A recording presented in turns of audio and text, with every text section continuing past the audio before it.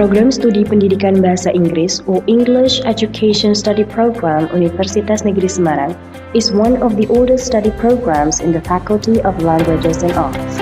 Since it's going to be a leading department with international reputation in the field of English education, applied linguistics, Program Studi Pendidikan Bahasa Inggris or English Education Study Program has been nationally accredited with A recognition. It has more than 800 students and holds international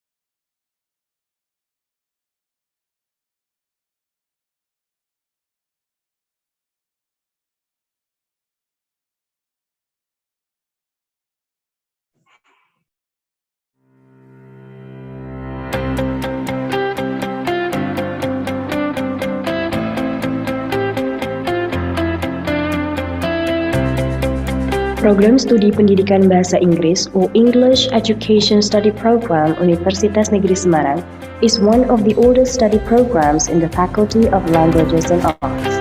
Since it's going to be a leading department with international reputation in the field of English education, applied linguistics, Program Studi Pendidikan Bahasa Inggris or English Education Study Program has been nationally accredited with A recognition. It has more than 800 students and holds international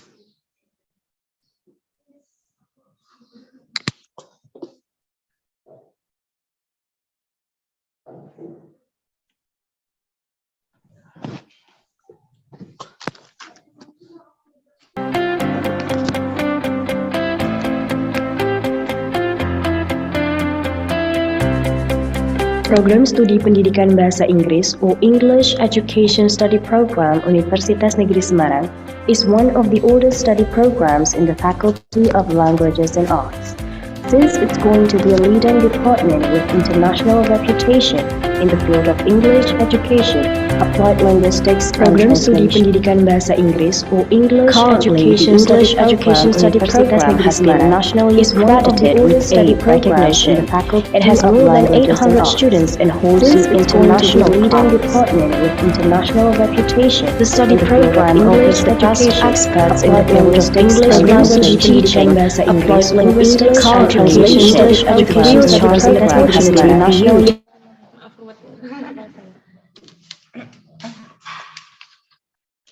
Pelan kata. Kusulan tak.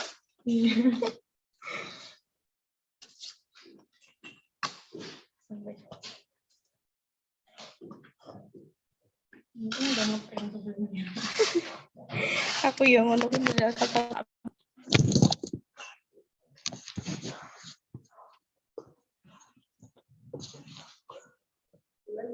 Iya, saudara.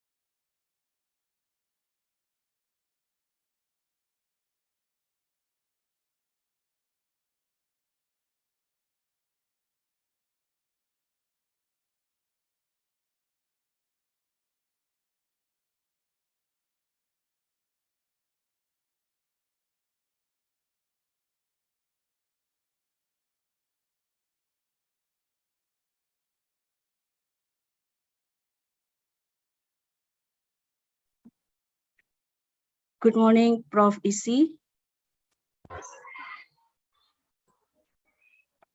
Good morning, Bu Yusnita. Yeah, thank you for coming to the virtual session today, Prof. Isi. And also, good morning, Bu Yvonne from Universitas Negeri Malang. And then I also can notice that Pak Christian Pugu is with us already now. Good morning, Pak Christian, Pak Aan. And also good morning, Butina, who is going to be the presenter today.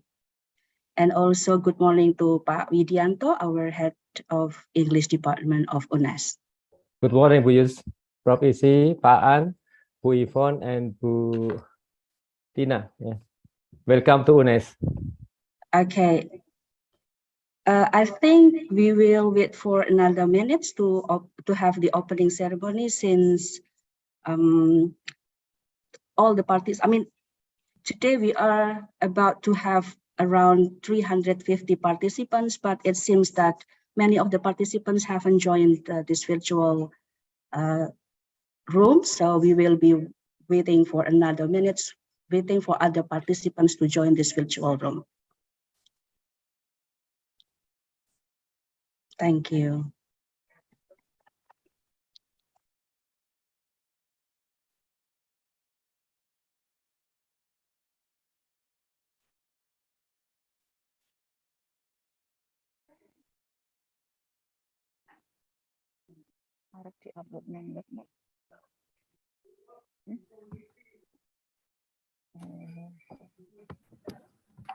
Good morning, please.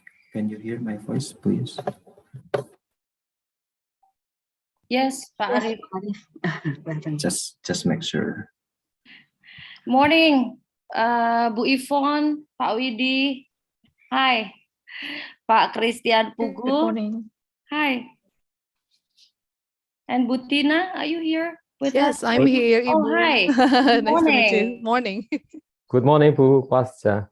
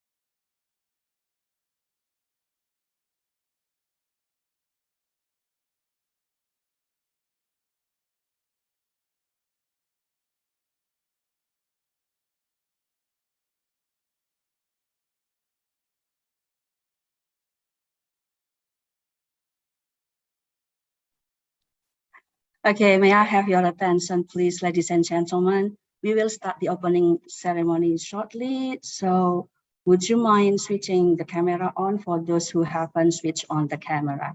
Thank you.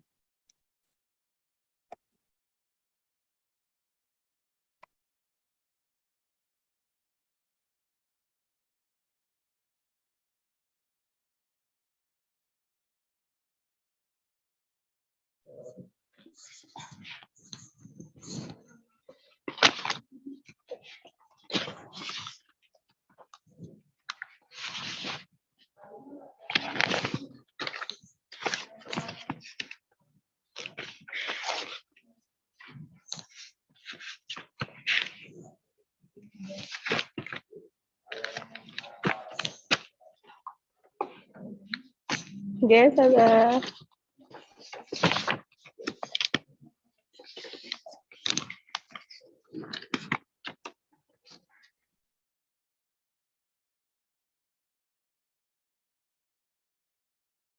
Bismillahirrahmanirrahim. Assalamualaikum warahmatullahi wabarakatuh. Good morning, the Honorable Head of English Department, Bapak Widianto PhD, and good morning, the Honorable Chairpersons of Coordinator of TEFLIN Central Java, Professor Isi Juliasri, all the distinguished speakers for today's agenda, Dr. Francisca Maria Yvonne from Universitas Negeri Malang. Welcome, Dr. Yvonne. And then good morning also to Bapak Christian Pugu from Pearson Indonesia. Welcome, Pak Pugu, and welcome, good morning, Ibu Tina Priantin from FKIP Universitas Pakuan. Last but not least, good morning and welcome all participants of Workshop for English Teachers 2022 today. Welcome to the annual agenda held by the English Department of Semarang in collaboration with TEFLIN Central Java. I am Yusnita Silvianingrum, is honored to be the Master of Ceremony for this special virtual occasion. Before we formally get to the proceedings of this morning agenda, we would like to express our gratitude to all the speakers who are able to join and this morning session and will share their valuable knowledge with us. This year's theme is Better English Skills for Better Teaching. This agenda is the commitment of English Department of Universitas Negeri Semarang to the improvement and betterment of English education in Indonesia, and especially for the improvement of the English teachers' skills. Well, ladies and gentlemen, without further ado, let's get down to the first agenda, singing Indonesian anthem, Indonesia Raya, and March of Universitas Negeri Semarang. All raise, please.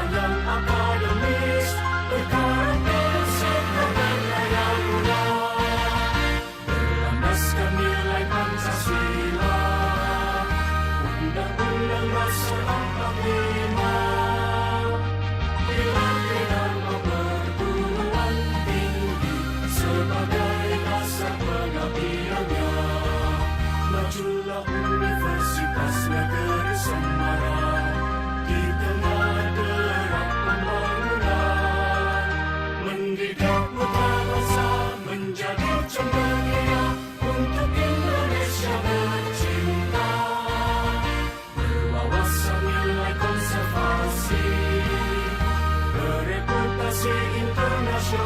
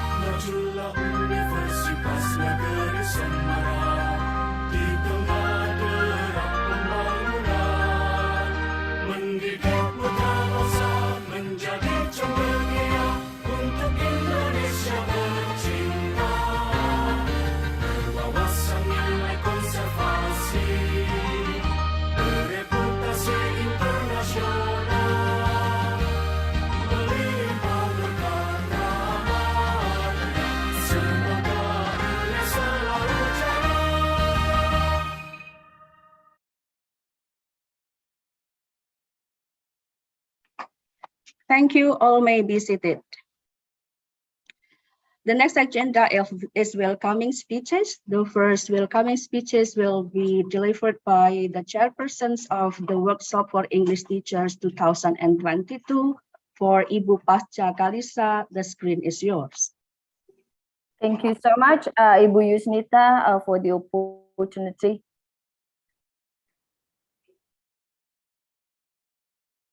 So the Honorable Head of the English Department, Faculty of Languages and Arts, Bapak Widianto, PhD, and the Honorable Central Java Coordinator for TEFLIN, Professor Dr. Isi Yuliasri, and distinguished speakers and all teachers in Indonesia.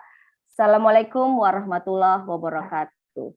So very warm greetings to all the participants and the audience here for this workshop. Good morning. I'm more than grateful to stand here and welcome you all to this workshop for teachers, better English skills for better teaching. And firstly, on behalf of the organizing committee, I would like to thank the English department, especially Faculty of Languages and Arts, UNES, and Central Java TEFLIN for organizing the workshop for teachers with the theme Better English Skills for Better Teaching for the benefit of the teachers and educators in not only in Central Java, but also all over Indonesia. With your continuous efforts and will to do something for society and move up towards a successful and fulfilling work, we all had the opportunity to be present here together. And this informative workshop will not only guide us all, but also educate us regarding a variety of this pertaining to better English skills for better teaching.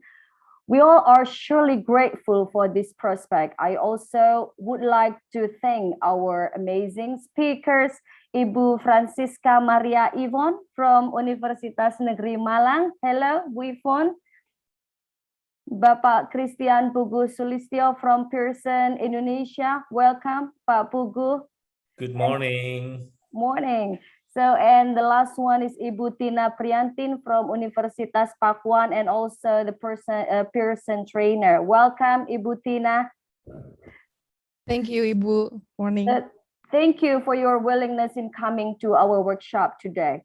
On behalf of the organizing committee, once again, I'd like to welcome you all and inform you that the workshop will completely enlighten you pertaining to the better English skills for better teaching.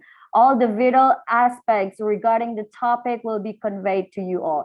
This workshop, for your information, attracts more than 300 participants. So joining not only through Zoom but also on YouTube. So and this workshop is attended by teachers not only from Central Java but also from Borneo and then from Papua. Hello. and I think from other regions from all over Indonesia. Thank you so much and enjoy the workshop. Wassalamualaikum warahmatullahi wabarakatuh. Waalaikumsalam warahmatullahi wabarakatuh. Thank you, Ibu Pasca Kalisa, for the very warm greeting to all the participants and as well as the presenters. And next, welcoming speech will be given by Ibu Professor Isi Yuliasri, the coordinator of TEFLIN Jawa Tengah. For Professor Isi, the screen is yours. Thank you very much, Ibu Yusnita. Assalamualaikum warahmatullahi wabarakatuh. Good morning, everyone. Honorable Head of the English Department of UNES, Bapak Widianto, workshop facilitators, Ibu Francisca Maria Yvonne, Bapak Christian Pugu, and Ibu Tina Priantin, English teachers from all over Central Java and beyond, and ladies and gentlemen. Today, as the coordinator of Central Java TEFLIN, I'm really happy to welcome you to this very important event, a workshop for teachers, better English skills for better teaching. This workshop is organized collaboratively between the English Department of UNES and Central Java TEFLIN, and we TEFLIN are open for collaboration with other institutions. It could be from universities, from MGMP, English teachers community, and from schools, and we are open for subsidized or free workshop for teachers. Well, I'm very pleased that this workshop is facilitated by 3 qualified experts in the field, in the field of English teaching. We have Ibu Yvonne here, who is going to address the listening skill, and we also have Pak Pugu and Ibu Tina, who are going to address the receptive as well as productive skills and how we teachers reflect on these skills of English. And so I believe that this workshop will be very enlightening for the teachers for your professional development. Well, ladies and gentlemen, I think that's all my welcoming speech to all the participants, to all the teachers. I wish you a very enlightening workshop, and thank you very much. Wassalamualaikum warahmatullahi wabarakatuh. Waalaikumsalam warahmatullahi wabarakatuh. Thank you, Prof. Isi, for another warm welcome to the presenters as well as the participant, and thank you for the continuous support provided to this annual agenda held by English of Department in collaborations with TEFLIN Central Java. The next welcoming speech, ladies and gentlemen, will be delivered by the head of English Department of Universitas Negeri Semarang, Bapak Widianto PhD, as well as open this workshop for English teachers in 2022. For Bapak Widianto, the screen is yours. Okay, thank you, Bu Yusnita. Bismillahirrahmanirrahim. Assalamualaikum warahmatullahi wabarakatuh. The committee place is so noisy, I think, a bit noisy. Yeah, first of all, Bismillahirrahmanirrahim. Assalamualaikum warahmatullahi wabarakatuh. Alhamdulillahirabbil alamin. Wassalatu wassalamu ala asrofil anbiya wal mursalin wa ala alihi washabihi ajmain. Amma ba'd. Ibu Francisca Maria Yvonne from Universitas Negeri Malang, and then Pak Christian Pugu. We usually call Mas Aan, Pak Aan, because we work together with Pak Aan in some project with UNES and Pearson Education. And then Ibu Tina Priyatin from Universitas Pakuan, Okay. First of all, I'd like to welcome you all to the this very enlightening seminar workshop for teachers. Yeah, and also I'd like to extend my gratitude to Ibu Professor Isi Yuliasi as our partner.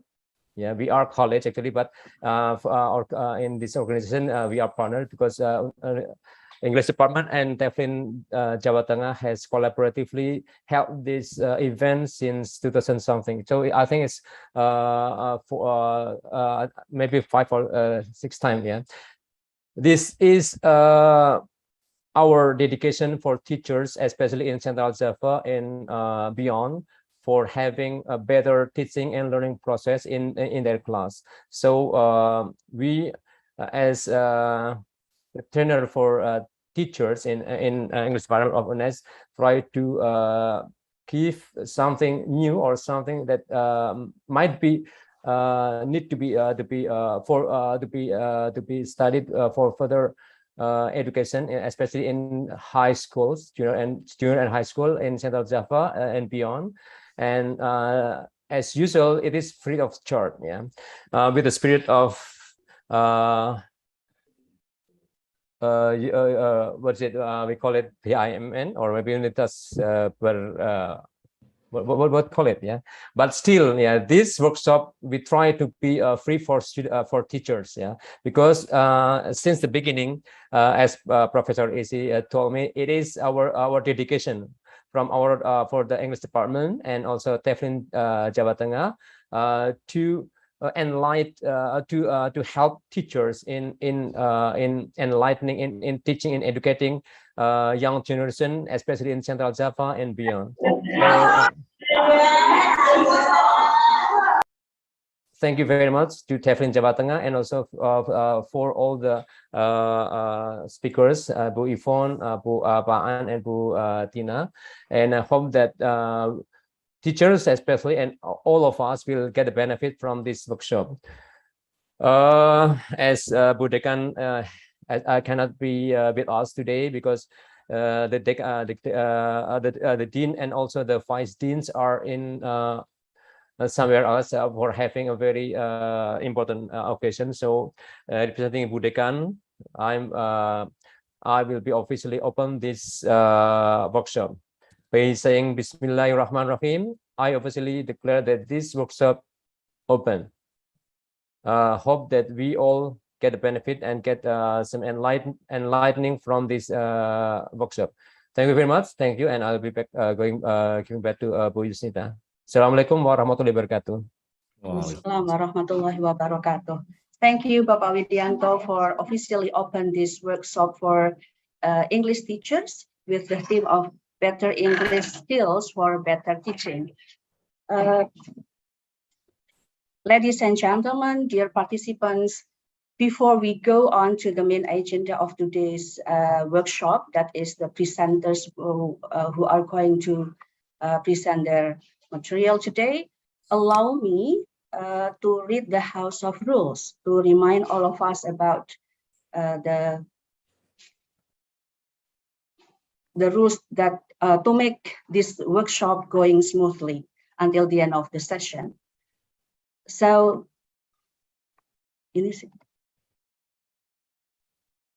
next slide, please. Okay, this is the House of Rule.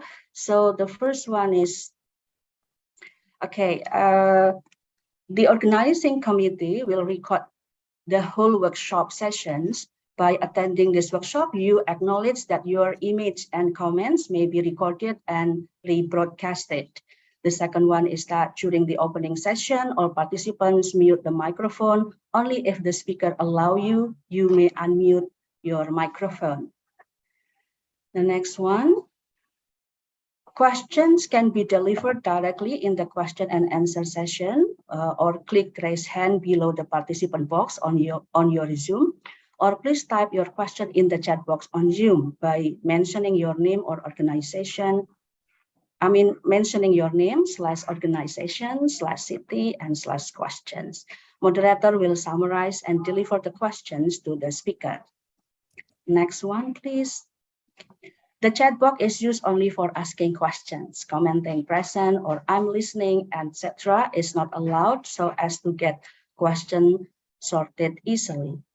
And then the link for attendance list will be announced at the end of the session. So please wait for that link to be shared by the committee. Thank you very much for listening to and giving attention to the House of Rules. Now we come to the first sessions of today's agenda. That is the presentation by Dr. Maria Yvonne with the title is,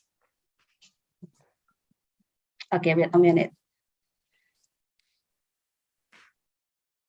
The title of Bu Yvonne's presentation today is Developing Second Language Listening Skill. I would like to invite Bapak Arif Suryo Priyatmojo to be the moderator for the first session. Bu Francisca Yvonne and Pak Arif Suryo Priyatmojo, I give the screen to you. Please, ladies and gentlemen, now welcome Ibu Francisca Maria Yvonne. Okay, thank you, Bu Yusnita. Assalamualaikum warahmatullahi wabarakatuh. Good morning, everyone. Thank you very much. Good morning, ladies and gentlemen. Welcome to the workshop. This is the workshop for teachers with the topic Better English Skills for Better Teaching. My name is Arif Suryo Priyatmojo, and I'm going to be the moderator today. It's been 4 years since we live in the pandemic situations, and I believe that every country is struggling to cope with it. And my university, as one of big university in Indonesia, wants to give positive contributions for that through this workshop. And for that, we have a speaker who is already with us. We have Dr. Yvonne. And I'd like to greet Dr. Yvonne. Hello, Dr. Yvonne. Good morning. Welcome to the workshop. Good morning, Pak Arif. Good morning, everyone. We will have 1 hour for Dr. Yvonne to have the presentations, talking about developing second language listening, and 30 minutes for questions and answer. For your information, our audiences are teachers, lecturers, students, and researchers. So we have quite various backgrounds, and all the audience can ask questions. Yeah, as mentioned before by Bu Yus. If you have questions, you can ask the questions by raising your hand, and you can type the questions in the chat box, and I'm going to read for you. And now I'm going to invite Dr. Yvonne, but let me read her profile first. Dr. Yvonne is from Department of English, Faculty of Letters, Universitas Negeri Malang. She pursued her PhD in linguistics from the University of Queensland. Her research areas are English language teaching, call, extensive reading and listening, autonomous learning, self-directed learning, and cooperative learning. She has more than 20 articles published in reputable journals. She has been invited as the invited speaker in many workshops, seminars, and international conferences. Dr. Yvonne, you have 60 minutes to have the presentations, please. Thank you very much, Pak Arif. Good morning, everyone.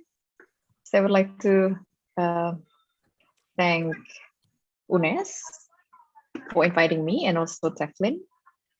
So today I'm going to focus my presentation on developing a second language listening. So I will share my screen now.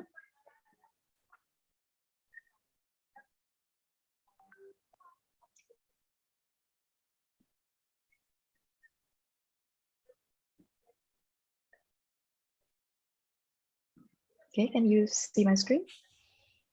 Yes, it will. Presentation? Yes, thank you very much. Yes, ma'am. All right. So once again, good morning, and thank you for inviting me to this workshop. Today, I'm going to talk about developing second language listening. So I'm from Universitas Negeri Malang. I will start my presentation today with a short clip. This is from YouTube. We're back with BTS, and first of all, let's have introductions. Introduce yourselves, please. Hi, nice to meet you. My name is RM. I'm the leader of this crew and kind of like a spokesperson. Hi, guys. Hi, guys. Bye-bye. Hi. I'm your host. You're my host. I'm Jay Hope. Hi. I'm Hugo. Thank you. Ah.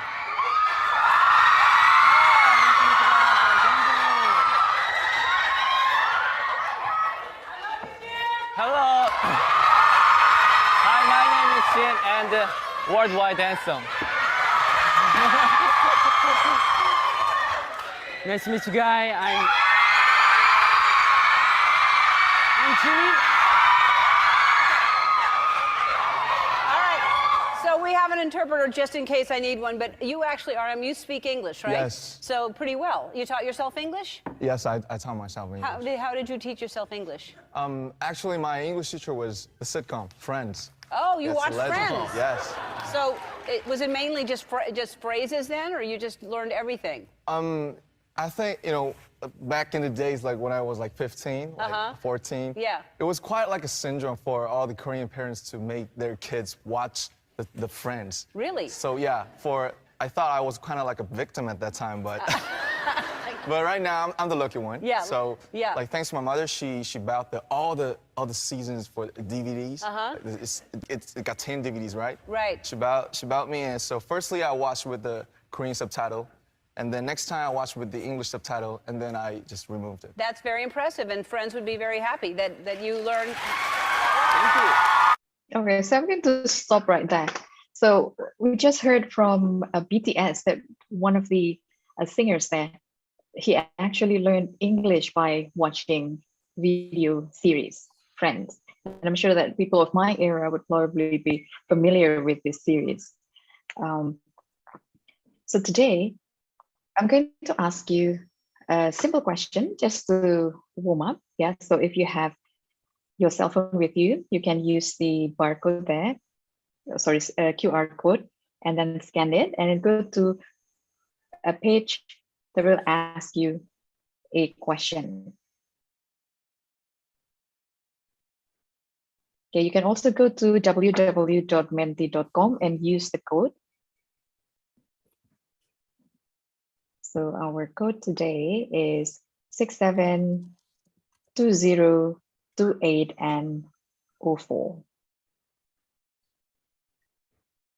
So I'm going to wait for people to join the Mentimeter. Sorry, the Menti.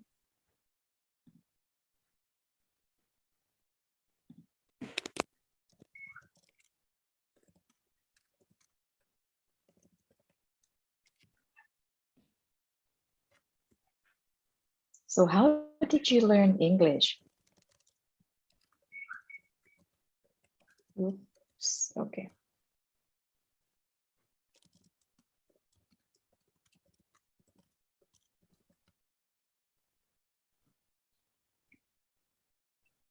Okay, can you go to the page now?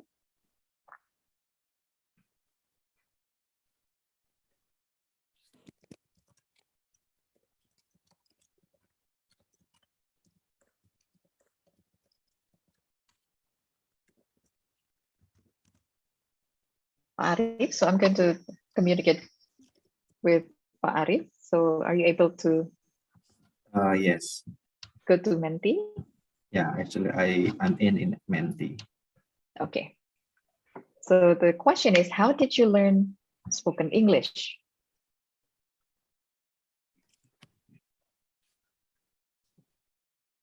So please share your personal experience here. Do you have similar experience with RM from BTS, or perhaps you have other ways of learning spoken English?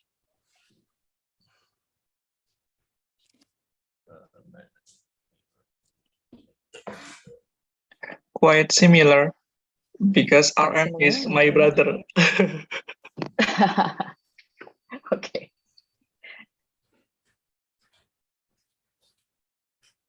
All right, so Arif, if I click this, do you see my web browser, or are we still in No, it tells, please presentation. wait for the presenter to show the next slide.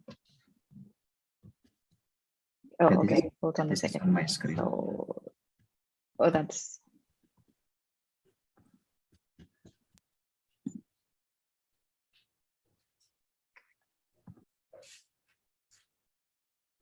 Yeah, some people listen to songs. Some of them watch movies. Talk to other people, and also watching movies.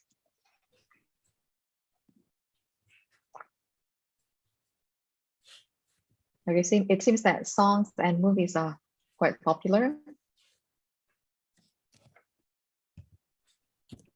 Backstreet Boys and John Bon Jovi. So, okay, from YouTube, yeah, and Facebook page, and also WhatsApp group. By reading and practicing to speak, okay. From siblings, from your teacher.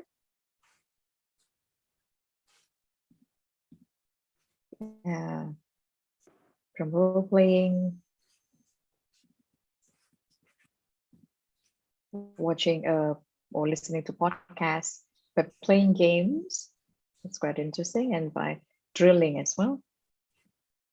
You also learn English, spoken English from social media, using Instagram and Facebook. So, Direktur Jenderal Pendidikan. okay. All right, so we have about 183 here in the Zoom room. We have 41 answers in Menti. Okay, watching films and pronouncing sentence structure using the movie, probably. Okay, Elsa speak. Okay, by imitating. Okay, so we have some keywords here. Yeah, we have the input that we watch or listen to or read, and then we have other activities to do. Yeah, so I'm going to look into all of these things a little bit more during our workshop.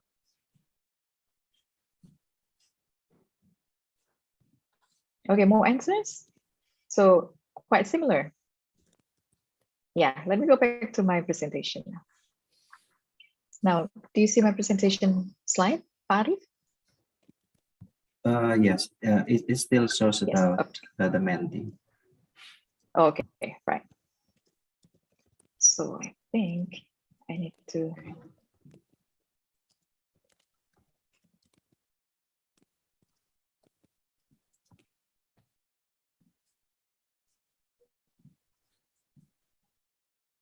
Okay, I'm going to share my desktop so that I don't have to go back and forth.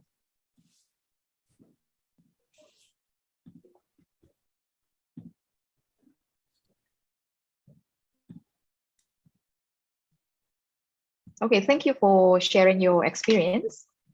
Now we're going to take a look at the theory behind second language listening, yeah, and what successful language learners actually do when they learn second language or foreign language.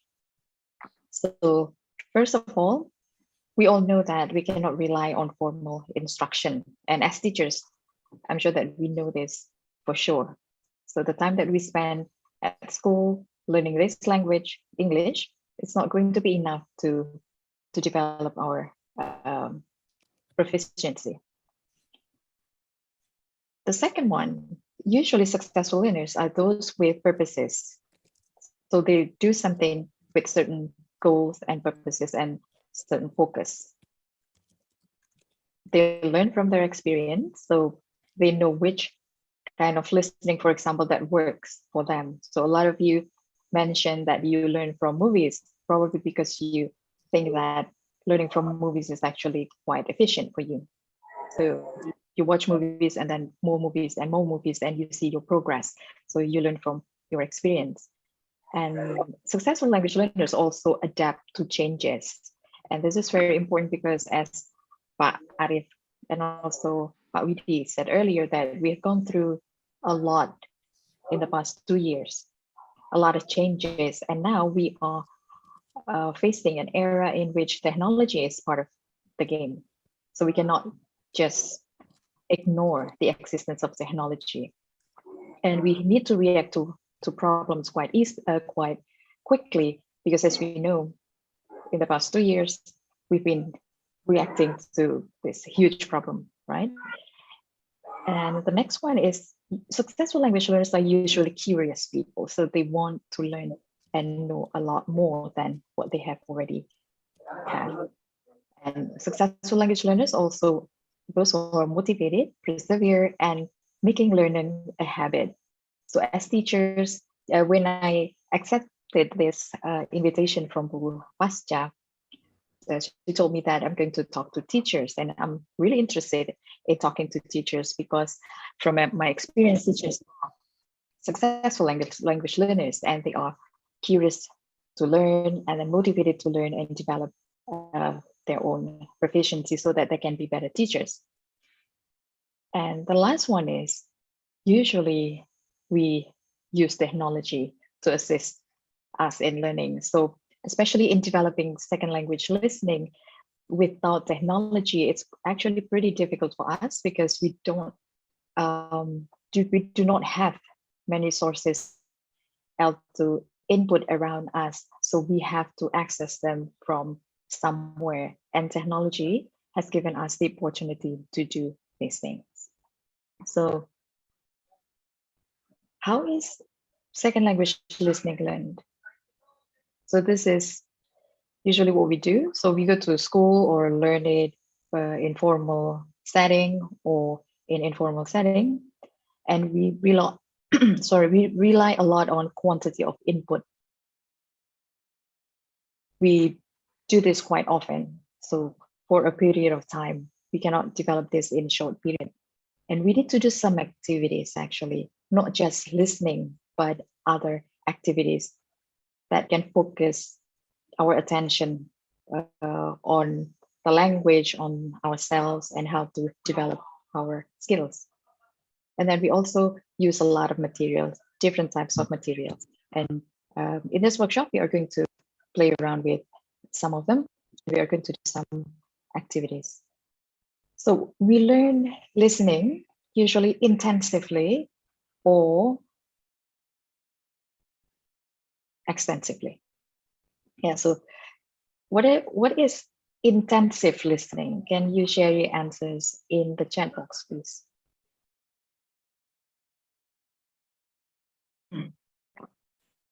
Can you share your answers in the chat box? So what's intensive listening? This is what we usually do with our students in class, in listening class, or while we are doing teaching and learning at school. So intensive. Okay, so I'm going to check for answers. Okay, intensive, on and on, having listening practice every single time. Okay, so just practicing to listen is intensive listening. When you focus on listening and not doing something else, and that's intensive listening. Okay, more answers? Extensive. No, we are talking about intensive listening. Okay, extensive listening can be done outside the classroom. Listening to get information. Okay, now let's focus on intensive listening. Okay.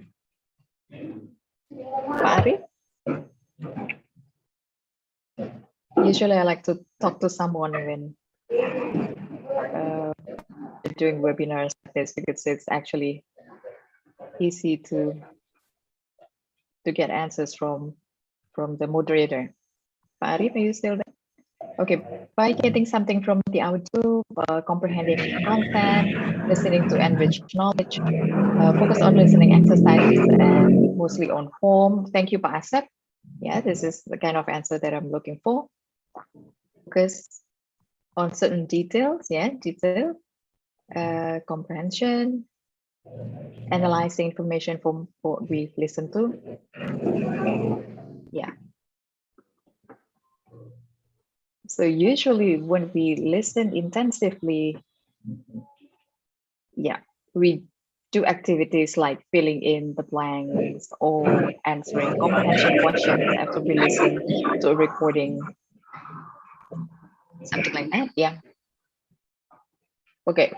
Okay. Extensive listening is listening for pleasure. So intensive listening is listening for torture.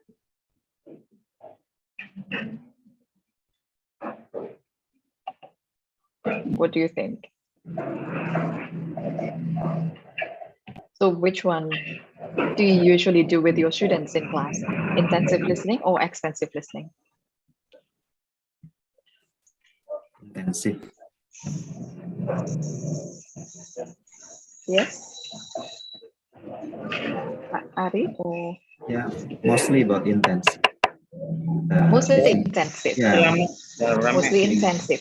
Teaching listening for Why do we specific purpose. Jadwal sampai Mhm. 9.30 ya. Sorry.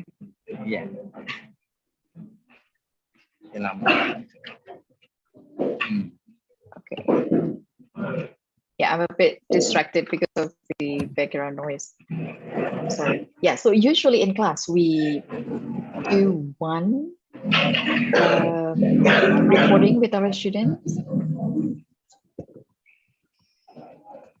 Okay, I will try to mute. Yeah. Can someone help us muting the microphone?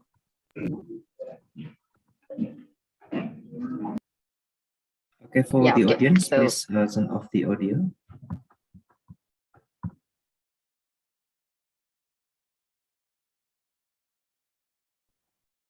Thank you. Now let's go back to intensive listening. This is what we usually do with our students in class, right? So we bring recording to class. The students listen to the same recording at the same speed, at the same time, about the same topic, and then you give them comprehension questions, or you give them activities that will check their comprehension. Is that correct?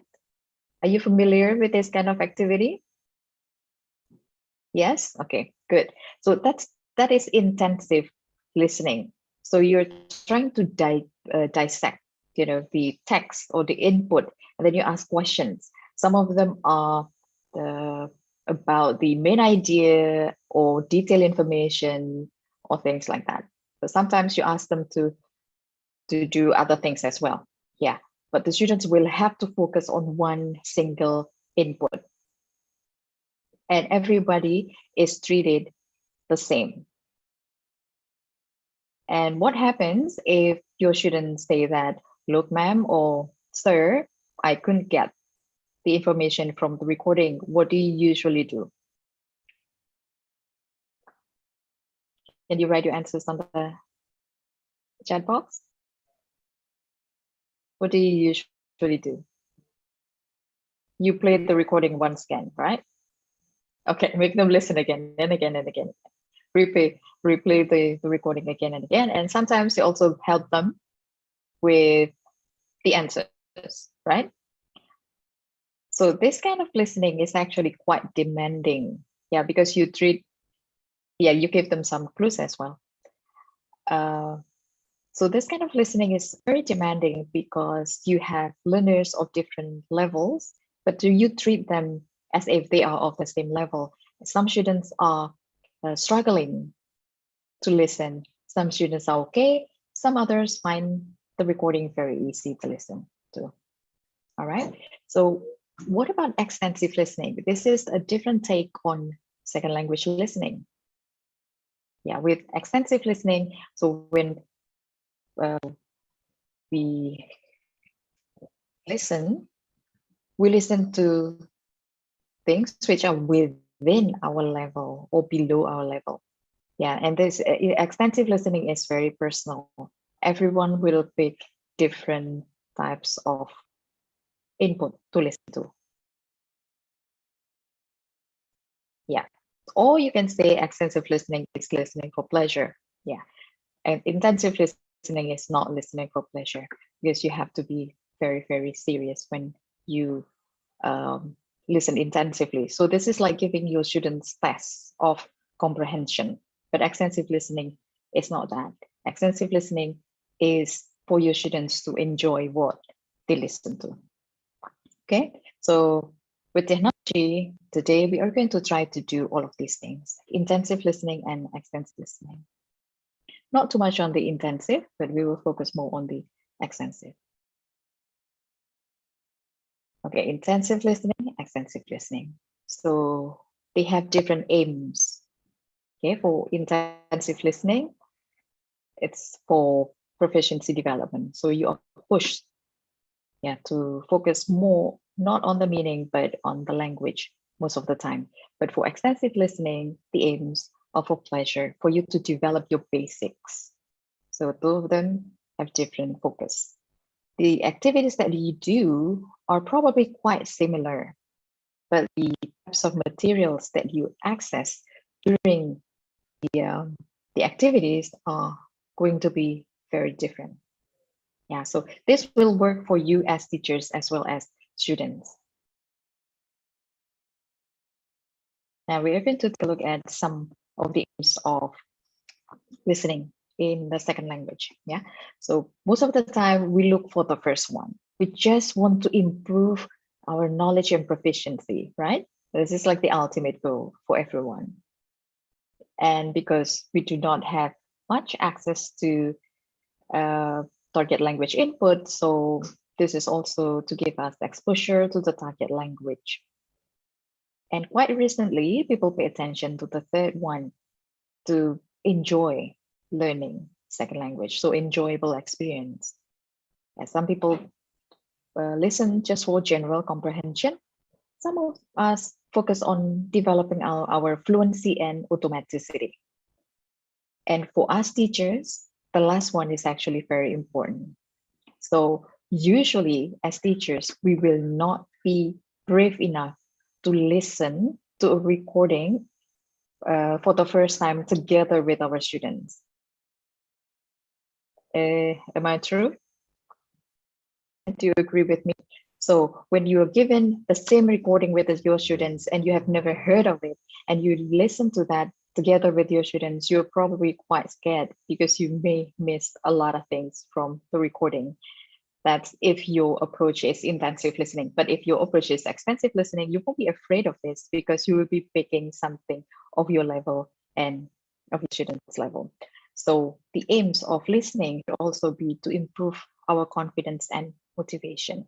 So confidence in using the target language, and also motivation in developing more of our ability in the target language. Okay, so all of these should be our aims. But when we're talking about spoken English, we talk about developing fluency. Yeah, fluency in listening, fluency in reading. So we focus more, we focus on the accuracy. So we accurately and easily listen to the oral text at an efficient rate. Yeah, so we do not want to play the recording again and again and again. So this, for example, if you talk to someone, a foreigner, and you don't get what the person is saying, and you ask them to repeat again and again and again, the person will probably be quite annoyed. Yeah. So you need to develop an efficient rate of listening, which is accurate, and so that you can listen comfortably and with ease. Yeah, so accuracy, speed, comprehension, those are what we are looking for to develop when we practice listening in the target language. Now I'm going to play a video now, and I want you to answer the question of this person. For the last part of your driving test, you see an old man and a young kid. What do you hit? Oops. Okay, I'm going to stop there. So did you hear the question? Yeah, I'm going to play it once again. For the last part of your driving test, you see an old man and a young kid. What do you hit? Yes, anyone want to share their answers in the chat box, please? The brakes. Yeah, okay, the brakes.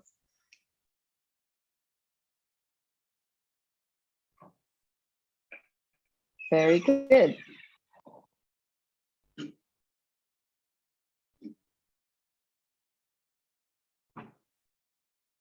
Anyone else want to give their answers?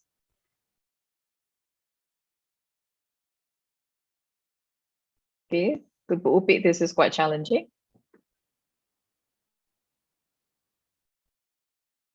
Yeah, anyone else want to give it a try? So you can write your, okay, the brakes, yeah. Don't worry. Someone is planning to hit the old man or the child. So there are three things. Need more time to think. Okay.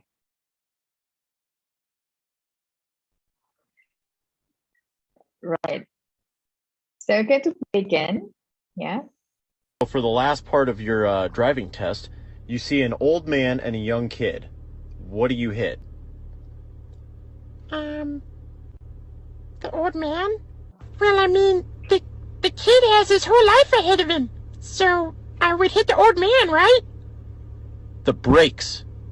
You'd hit the brakes. Okay. So this may sound funny, but it may happen in real life.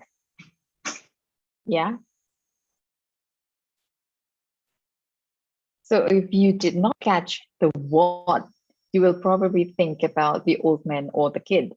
Those who caught what did you hit or what will you hit will probably say the brakes. Okay, if you do not know the meaning of brakes, then you will probably focus on the old man or the kid. So this is quite dangerous. For this TikTok video, it sounds a little funny. Okay, let's try this one. So now I give you, in the first example, I only give you the recording, right? So you can only listen to it. Now I'm going to read it, and then you can read the comic strips. So Nelson, have you seen Grandpa? Yeah, he's laying on the floor. He said it's good for his back. No, he's not laying on the floor. He's lying. No, honest, he's not lying. I saw him laying on the floor. You see, Nelson, Grandpa isn't laying on the floor. He's lying on the floor. To lie means to rest or recline. To lay means to put or place something, like when hen lays eggs. Understand? I guess so. Would someone please help me up? I'm suddenly craving for eggs. Okay. So if you're given this, input, so someone is reading for you and you can read it yourself, is it easier to understand? Yes or no? And once again, English is very tricky, right? We know that lying is actually telling lies, right? If you only know one meaning of lie or to lie, you may not get this particular story.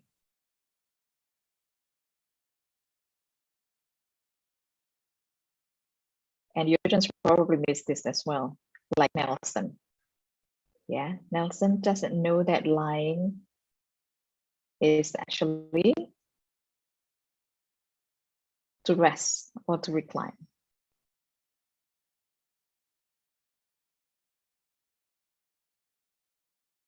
Okay. Yeah, so in learning language, we need to develop this. And for our knowledge of vocabulary, yeah, for spoken version of English, nation, I'm sure that all of us know nation. So nation in 2006 estimates that in order to perform the language effectively without losing any comprehension tools, we need to have about 6,000 to 7,000 word family vocabulary for spoken text. Yeah, without any comprehension breakdown, we need at least 6,000 to 7,000.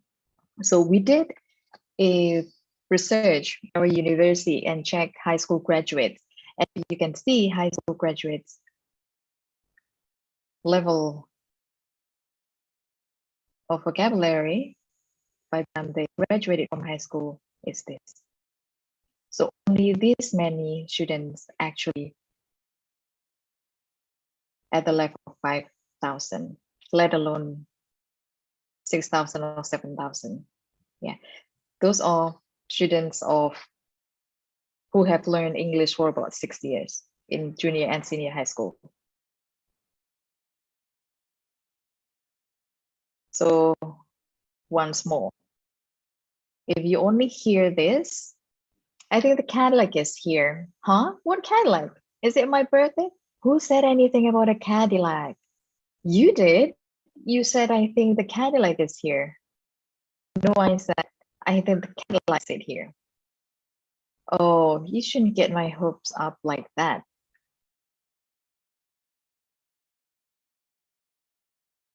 Okay, again. Spoken English is very tricky because the words are combined. Yeah, so the boundaries between words are not that clear, and therefore it's challenging for us, even teachers. Yeah. So instead of hearing the cat likes it here, the old man heard the Cadillac is here. Now, again, you need sufficient vocabulary, and you also need to reach a specific comfortable level. For low intermediate, usually these are the level for normal people to be able to comprehend. And this, the low threshold means it's too slow so that you will have comprehension breakdown. The same, this is too fast. So for low intermediate, you will later need to find recordings within this speed. For intermediate to advanced, you can listen to something quite fast. And for native speakers, they actually listen to things which are faster. So these all depend on the purpose of listening, speech type, topic, and the listener. So if you listen to news and if you listen to a webinar like this, the speed will be pretty different. Okay, once again, so I'm going to go back to this. So accuracy is very important. Developing your efficient rate or speed of listening is important, and developing comprehension is also very, very important.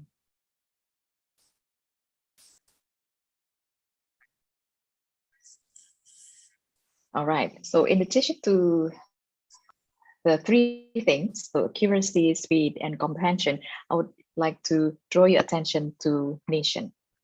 Nation's work. These are the 4 strengths of Nation. So in language, you need to focus on input. So meaning focus on input, not the language. So meaning focus, and then meaning focus of output. So you need to use the language that you have learned by producing output. You also need to focus on language learning as well as develop your fluency.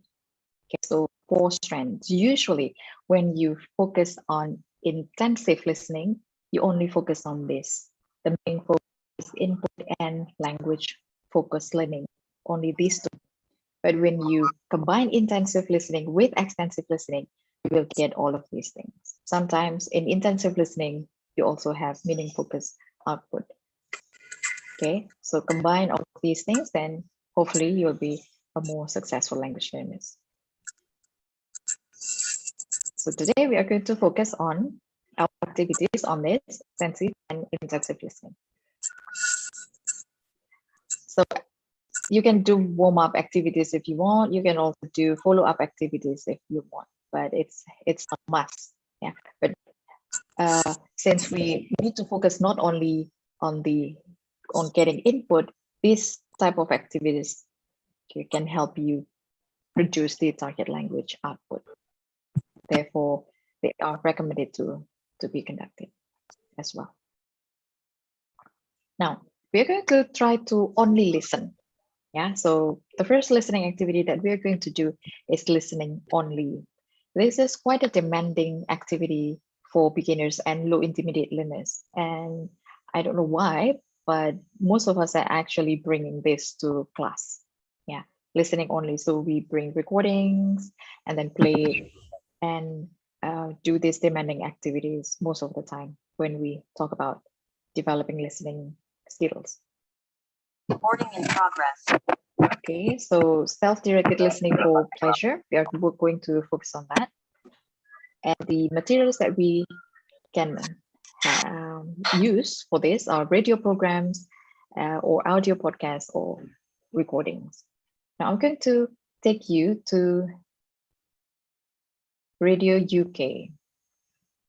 So please use your cell phone and scan that QR code, or if you do not have access to cell phone and if you're using your laptop, you can also access this from this link. So https the radiouk.co.uk. So let's see whether you can listen comfortably to this. So go to the radio station and pick BBC World Service or Wales. Oh, this one is going to be quite challenging. So World Service will probably be more user-friendly.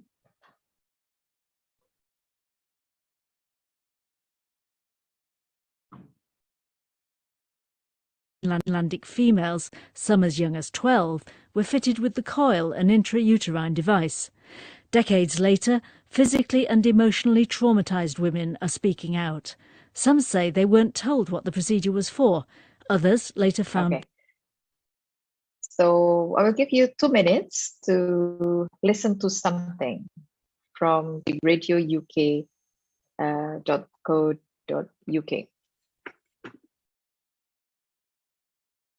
And then I'm going to ask you a question.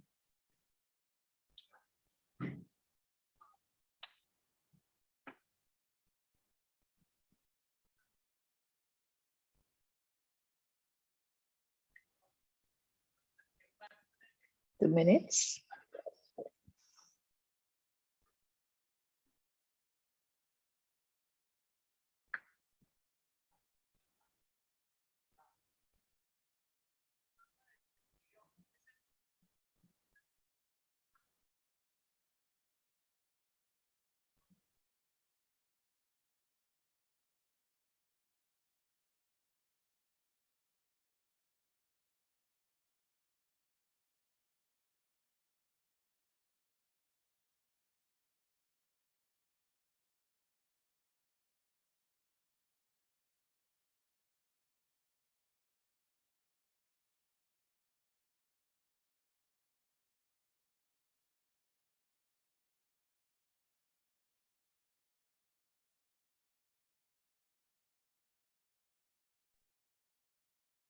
Okay, what do you think?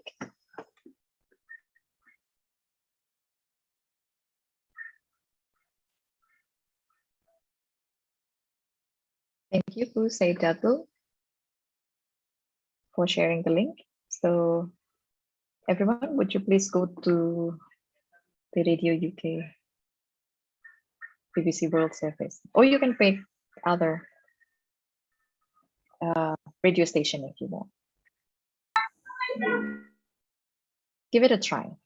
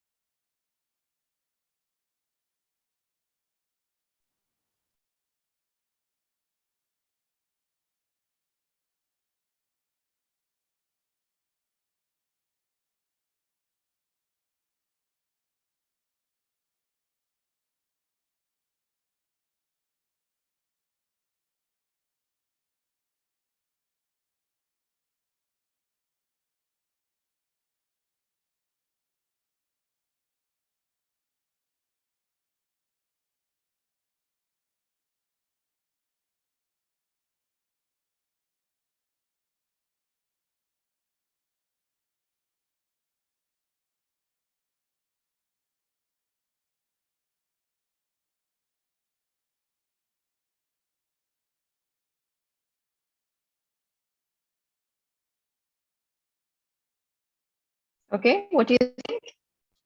Is it easy? Arif, have you given it a try? I just what is that? Choose one of the channel, yeah, I call it. Yeah, but it's just about songs, yeah, here. It's quite hard. Or is it easy? The BBC UK is quite easy. Yeah. It's quite challenging. For Putri, Bu Upi, and Pak Muhammad Harsan, they say that it's not easy, quite challenging.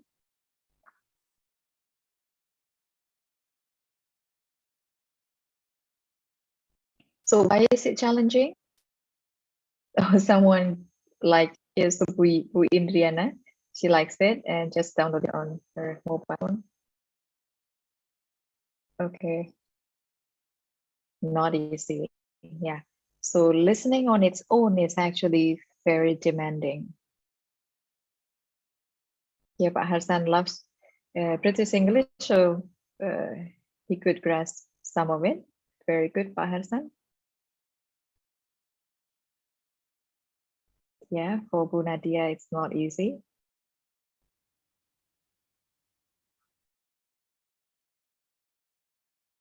Yeah, especially for your students. Yes, definitely.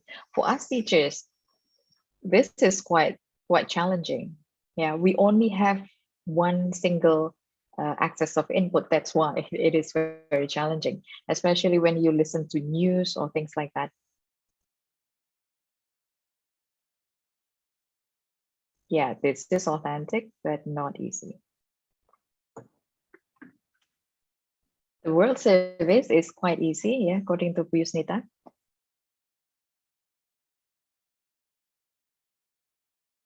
What about for you, for Agustina?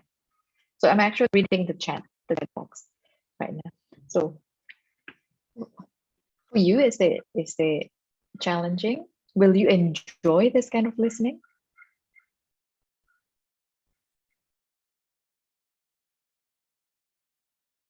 Okay, you need to listen to it more than once, but you like it. Okay, yes.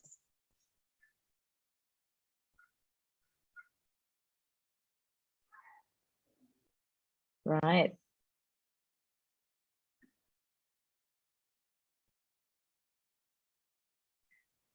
Okay, thank you. Thank you for interacting with me.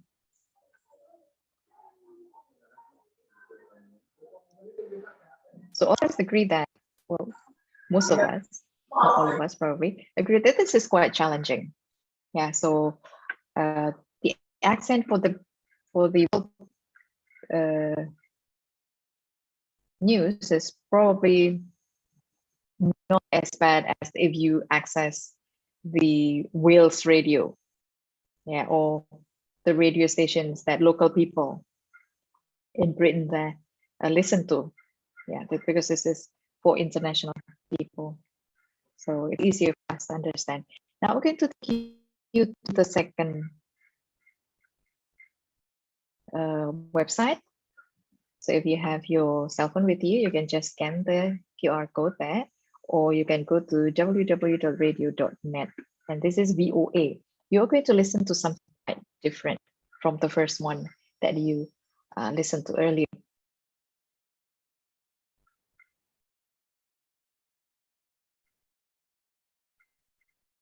Okay, so have you scanned the QR code?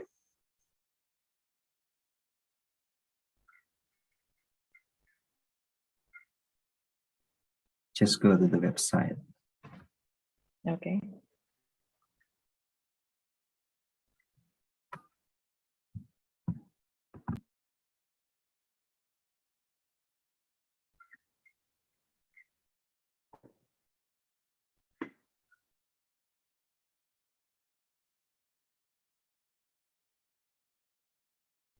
Okay, so let's explore these VOA. Yeah. Thank you, please, Nita. So the link is in the chat box.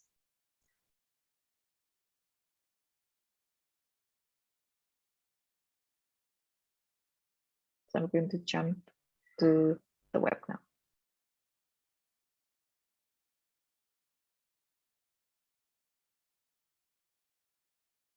All right, so let's try to listen to this one.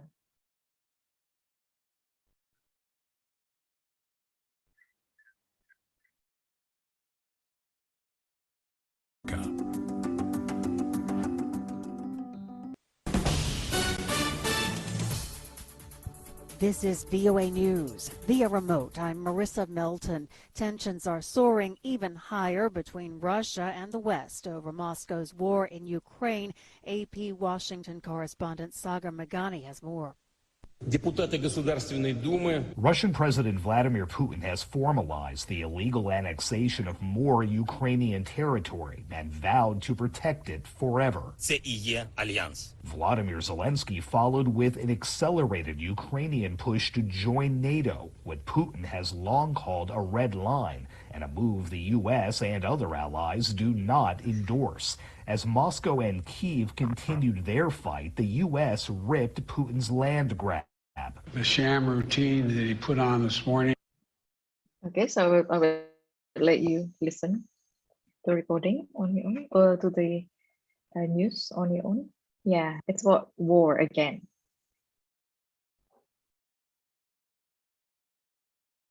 Because this is the most current news. Yeah, we go to the radio, you find news all the time, weather forecasts,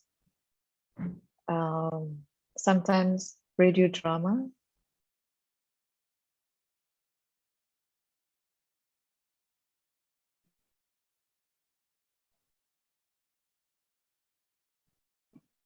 So compared to the first one, the British radio station, still about Ukrainian, Russia, yes, Putri.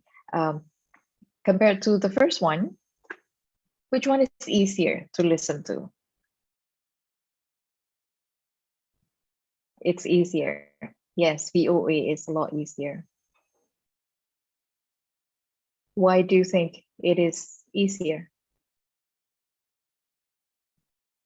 Because of the American accent, probably. So Pak Hanafi and Pak Taufikur Rohman shared that the American English. Yeah, we are used to listening to American English more than British English, and that's why it's more familiar to us. It's easier for us to catch. Yeah, when we listen to American English, and for some people, it's clearer.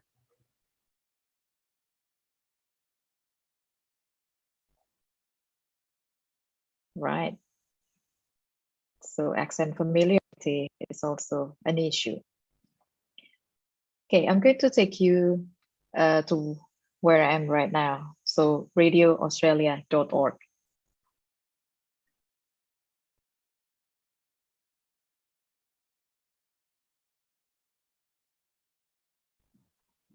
Yes. Thanks to Hollywood movies, yeah, we are more familiar with American accent. Let's go to Australia and see whether it's easier or more difficult for you to catch.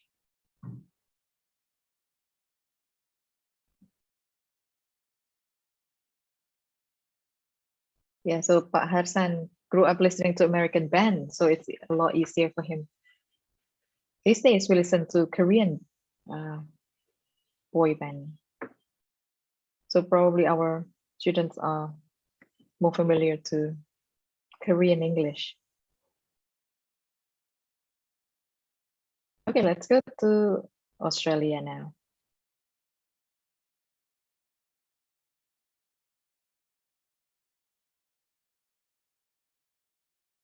News.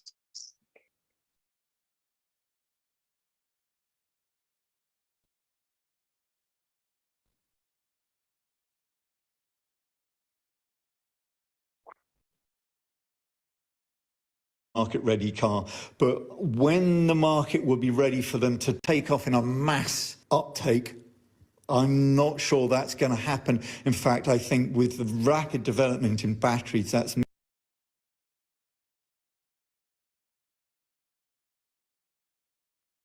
Please spend 1 or 2 minutes listening to Australian English.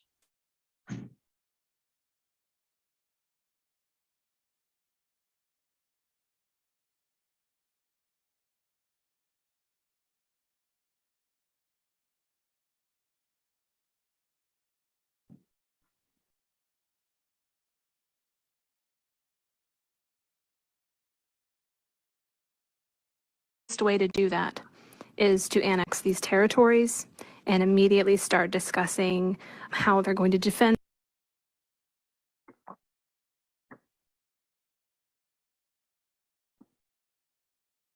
Yes, the news is all about Putin. Yeah, more similar to British accent, yes. Terus yang masuk gurune mapel apa? Okay. Okay, wait.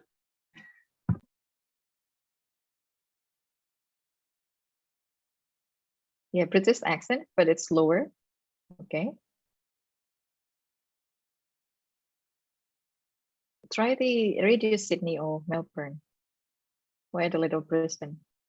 They speak really fast here in Australia.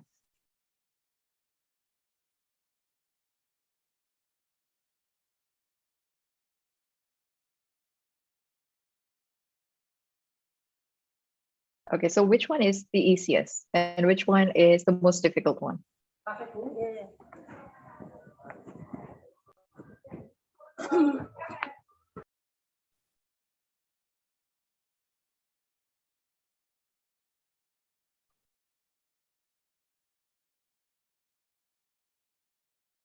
VOA is the easiest, yeah.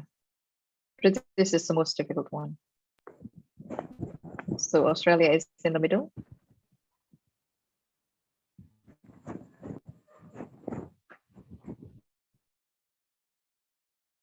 Yeah, so it seems that everyone, or most of you, think that VOA is the easiest and the British radio stations are the more complicated one. All right. So that's listening only. Yeah. Listening only is demanding again, because you only have that one channel of input. You do not have any other input to help you comprehend the oral text. And therefore, you rely a lot on the accent, which are familiar to you or not, and probably the speed, the length, and the content. Now, we also have a different option, right? First, listening only, but you also have the choice of reading while listening. This type of listening is actually making more oral input more comprehensible, because you have dual channel. So you have the oral input channel and then the written one that you can read. So it's easier for us. Okay, I'm sorry, Yvonne. It insists concentration on listening to the text. Yeah, we still have 10 minutes. Okay, thank you very much. Yeah. And it allows us to focus on vocabulary, pronunciation, stress, and intonation a lot more than if we just listen. It facilitates connection between spoken and written words and also expressions. So you know how it is written and how it sounds. However, it may encourage overdependence on written text. So if you're doing something like this, you will probably want to do listening only at the end. So listen and read, and then after that, listen only. So let's go to this more interesting text. So you can, again, use the QR code. And we are going to spend about 1 or 2 minutes so that you have the experience of also accessing this from my cell phone, just making sure that it works. So this QR code and this link will take you to a drama series from BBC Learning English. You can listen to the recording and also read the text while listening to the recording. Let's give it a try and see whether you enjoy it more.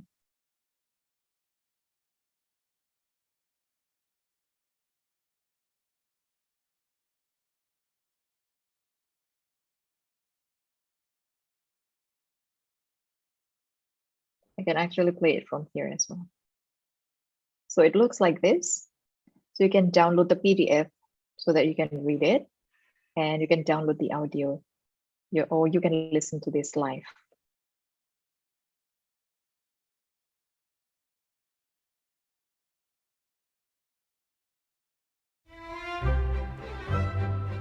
The Importance of Being Earnest, Episode 1. Algernon Moncrieff, a wealthy young man from the upper classes of society, is passing his time playing the piano in his luxurious flat in central London. He's waiting for his aunt and cousin to come to tea. Algernon is a well-dressed and pleasant-looking man. His servant, Lane, is busy preparing the table.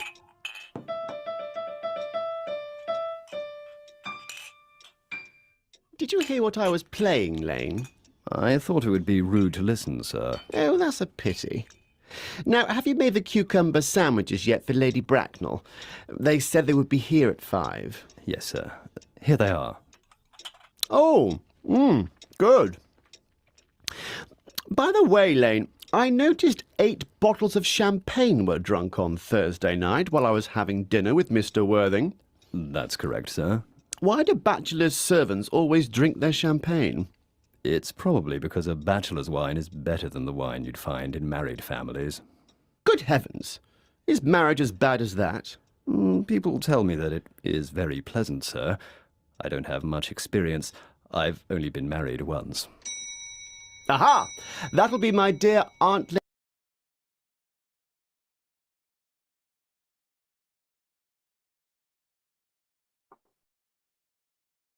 Oh, sorry. Yeah, I was still muted. So, what do you think? Is it a lot easier when you're given text to read while you're listening to the recording?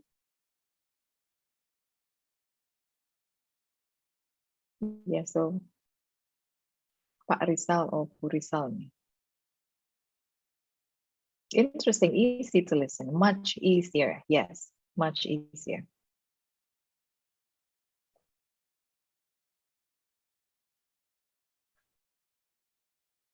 So you don't have too many things going on the screen. As you can see, only just one slide, but then you have access to the recording. Not too difficult to understand. And can you enjoy it more than when you listen to only the recording?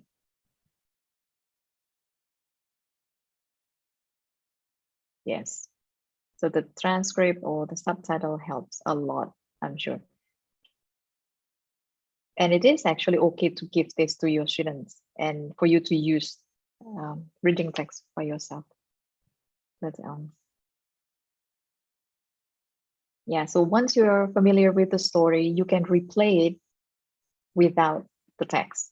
So you can just enjoy listening to the story. Okay. Right, let's go to the next one. The next one is listening while viewing and reading. Again, similar to listening while reading, this will make oral text more comprehensible. This will develop autonomous listening strategies. Yeah, because later on you will know when to use the type of input that you need. Yeah, you have all of the input that you need, but you don't have to use them all. It will also help you develop your listening and speaking fluency. And this will fit intermediate and low proficiency Alto learners. So if your students are within this proficiency level, then you will probably want to do this easy listening in which your students have access to more than one channel of input. Okay, so the next one is quite similar to listening while viewing and reading. This time, you can also focus only on the listening and viewing. So you have now 4 options: listening only, listening while reading, listening while viewing and reading, and the last one is listening and viewing. Yeah, it will make the oral text more comprehensible. So you don't read, but you view some sort of visual. It will enhance your concentration on listening to text and allow you to focus more on the pronunciation and vocabulary stresses, and as well as intonation. Yeah. And also once again, this is the wrong one. Yeah, this is actually supposed to be for the reading, listening while viewing and reading. Yeah, so I misplaced the title. So when you listen while reading, or listening and viewing and reading, make sure that you strengthen, this is integrated activity, listening activity. So you may want to take into account my last comment here. This may encourage over-dependent on written text. So make sure that you do other activities afterwards by eliminating the text. Yeah. All right, now let's try to do this. I'm going to take you to a different website now so that you can listen and watch and read at the same time. Sorry, Dr. Ivan, the time is up. It's already 60 minutes. Okay. So just one last activity, Pak. Can I have please? about 2 minutes Yes, for please. this? Yeah, thank you. So let's go to Storyline Online so that the teachers have the experience of doing 2 more listening activities. Yeah.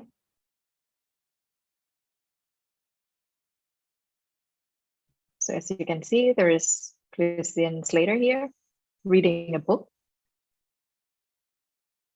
You can activate the subtitles. You can also play around with the speed. If it's too fast, you can slow it down a little bit. If it's too slow, then you can speed it up a little bit. So I'm going to... Welcome to Storyline Online, brought to you by the SAG-AFTRA Foundation. I'm Christian Slater, and today I'm going to read The Coal Thief, written by Elaine Adams and illustrated by Lauren Gallegos. One morning, Georgie went into the kitchen. He poked around the pot-bellied stove, hoping to find a stray lump of coal. "Don't bother, Georgie," Mama said. "There's been no coal for 3 days." "But I'm cold," he shivered in the icy kitchen. "Put your coat on." Georgie took his coat down from the hook. "When's Papa coming home?" "He's fixing a broken rail line. He should be home for supper." Just then, the door burst open, and his friend Harley rushed in. "Grab your boots, Georgie. We're going on an adventure." Georgie hurried to put on his boots. "Where are we going?" "Train's coming." "Oh, Harley, trains come every day." "Not this train. Come on, we don't want to miss it." Okay. So as you can see, it's quite easy, right? It's quite easy because you can control the speed. You can also watch, read, and listen. Okay, so I'm going to take you to my last page. So please go back to the Mentimeter. Yes, it's multimedia part of Taufik Rahman. Okay, please go to menti.com. The same code that we used earlier. Oops.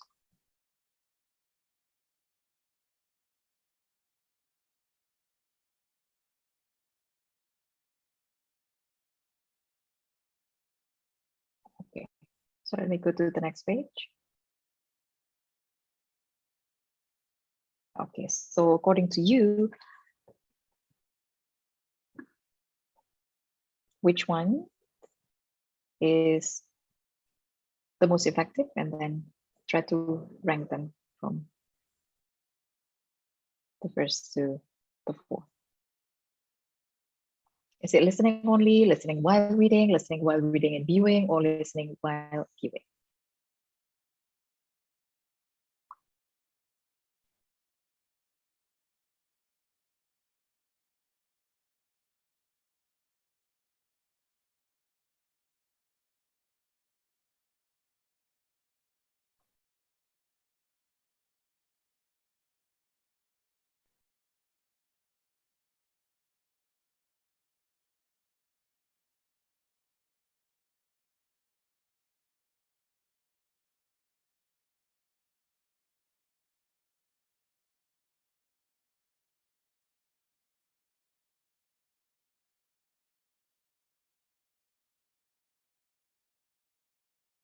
The fifth listening.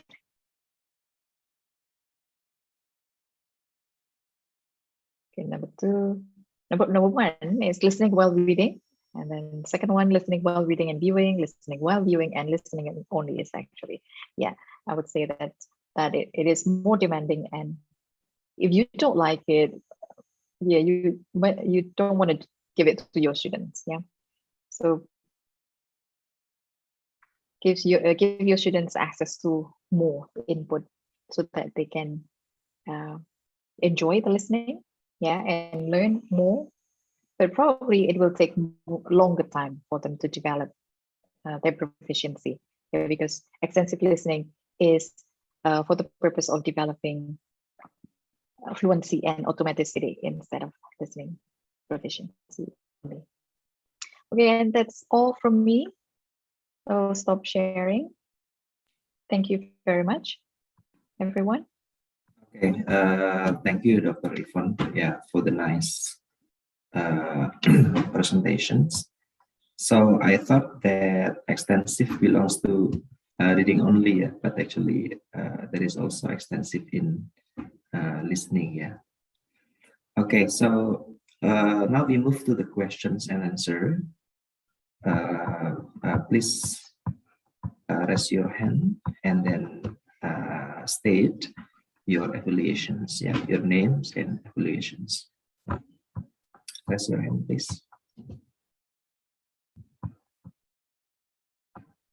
Or you can write the questions in the chat box so I can read your questions.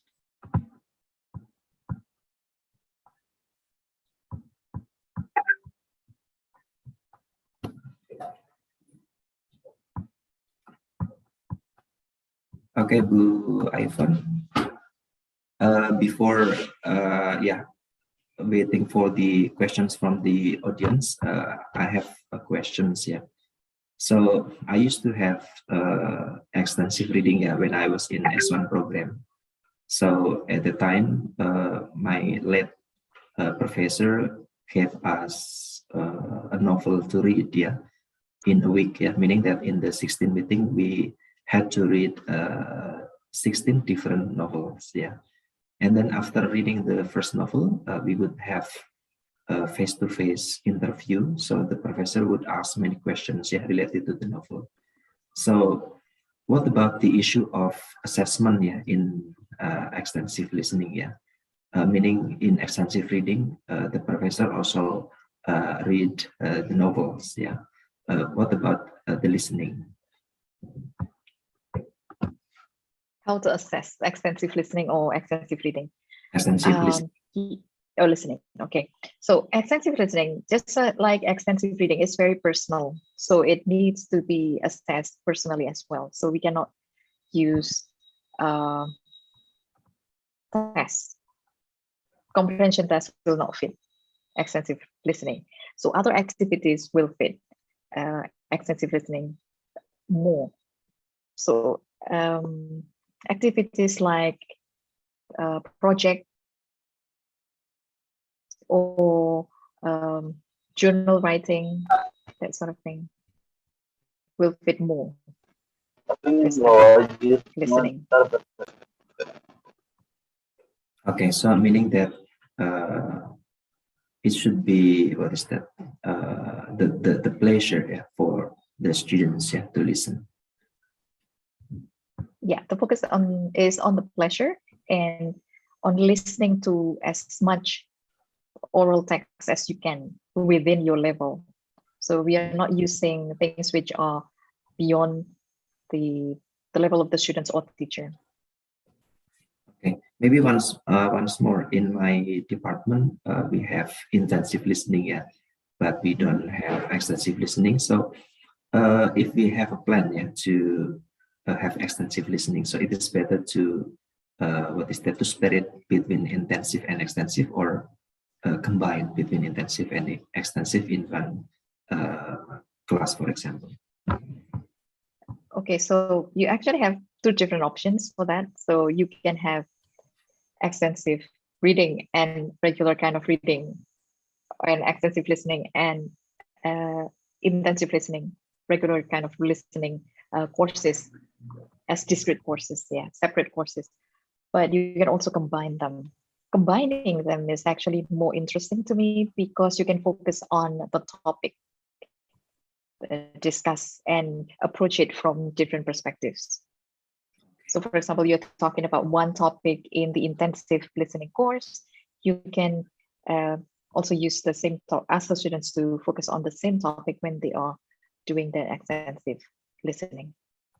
So that will help them strengthen their knowledge of the topic and see that that topic is actually can be approached from a serious point of view and from a pleasurable point of view.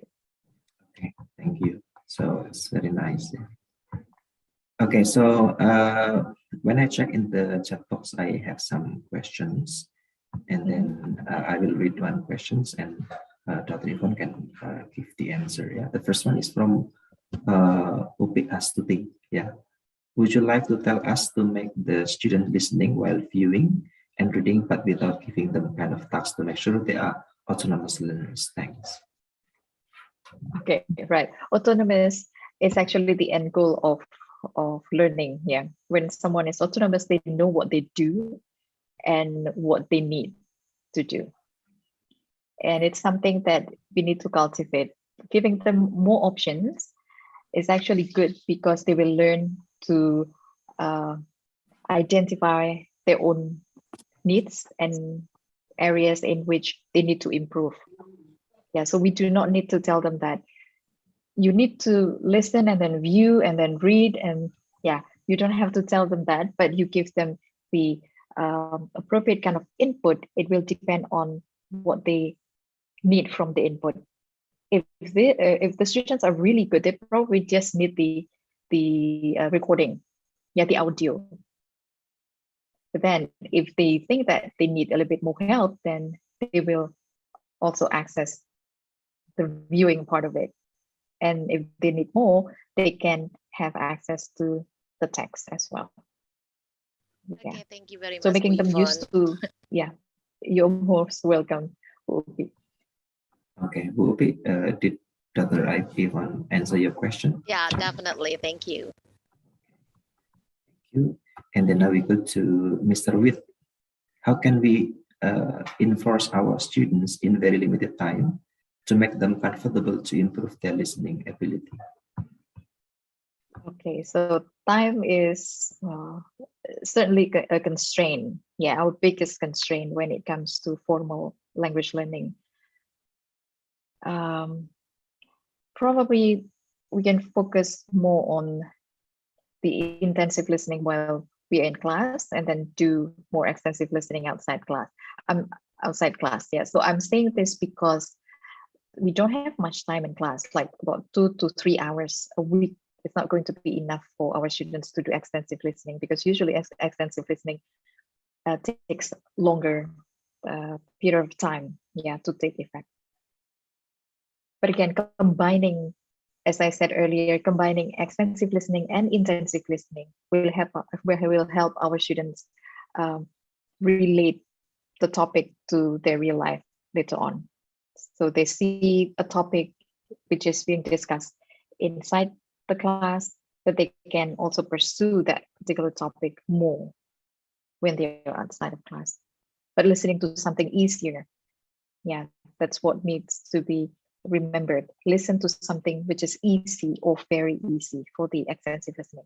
It's not a drill and practice kind of activity. Extensive listening is not drill and practice.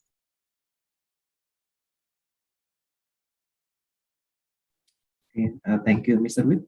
Did Dr. Yvonne answer your question? Yvonne, Pak Yvonne aja. Oh, Yvonne. Jadi iPhone nanti. Okay, Mr. Witt, are you still there? Okay, now we go to Buyus. Buyus, you will give the questions by yourself directly, or I will read your question. Do you mind reading my question, Pak Arif? Sure, please. Oh, okay. Okay, Bu Yvonne, my question is like this. So, before that, thank you so much. You give us a very inspiring and insightful activities for developing listening acquisition to our students. So my question is relating to some varieties of English that we now have in this world, and in relating to some of the varieties that you also have introduced us in the practices. So in regarding with the students' listening acquisition, as teachers, should we choose the language variation to the students, or we give autonomy for the students to choose the English varieties in their listening task? Especially when the objective of the teaching is to help students to get better listening acquisition. Thank you. Okay, thank you, Piyusnita. I would rather give them more varieties rather than just exposing them to one single variety. So as we saw earlier, when we listen to British English and American English and Australian English, a lot of people are comfortable listening to American English more, simply because you're exposed to that particular type of variation of English. Yeah. So I would say that we need to give our students the chance to explore more varieties of English. So give them Singaporean English, Indian English, because when they are out there and they find things on their own, they will probably find, varieties of this kind of English. Yeah. They may have their own preferences. A lot of people have their own preferences. Yeah, I prefer American English simply because it's easier to listen to. Okay, thank you very much for the answer. You're most welcome, Ibu Yusnita.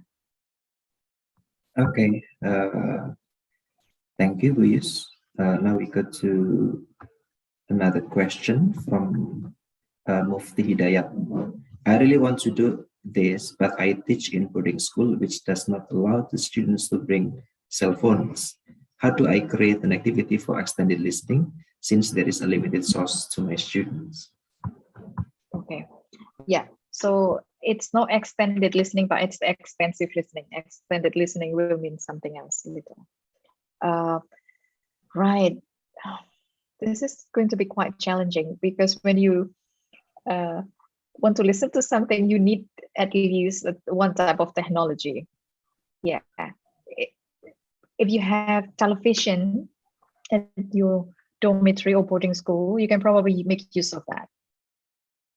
If the students are not allowed to have cell phone, or you can get together in one room for half an hour or 1 hour and play something, and then talk about the text together with your students, or do some activities. Yeah, but the sources will need to be accessed from commercial sources. If you have access to commercial sources, then buy books with CDs or books with audio recordings that accompany those books, but you will have quite limited options. I'm not saying that it's impossible, but you can use simple technology like television or radio if the students are not allowed to bring cell phone. Okay, Bu Ivan. So once I read a book, rather than the schools, do not permit the students to have cell phones, it is better for the school, to integrate technology into the learning process. Is it correct, Bu Ivan? Yes, I have to say yes, because the technology is with us, and it will be with us in the long run. So if you're limiting your students, it means that they will not be able to function later on in the society. They will not be able to use technology wisely. Yes, it's actually better to bring it to class and then work together with your students. explore it and show them how technology can help them be a better student, be a better person, and be a better citizen. And probably that's better than saying that don't bring it to class. Yes, I do agree with that. Yeah, now technology has become the main part of teenagers nowadays. Okay, so I think we need to have one more questions, and then for the others, yeah, if you still need to ask questions, yeah, you can text, yeah, to Evan directly. So this is from Hanafi Shahrozi. I have questions. Building student interest in English listening in my school is hard. Most of them, they don't have any patience in English, especially in learning listening. What's the best way to improve my teaching so they can engage with listening lesson? Okay, start with something interesting and easy. Probably your students are not interested in learning because they find it hard, or they cannot relate to what they listen to.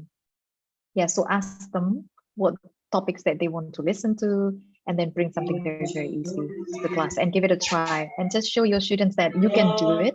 And when they know that they can do this, they will be more confident and willing to do more.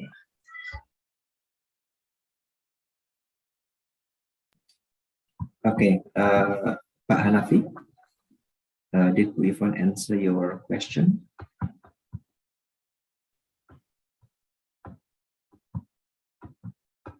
Okay,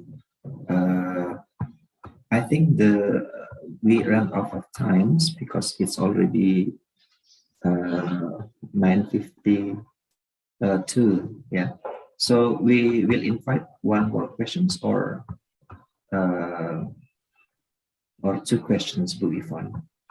I think we did. Pak Asep has been raising his hand. Oh yeah, Pak Asep. Pak Asep. Okay, thank you very much, Pak Arif. And I'd like to also thank Bu Yvonne for very super presentations. Therefore, I would like to ask questions only. In relation to extensive and also intensive listening, we also know that in intensive listening, it is generally done in the classroom, like we are guided by the lesson plan or the RPP or RPS. If it is in school, then the activities can be done in order because it is according to the time and within the time limits. However, if we talk about extensive listening, which is done generally beyond the classroom, and we call it also like self-directed listening for the students themselves. Sometimes if we ask the students to listen to the materials we give in the form of video or radio, something like that, they do not know what to do within such kind of abundance of like input from us in the kind of audios. Perhaps do you have some tips or maybe guidelines on how the students do self-directed listenings outside the classroom? Maybe let's start from a simple guideline. Maybe before I listen, what should I do? Like preparing listenings, while listening, and after listenings, perhaps. Then at least we can measure what they do actually outside the classroom, because we cannot monitor their activities beyond our reach. Thank you very much, Bu Yvonne. Okay, thank you, Pak Asep. All right, so intensive and extensive listening can both be conducted inside as well as outside class.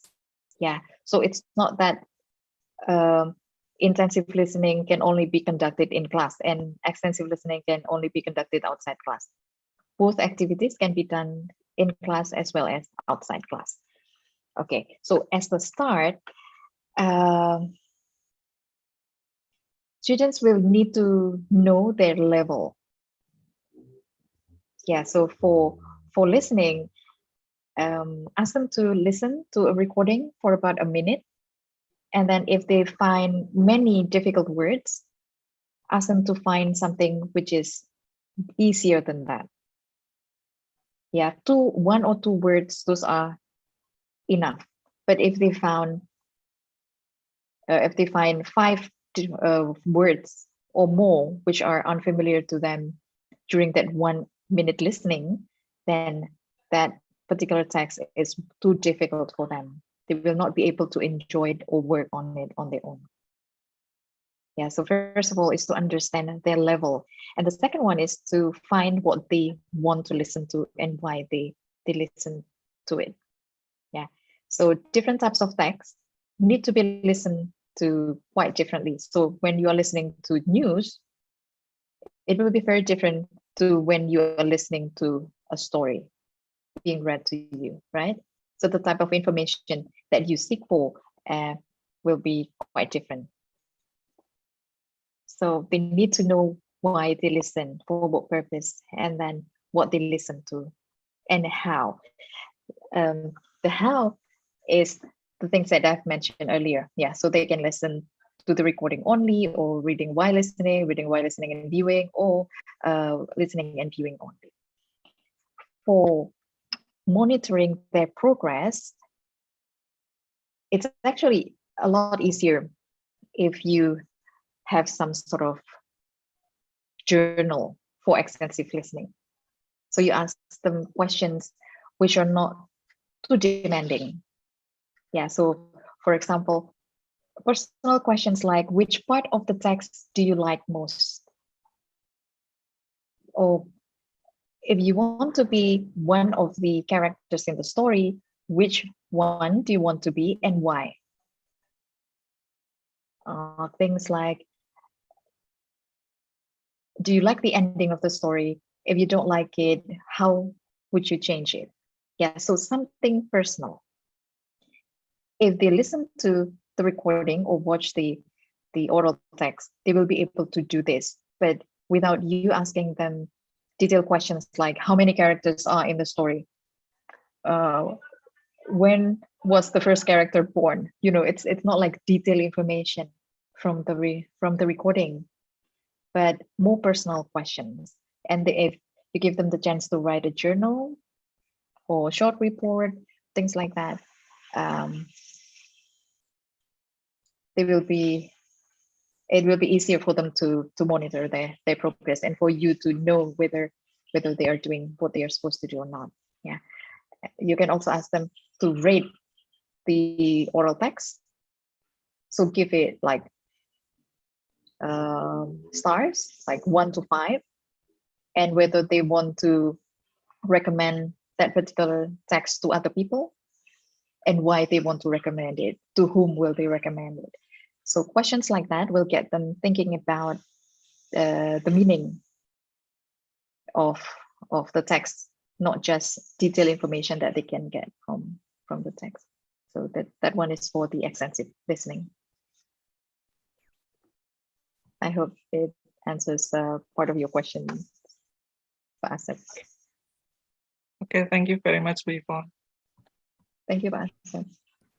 Okay, Bu Yvonne and the audience. Yeah, I think time is up. And then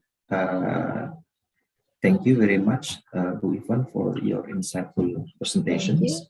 And for the audience, thank you very much for being wonderful participants during these sessions.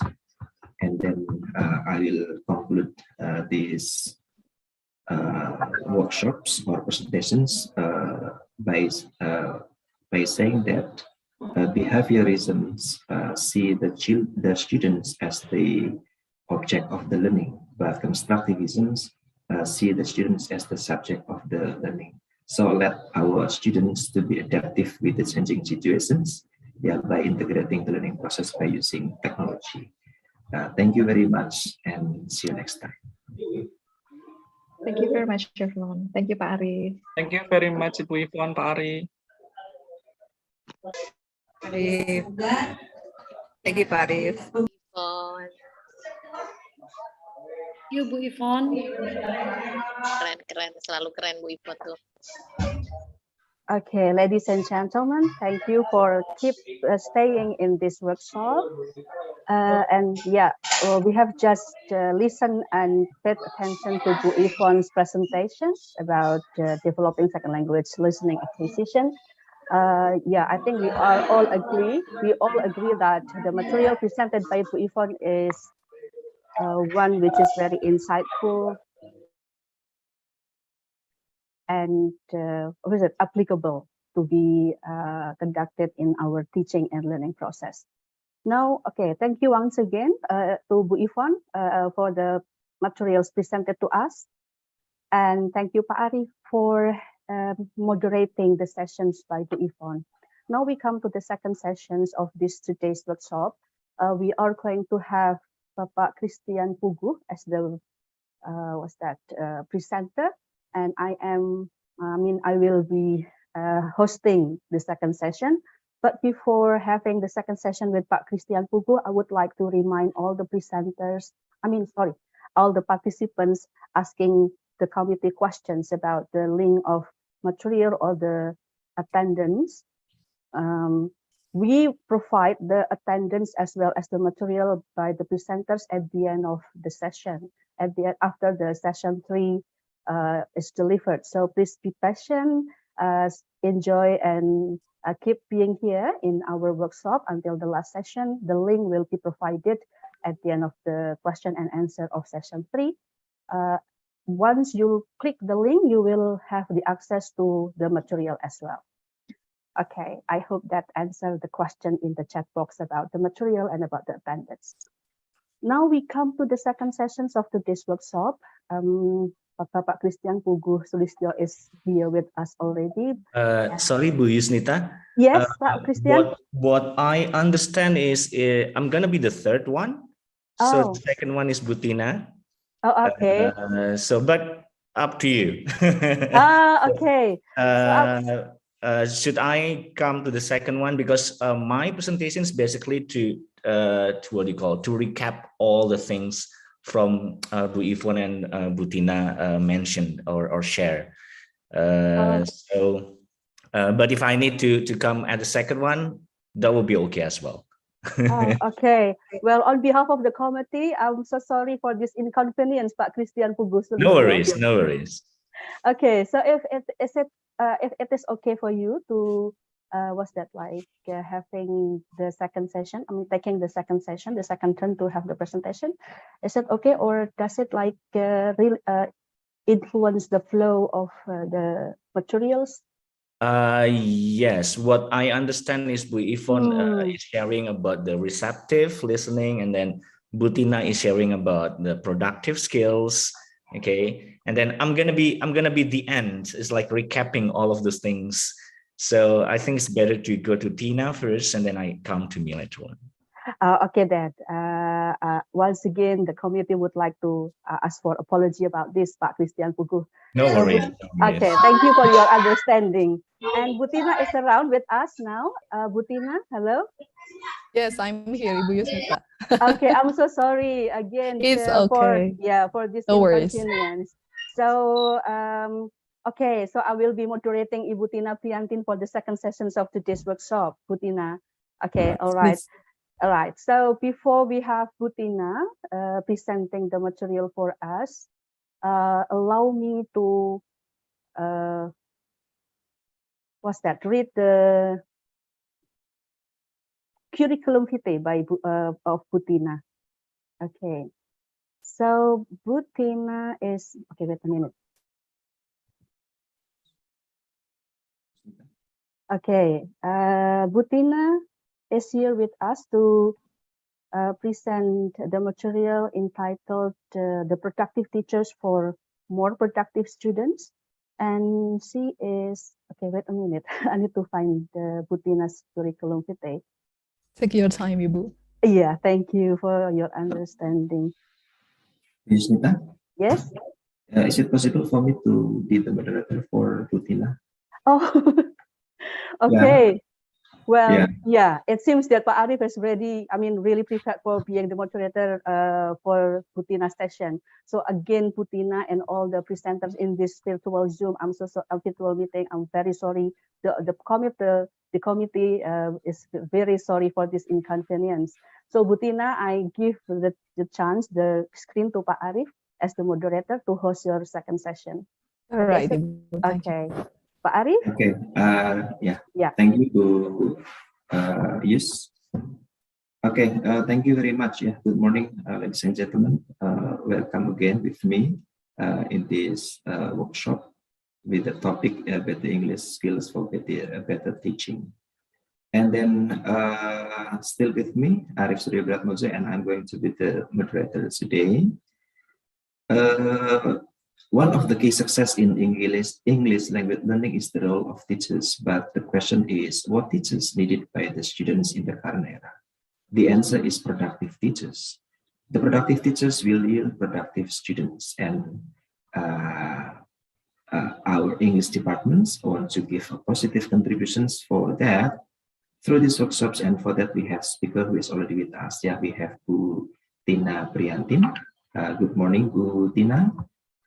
Good morning, Pak Arif. Okay, welcome to this workshop.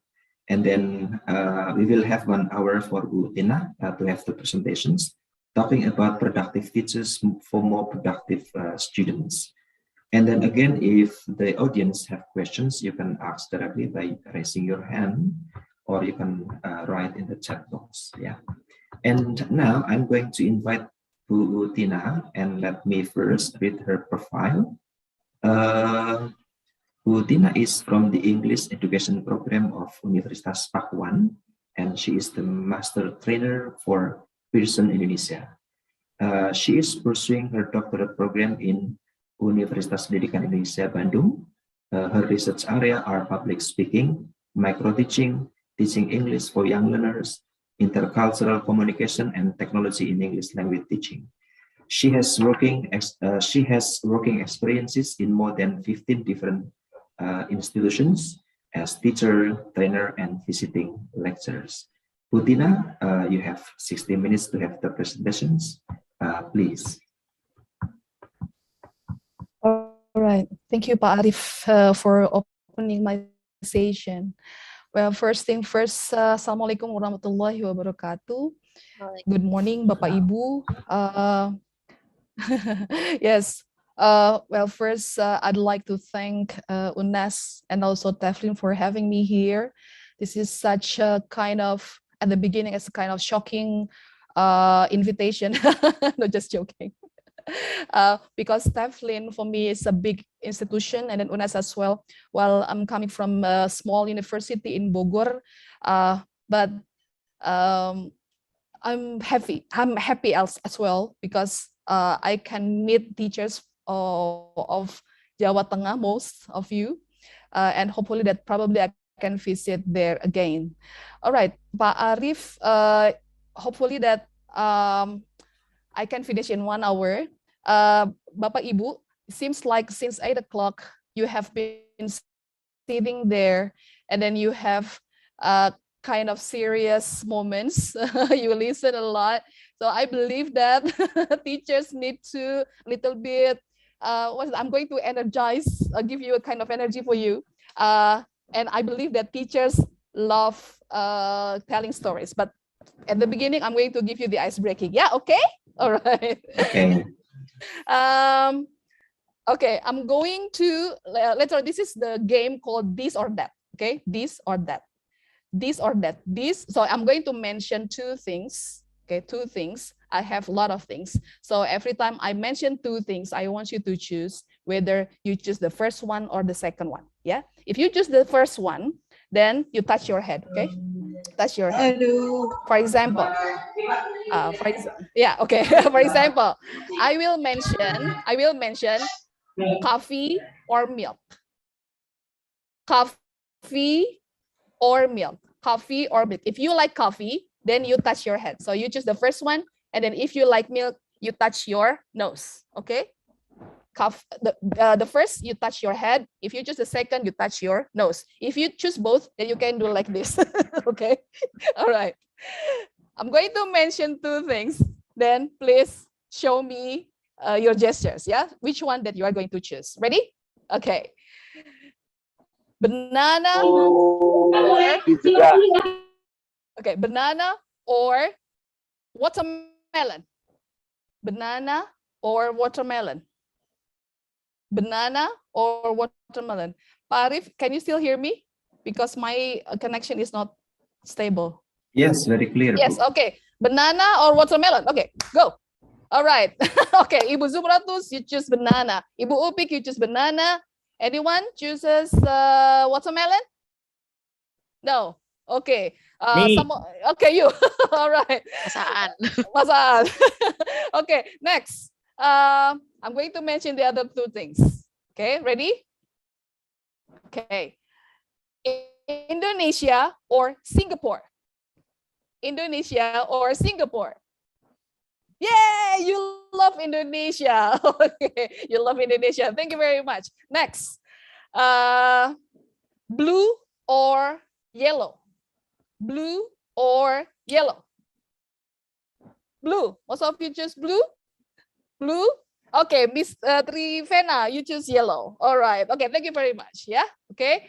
All right, now for the next ice breaking, I want you to write on the chat box because I believe that teachers love telling stories.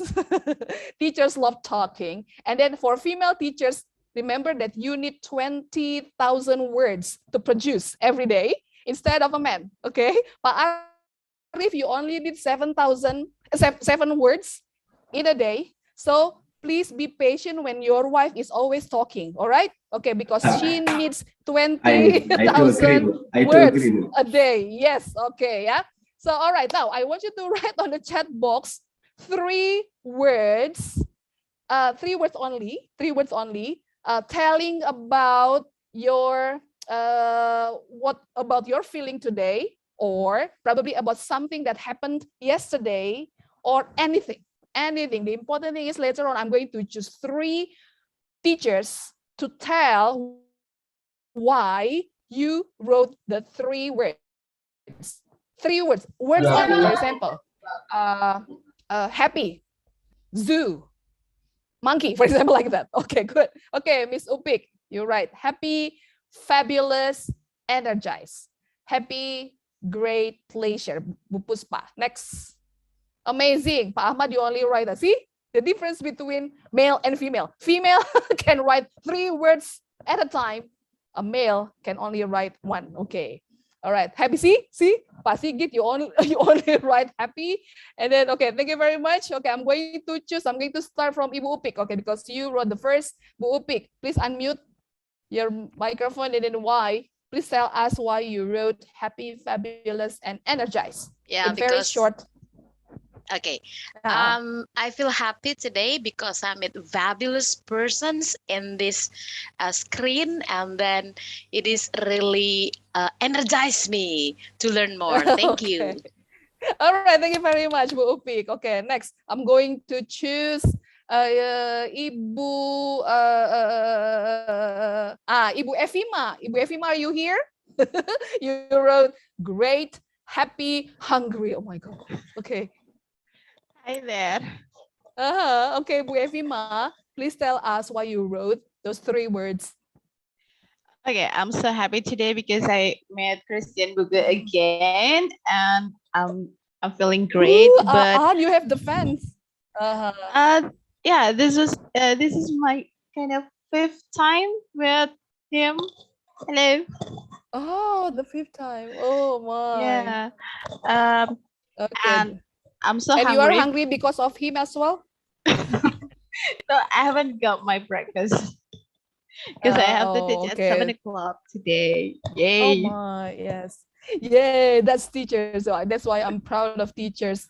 You always wake up very early in the morning, and then you go to school early in the morning, not like me. All right, thank you very much, Ibu Efima. One more. I like to choose a male teacher here. Oh my, a male teacher only wrote 1 word, see?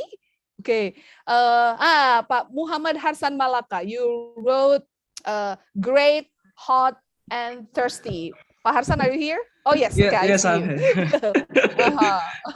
Okay. Thank you very much. It's really great to see all the wonderful teachers around all of Indonesia through this forum. It is hot because the fan on the wall doesn't seem to be working. Oh, I'm sorry to hear that then. Yeah, and I'm thirsty because I haven't had my coffee yet. So Yeah, I need to make a new one. Yes. Okay, go for your No, it's coffee. okay. Yeah? I haven't had mine as well. That's why I got an idea from you that I need a coffee as well. Okay, thank you, Pa Harsan. Yeah. Yeah, anytime. All right, thank you, teachers. Yes. Okay, so this is the ice breaking, and then hopefully that this is a kind of bridge for a reminder for us that we need to talk, we need to produce words every day. Okay, and the title of my session today is about this: productive teachers for productive students. Why I'm interested in taking this topic. Wait, I need to present this first. Wait a moment. Okay, so why I choose productive teachers for productive students? Well, I believe that, previously Bu Yvonne has shared knowledge of how to develop our listening skills.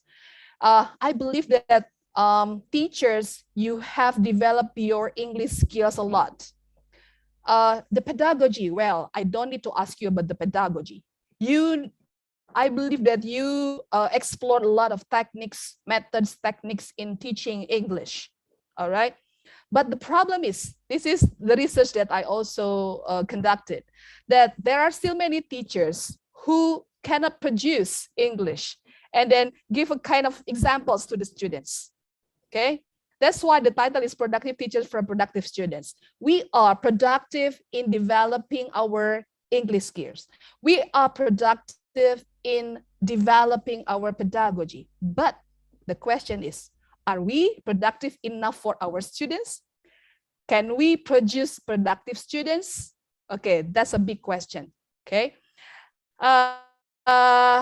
First, so this is the contents that I would like to share.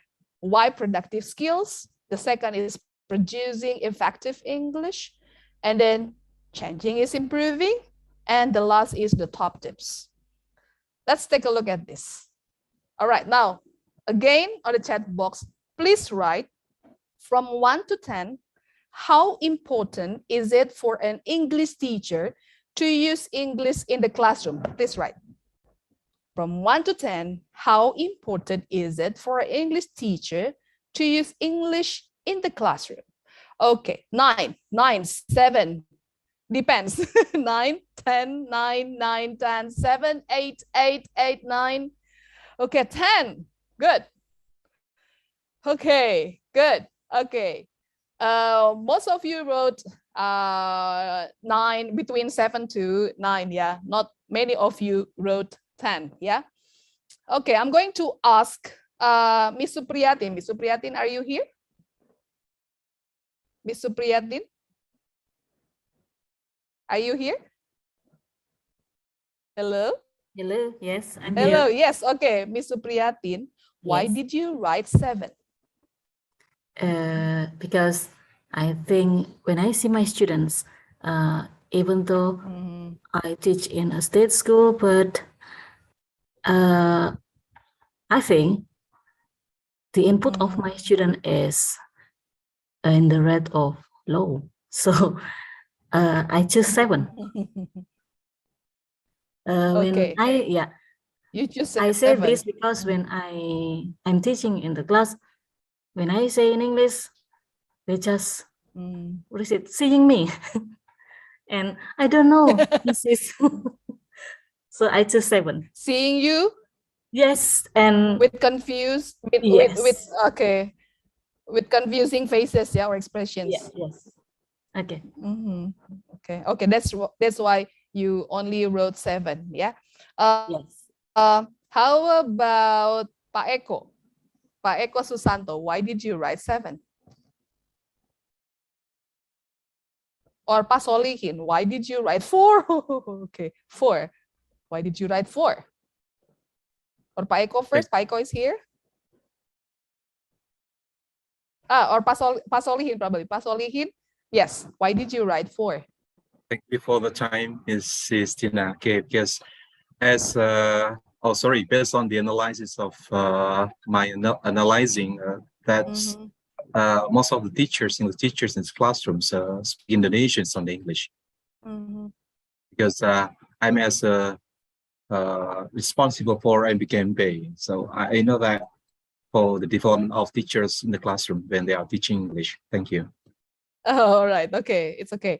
All right. Yes, Bapak Ibu, if I ask you to, why I ask you to write the range of the, the numbers between 1 to 10. Yes, you are right. I do agree with you. It depends on the student's level of ability. But in this case, what we have to consider is about, are we going to let the students with their not understanding what's the condition? That's the question that you have to ask yourself, ourselves, I mean.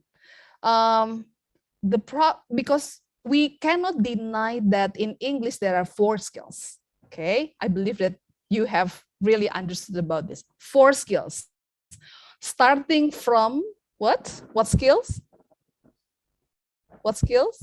Listening, sir. Listening, ma'am. Okay, yes. First thing first, listening. We have to start from listening. The second, speaking. The third, reading. Writing is the last. Okay, that's good. So that's the process of how a person can acquire a new language, starting from listening. All right. And remember that we are the teachers of English. So if we would like to make our students able to acquire new language, they need to listen first. So what do they listen? When they only listen to Indonesian or Bahasa Indonesia language, let's say in one session, 100%, we talk in English for only 10% or 20%, the rest we use Bahasa Indonesia. The students will not get significant acquirement of the language, okay? So this is what we have to realize, that we need to give stimulus to the students. They have to listen to English, and then we give opportunities for them to speak in English, and then let them read English words and let them write at the end. And this is hard. Building spoken language, Ibu Yvonne has shared some techniques of how to develop our English skills.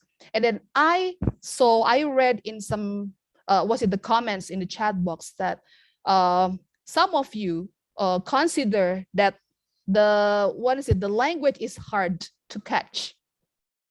Okay, so what should we do then? We cannot just depend on the technology. Technology is only the media to support. But what we have to do, we are the teachers as the main model of our students. So if you think that your students cannot catch what British people say or what American people say, so what can we do? So we only let them, listen to our Bahasa Indonesia? No, it's not a good decision. Okay, I'm sorry to say. So what we have to do? So we try our best to develop our spoken skills, both listening and speaking. But of course, it should be started from the components, how we enrich our vocabulary, how we can construct good structures, and then pronunciation, how we correct our pronunciation. Okay, remember, Bapak Ibu, we have various kinds of pronunciation, yeah? So no problem with that. We have different accent. You have Semarang accent. You have Papua accent. I have Sundanese accent. I don't really have British or American accent, but it's okay. Now we have world Englishes. But the important thing is we try our best to make our pronunciation intelligible based on standard. Okay, how about if you see like Japanese people? I have some friends from Japan, and then Japanese people, it's very hard for them to pronounce the sound L. Yeah, for example, the name is Lenny, they will pronounce Lenny.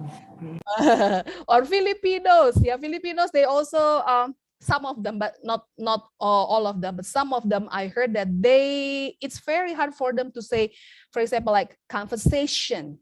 They keep saying conversation. Okay, so no problem with that. People can understand. People from different countries, they can still understand. But again, it's a matter of habits. Because the more you produce, the more you can build your knowledge, the more you can develop your skills.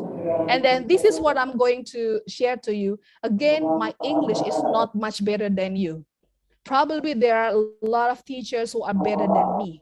But you know, what I usually do, I always, every day, not only 1 hour, more than 1 hour, I'm trying my best to use English. I read English texts. I write English status in my social media. It's just for helping me practice. Okay, so Bapak Ibu, again, I'm not going to teach you here, but I just would like to remind us, not only you, but also me, that we need to always, we try our best to use English in the classroom. Now, next, of 4 skills in English, please write on the chat box. Which skill do you consider the most difficult? Right. The most difficult. Writing, listening. Writing, listening, speaking, good. Listening, writing, what else? Okay. See, most of you wrote speaking, writing and listening. Okay, writing and listening. I think all, yeah. All skills are difficult, but of course you have to, this is how you identify, how we identify our weakness. Okay, so all 4 skills, even though I have been teaching since 1994, I have been teaching English since 1994, but I feel that I still cannot master all 4 skills. My weakness is in writing. I do agree with you. That's why I continue, I take my doctoral degree to help me practice my writing ability. But we cannot write anything. And then I find that we cannot write anything. We cannot put our ideas on our writing without reading. So again, all 4 skills should be connected to each other. We cannot speak English without listening. We need examples by listening. We cannot write without reading. So they really connect to each other. And this is what you have to find out. Which weakness are you in? Okay, and that's what you need to develop more than other skills. Okay, thank you very much for your responses. All right, now I want you to scan this QR code. I'm going to stop share first. Wait, I'm going to give you also the link, but if you are able to scan this, you can just scan the QR code, or I'm going to share to you the link. Wait.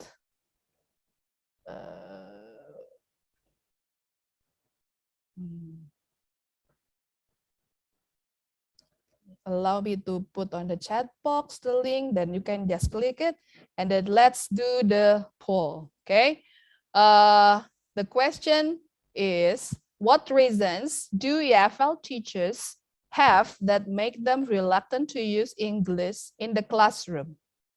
Okay, let me show you this.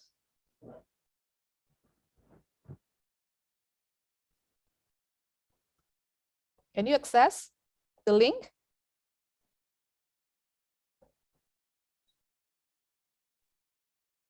Yes, okay. Yes, we can. Okay, excellent. Wait, I have problems with the connection here. Sorry.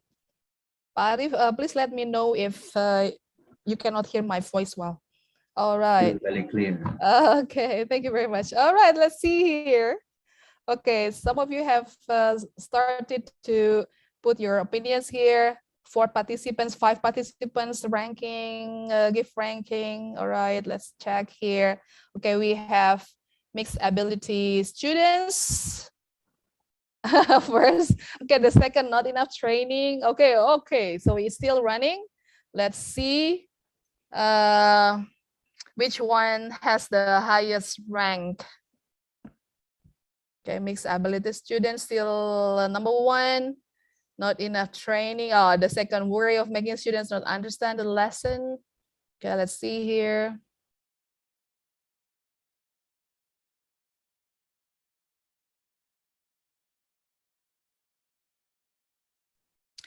Mixed ability student is still number one.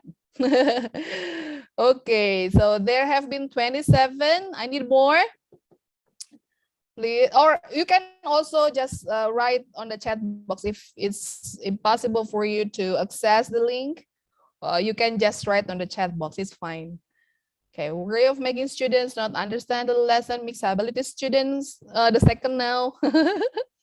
Yeah. Okay. Oops, sorry. 8, 9 should be 9. Oh yeah. Okay. All right, it's been 32 of you respond to this poll. Okay, I'm still waiting. So I'm going to limit to, let's say, 40 participants, and then let's see which one has the highest rank. 35 already. Anyone writes on the chat box? Nobody. Okay, all right. Okay, 37 already. Okay, 38, two more. 39, more. 5, 4, 3, 2, 1. Still 39. 41, finally. Okay, it reaches 41. All right, let's see here. So the highest rank here is worry of making students not understand the lesson. Yeah, I have guessed that this will be the first. Yeah, and this is a common challenge for the teachers, that they are worried of making students not being able to understand the lesson that you are explaining. Okay. The second one, mixed ability students. Oh yes, of course. That's one of our challenges in Indonesia. We have mixed ability students. And then number 3, fear of making mistakes. Okay. Fear of making mistakes relates much to worry of making students not understand the lesson. Yeah. And then lack of confidence in the ability to use English. Okay, still connected, because you are fear of making mistakes. So you are lack of confidence, still connected. Yeah. Worry about not having enough time. Well, probably it's a matter of how you manage the lesson. Yeah. Not enough training, lack of resources. Well, I don't think that we are lack of resources. Resources are everywhere. Large classes, yes, it depends. Indonesia, 32 students are not large actually. Well, in other countries, 15, even 15 is large. Yeah, so it depends. But again, yeah, probably this is one of the challenges. And then challenges, I mean, the last is not knowing the right words or phrases. All right, thank you very much for responding to this poll. All right, Bapak Ibu, so I'm going to go back to this, or I'm going to stop share first. Okay. Yes, the first is because you are worried that your students will not understand. Okay, that's normal. That's normal. But you have to put away to remove that worried feeling. Okay, what you need to worry now, let's remind together, yeah, that you need to worry is whether your English is understandable or not for your students. That's the problem. Yeah, your students don't understand because probably our English is not understandable. You choose the vocabulary that is not familiar for the students. You don't give them stimulus at the beginning. You don't give them a lot of explorations. Your pronunciation is unclear. Your articulation is also unclear. You speak too fast. There are a lot of factors that make the students not understand our English. Okay? Even though our English is excellent, okay, but it doesn't guarantee that our students can receive, can accept our English. Therefore, that's what we have to analyze. We have to always do reflection. Later, Paan will talk more about reflection. We have to reflect ourselves, not always blaming on the students. Oh, my students are not good. They only get lower scores. No, never, never, never blame on your students. Blame on ourselves. What happened with us? Questions. There are a lot of questions, tough reflections that you have to do. What happened with our English?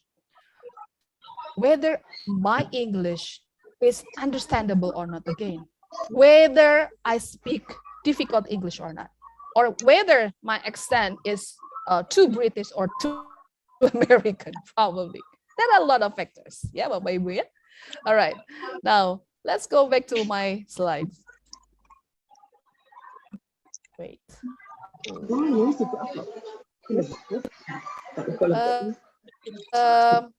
And talking about self-reflections, so it's not only the students need to even the teachers have to always reflect. Only the pedagogy things.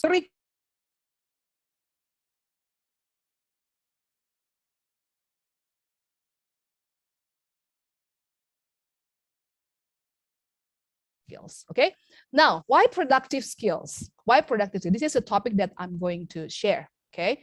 Why productive skills? We have to realize, and I believe that everybody has realized, that productive skills are active skills to produce a language. If we, let's say, if teachers only develop their English by listening, by reading, but without showing the students the spoken ability, the written ability, the students will not be active. Okay, so not only the students, we expect the students are active, but we also have, as teachers, we also have to be active. How to produce a language. Okay, and then productive skills wouldn't exist without the support of receptive skills. Again, even though we always try to use English, yeah, but we don't listen, we don't read well, we cannot make our productive skills better. Start from listening again, back to listening, you start from reading, and then after that, you produce. Listening to speaking, reading to writing. Then, why we need to always develop our productive skills? Learners also need to generate language to communicate their ideas, either in speech or text. Bapak Ibu, in our lesson plan, we always, now it's Kurikulum Merdeka, ya, we have to focus on the project-based learning, problem-based learning, and other methods, yeah. But if we, okay, let's say, I'm sorry to say that I found, because I also teach in PPG, I found teachers, they use the project-based learning, they use the problem-based learning, but they don't really show the students how to produce the language. Okay, yes, the methods are good, but of course because we are teachers of English, back to that, we are teachers of English, so how we can make the students produce English. Okay, and the goal of productive skill is to give other people an understanding of what we want to tell them. So let's say, as a teacher, we have to make our students understand of what you want to tell them. Of course, we have to produce something. Okay, when you say, takut siswanya nggak paham, well, no, it's not like that. We have to show them examples. At the beginning, they don't understand, no problem, no problem. But never give up. You show them again. You try to find other terms to make them understand. There are a lot of media. You can use media. You can use pictures. You can use videos. You can use gestures. If they don't understand, still don't understand, you give them examples of sentences. They still don't understand, the kepepet way is, yes, you can translate into Bahasa Indonesia. If it's kepepet, the power of kepepet, but that's the last way. The important thing is you have tried your best to show your students that, yes, now students, you are now learning English. So let's try to produce English together. Okay. The last, productive skills is a way to measure a person's proficiency in language and to build communicative competence. Remember, teachers now, we have to build the students' 21st century skills. And one of them is communication. So if you would like to build students' communication, of course, you have to build that competence. So how? Again, you produce, you help them produce language. Starting from you yourself produce language. Okay. Now, I want to ask you again. Okay, you can just unmute. What language would you use in this situation? Okay, English or L1, or I will say English as L2 or Bahasa Indonesia as L1, and why? Okay, number one, you're going to tell the class about your weekend, L1 or L2. Write on the chat box, or you can just unmute. Because this is a workshop, Depends so it's on okay the for us to interact. Depends on the language. The language we learn in the classroom. If we learn okay. about the will, so I will use.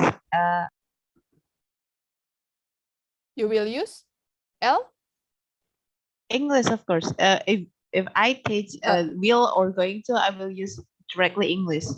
Okay, yeah, because you are teaching English, so you are going to use English. Okay, talking about, let's say you are going to talk about, the topic is about simple past tense, yeah, or talking about recount text, yeah. You're going to tell the class about your weekend in L2, yeah. Okay, let's see the rest. Okay, you will use L2, both of them, L2, both, yes, both of them, yes.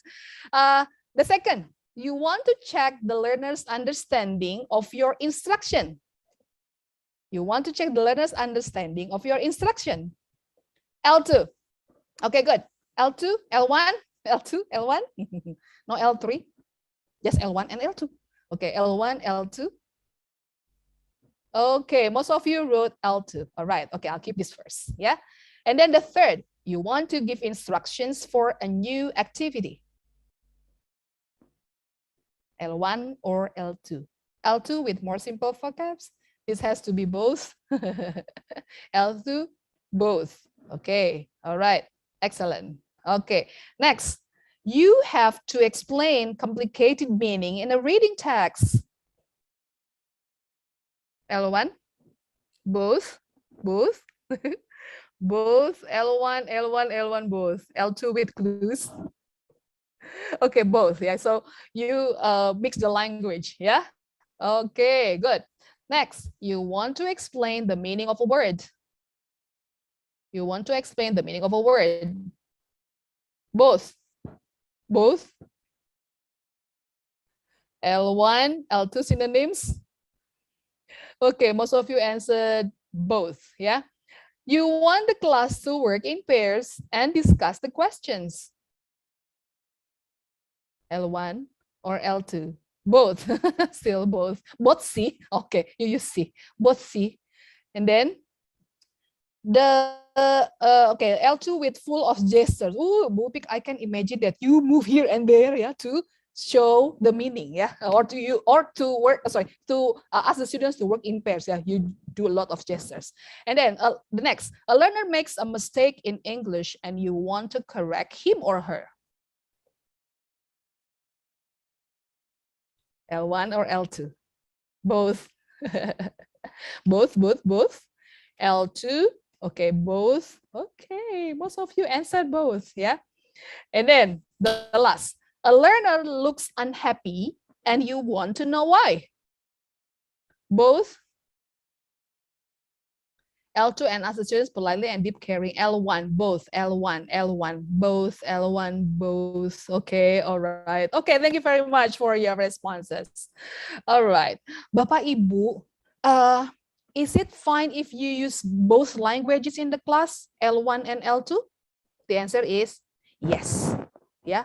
Of course, we cannot force ourselves to always speak English to the students, but at least you do kind of, let's say 50-50. Yeah, 50% in English, 50% in Bahasa Indonesia. But again, it's back to the quality. What is the quality of the instructions, for example, or the quality of our English? Now, let's say if you are going to tell the class about your weekend, it depends on your intention. If you only would like to, let's say at the beginning, pre-activity, you start to tell a story, yeah. You can use both, yeah, English, or either English or Bahasa Indonesia.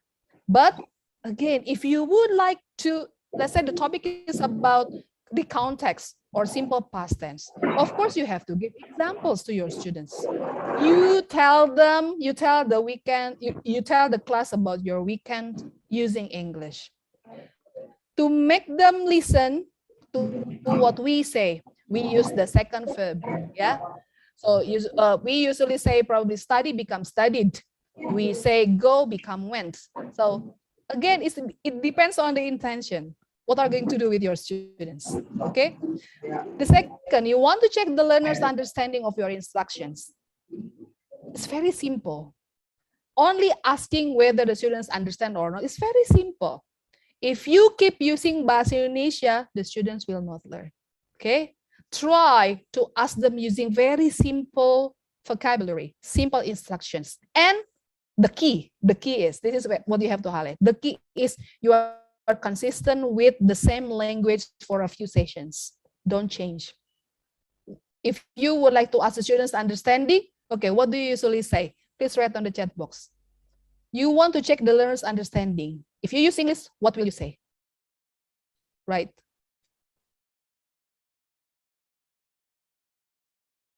Which one? Write on the chat box. Is that clear? Is it clear? Do you understand? Have you got it? Okay. Do you understand? That's the simplest one. Do you understand? Do you mean? Do you mean? What do you mean? Is it clear enough? Guys, you got the point? Okay. Do you understand? What else? Do you understand? Understand? Okay. See? You can make it. Yeah. It's very simple. So try to use English. It's very simple. Do you know what I mean? So let's say when you use, do you know what I mean? Oh, the students don't understand. Okay, so you use, do you understand? And then they answer yes. Oh, so means that the expression that you use, okay, start by using do you understand? And then go to the other expressions. After they understand, when you ask, do you understand? You can change using other expressions.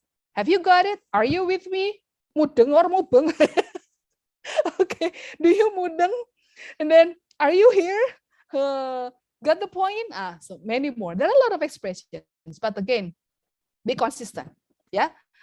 Introduce the new language step by step. Do the scaffolding. So start by using the simplest one for a few times, and then when they have understood, go to other expressions. Yeah. Okay.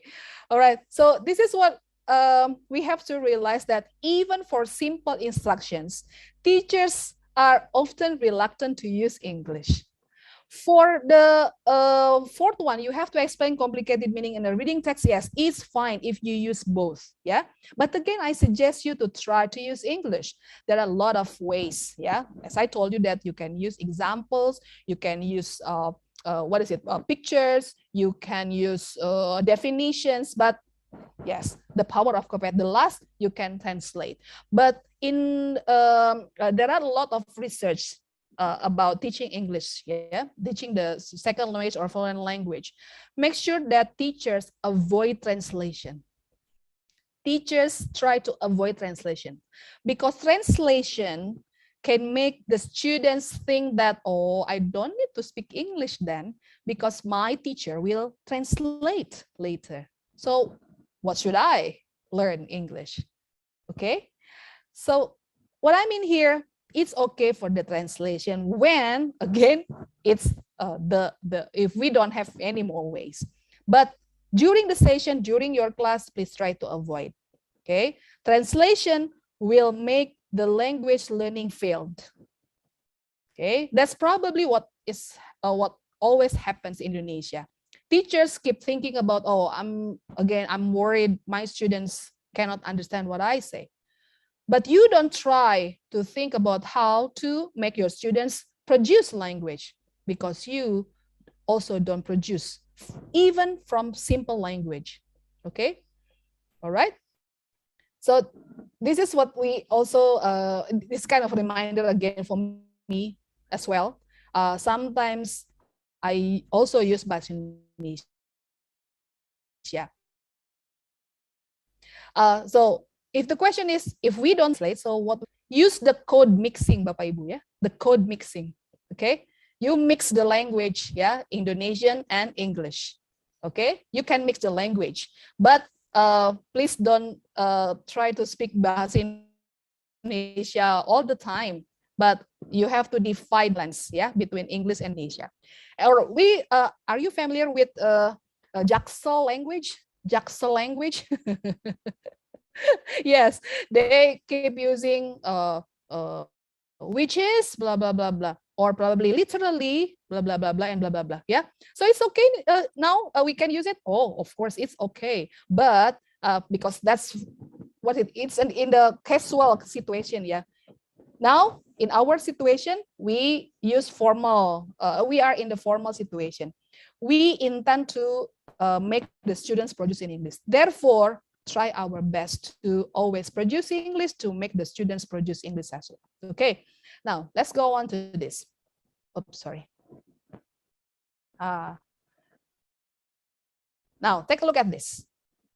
I want you to read this, and then the question is, does the teacher speak effectively?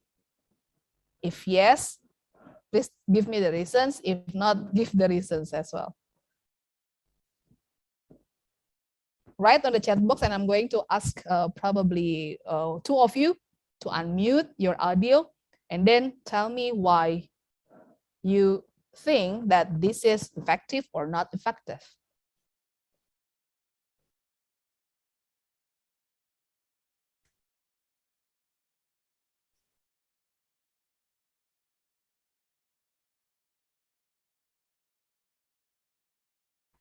Okay, what do you think? Is it effective English?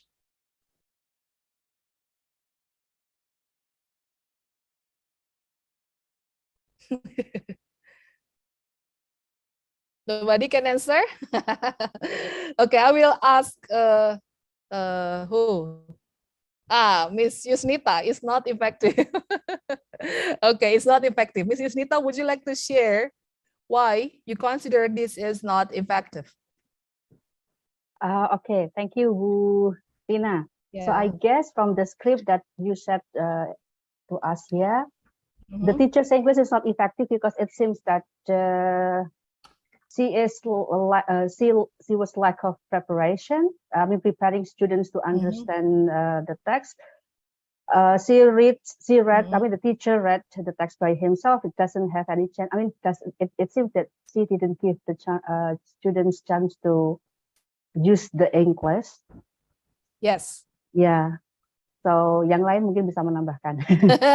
Thank you, Ibu Yusnita. Yes, seems like the teacher doesn't prepare the lesson well. Okay, and then it seems like the teacher reads, yeah, because the teacher keeps reading aloud the first reading comprehension question, and the students have textbook open in front of them, but this teacher keeps reading and doesn't give any opportunity for the students to read. Okay, good, excellent. Any other reason why it's not effective? Bu Upik, you wrote not effective. Why? Yeah, because here we have to train to the student for the target of languages. So we have to make them active. So we have to find a way, the reading activities that is not just reading a lot for the teacher, but student have to do that one. We can use flip learning also, so we can explore the extensive reading. Okay. Okay, yeah. So you mean that you prefer to just give flip learning, yeah, instead of asking or reading the text at that time. So you ask the students to read first. Okay, all right. And then Yes, in the class we that's discuss excellent that answer. after that. And the class we discuss about that one. Yes, exactly. Okay, good. So if you see this, thank you for your response, Ibu. Here, yes, the teacher keeps reading and then not giving the opportunities. And then take a look at this. So this teacher keeps repeating the words, yeah, the same words, yeah, all the time. All right. Okay, let's see here. So let's talk about effective teacher talking time. Yeah. As I told you, that teacher needs to produce English. Teacher needs to talk. Students are given time or opportunities to talk, but oops, yeah, somebody muted me. Okay, but it's okay. Can you hear me now? Yes. Yes. Okay, alhamdulillah. Yeah. All right. Teacher, of course, needs to talk. Teacher loves talking. Students need to talk, but they don't like talking. So how to make it effective? The role, so here we have to realize that the role of teacher talk is to maximize students' learning. And the quantity of teacher and student talk is not necessarily directly related. Okay, the quantity is not about the quantity. So it doesn't mean that if the teacher only speaks for 20% of the time, so it doesn't necessarily mean that the students will speak for the remaining 80% of the time. And it happens, I found in some cases that the teacher keeps giving the, let's say, assignments to the students, let the students discuss, but the teacher doesn't give any scaffoldings, give instructions at the beginning, and then control the students' work. And at the end, of course, the teacher has to give feedback. It's too bad when the teacher only gives the task to the students, but no feedback at all. So again, it's a matter not about the quantity, but the quality. So therefore, it is suggested to focus on the quality of talk and uses the terms QTT or quality teacher talk and QST, quality student talk. Okay, so this is what you have to highlight, that if we would like to make our students productive, therefore we have to build the quality.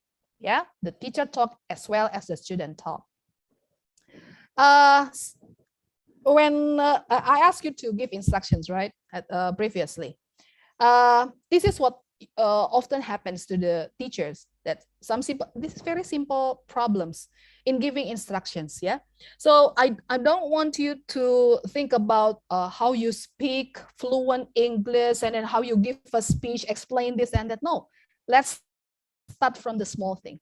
Even in giving instructions, you have to be careful with this. Yeah, and simple problems, very simple problems, as we have discussed, that teachers tend to prefer to just use L1, not English. Yeah, for only simple instructions like asking the students understanding, or only probably asking the students to work in groups. Yeah, it's very simple actually, but because you're worried of making the students not understand, therefore you keep using Bahasa Indonesia. But I'm sorry to say that the students will not learn. Okay, the next problem is reading out instructions in the course book rather than getting students to read.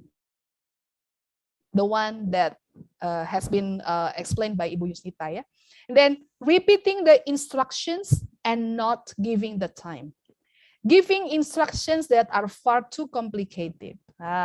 So this is one of the reasons why your students don't understand, because we keep using complicated words or complicated terms, yeah, in giving instructions. And the last is not giving support by using gestures, written backup, pictures, and many more. Okay. Now, please give me your opinions again. What do you think about these instructions? The first, okay, what I want you to do is just to get into groups and talk together about what you did at the weekend. Give me your opinion for this instruction. What do you think? Is it effective? Is it too complicated? Is it unclear? Or it's okay? Or what? What I want you to do is just to get in and talk together about what you did weekend. Yeah, your opinion, please. Hello? It depends on the level of the students. Okay, thank you, Bu Siska. Not complete instruction, Bu Yusnita, yes. What else? Instruction is clear, yeah, okay. The other? Clear enough. Okay, the last is quite clear. The last, which one is the last? Okay, so I'm talking the first, yeah. Okay, what I want you to do is just to get and about what you did at the okay. Some of you think simple and easy to understand, clear enough, yeah. But here I found Ibu Yusnita said that it's not complete instruction. Okay, Bu Yusnita again. How do you consider that this is not complete instruction? Yes, Bu Yusnita, are you still here? Oh yeah, okay, I'm still here. Yeah. Yes. I'm sorry. I ask you again. It's okay. So in my opinion, the first instruction is not complete in the way that the teacher didn't give the final purpose of doing the activity. So after making a group and then talk together about what happened in the weekend and then so what. Should they present the discussion, write the activity on a piece of paper, and then should do that in the classroom, finish that during the class, or submit the assignment the next week, or yeah, whatsoever. I think that's all. Others they can have any completion. Thank you. Super excellent, Bu Yusnita. Yeah. So teachers, yes, it seems that, or probably we can see that, oh, it's clear enough. Okay, you ask the students to work in groups, talk together about what they did at the weekend. But yes, I do agree with Ibu Yusnita. You didn't tell, this instruction doesn't tell about, so what's the end? What's the end product? What the students do after that? And then not only that, when they talk together, okay, for let's say lower level students, make sure that you give them guiding questions as well. Guiding questions, what kind of questions that they have to ask their friends, and then whether they have to take notes or not. This is the power of instructions. Do the scaffolding, yeah. Do the scaffolding step by step, yeah. Step by step.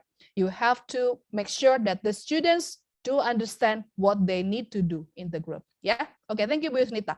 The second, Maria, would you mind just coming over here just for a minute? Yeah, just for a minute. Come and sit here. What do you think about this instruction? Is it clear?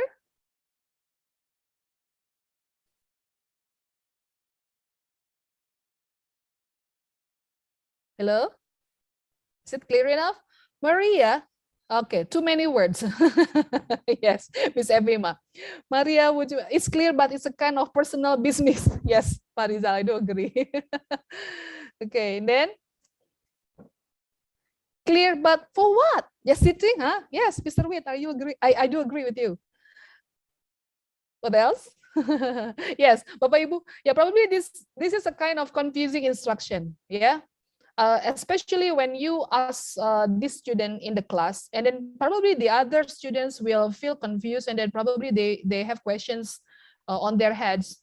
What happened to Maria? What happened to Maria? Only that. Okay, so this is personal, and then probably keep repeating the same words. It's too long, students will feel confused, confusing others and Maria. Yes, okay, correct. The last. Thank you very much. Or too detail, not really detail, actually. Yeah. Could you all open your books?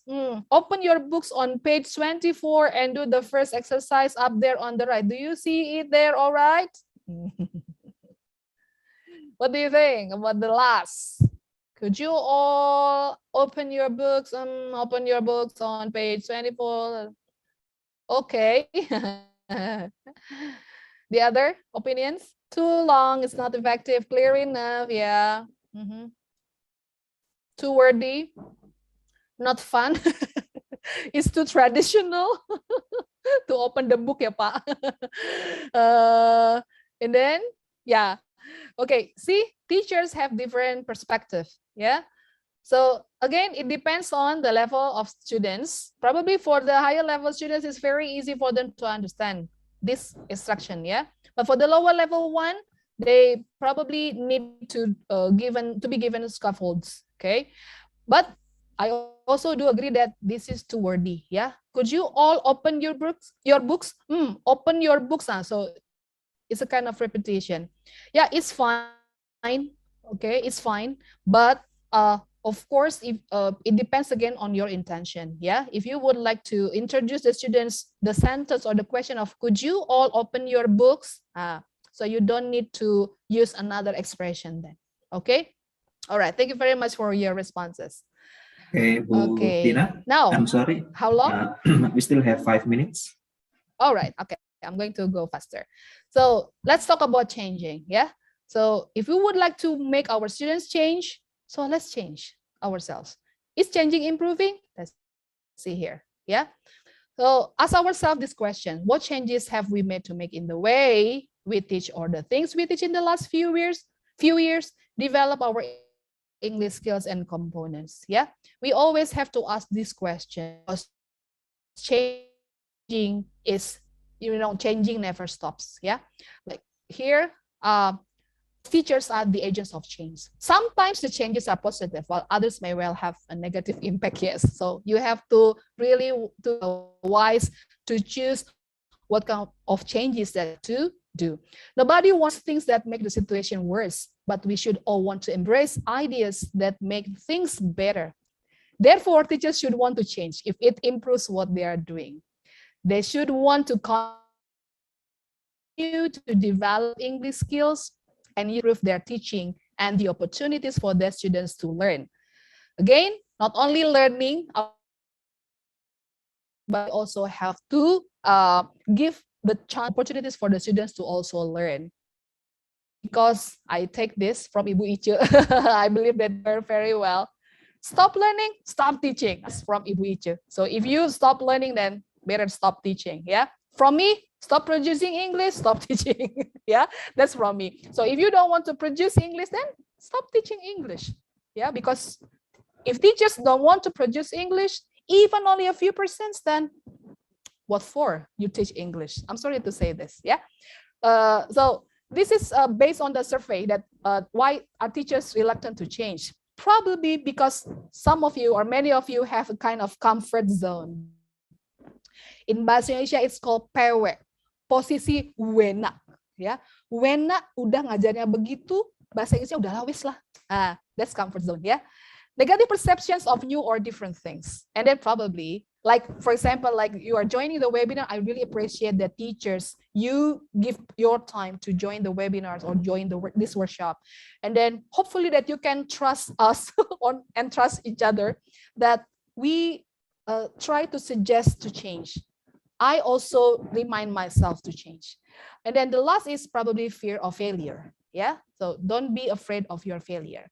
And these are some top tips for the last slides, the top tips to improve productive skills.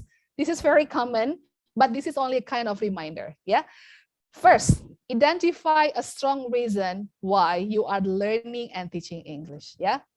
I'm not going to ask you because you are the one who knows the answer. Yeah. What's your reason actually in teaching English? Are you going to just, sorry to say, get money?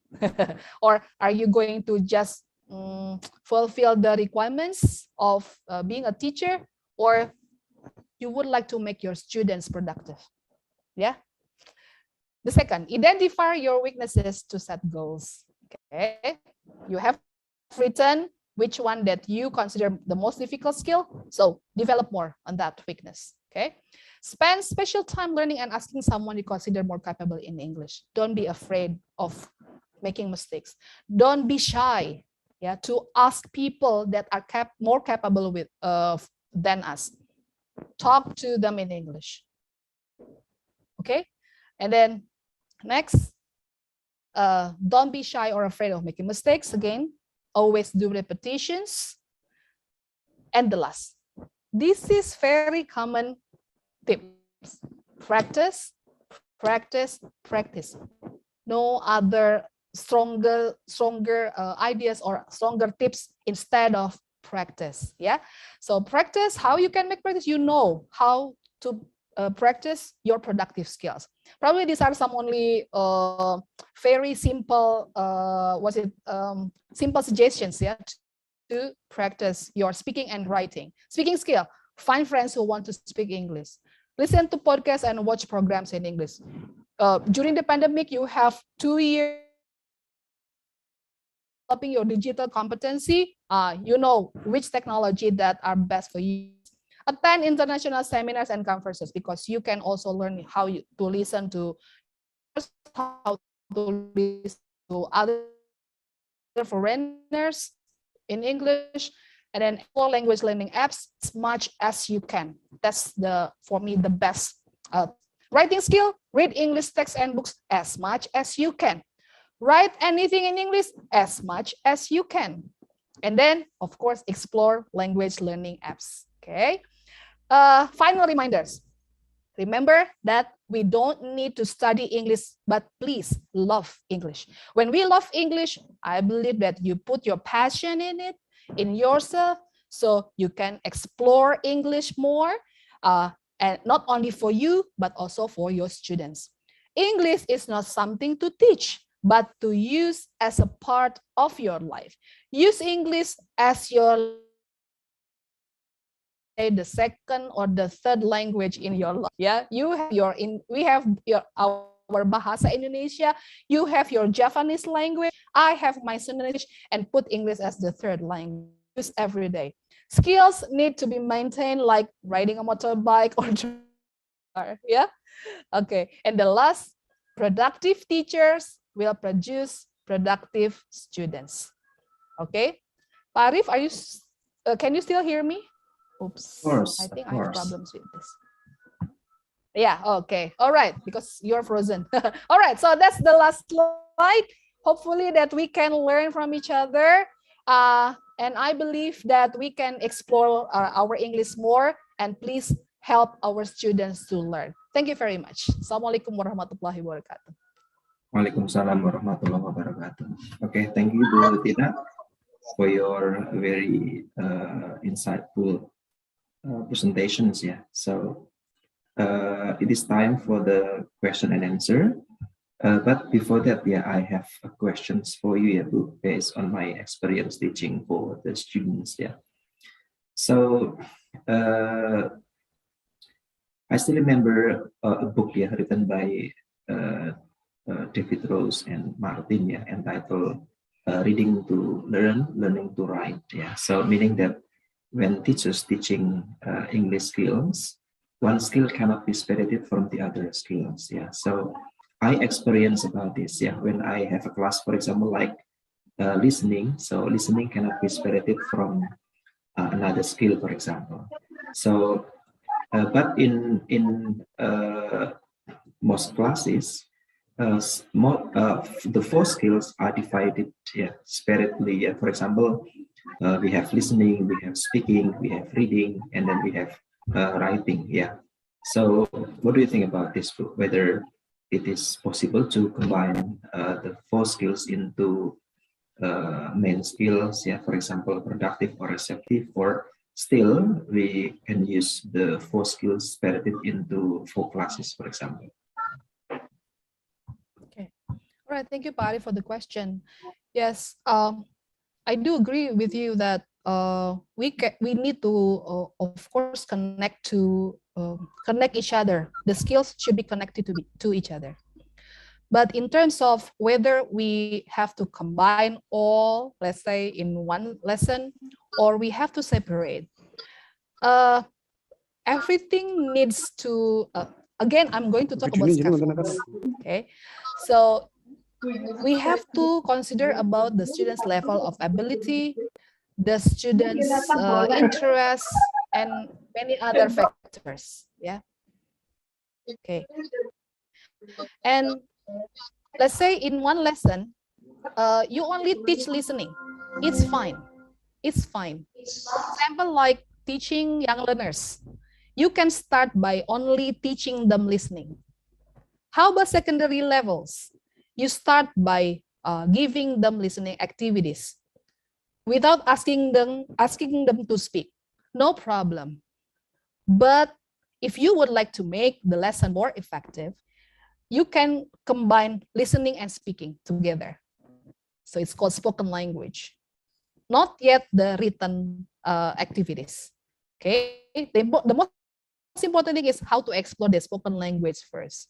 How if the students cannot produce? It's fine. So the important thing is you have give them stimulus, make them able to listen to something, to English, and then later on they will, of course, they need process to keep what the person or what the people say. And then after that, it comes to the next step that you ask them to speak.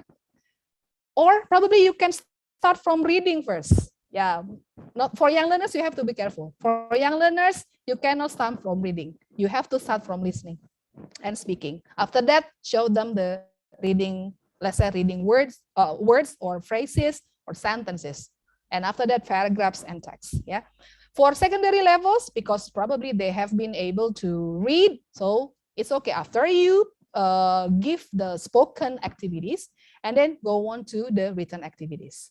Show you, or probably after the previous lesson, for example, they have the spoken activities. The next lesson, you show the reading text or probably reading paragraphs, and then start to ask them to speak or probably to write at the end. So I think it's fine if you would like to separate skills. Yeah, it depends on the level of students' ability. Only that. Pak Arif, hopefully that it answers your question. Thank you, Bu. Because I have experience, yeah, because now I'm teaching PPG students, and then there are some cases that when they make a lesson plan, the objective is about writing skill, for example, but inside the learning process, there are also kinds of speaking assessment, yeah. So meaning that, yeah, so sometimes this is very problematic, yeah. Okay, so Yeah, why? right. Yeah, Pak Arif, yeah, because we cannot force our students to be able to learn all skills, yeah, at a time. Okay, thank you, Bu. Hello, can you still hear me? Yes, of course. Okay, Bu Tina, we Yes, have sorry. questions from Yes. F. Mima. All right. How about Excellent. doing it half and half, spoken cycle and written cycle? How about doing it half and half, spoken cycle and written cycle? Well, back to our core principle, yeah, of teaching skills, yeah, Bapak Ibu. Remember that we start from listening and then going to speaking and then continue to reading, and the last is writing. Yeah, it's okay if you would like to do it half and a half, but you have to also consider the time. Yeah, the time.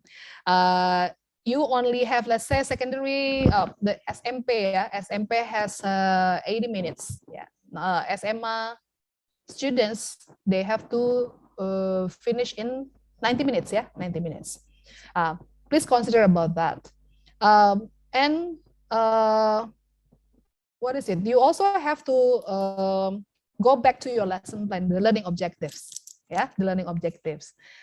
Because we are not talking, if we design a lesson plan, we talk about the topics, yeah, not really the skills. Okay, not like in curriculum KTSP, ya Pak Arif, ya.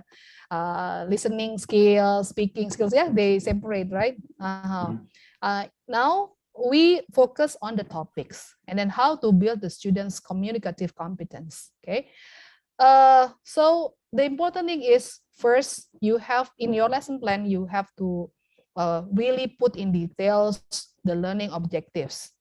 And talking about the skills, again, it depends on the student's condition and the students and the topics, I mean.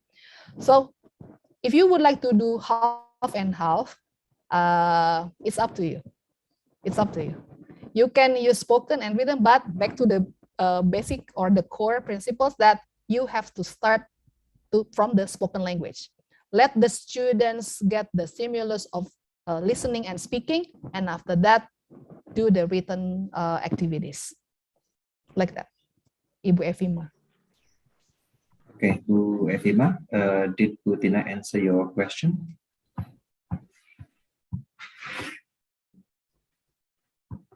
Is Ibu Evima still here?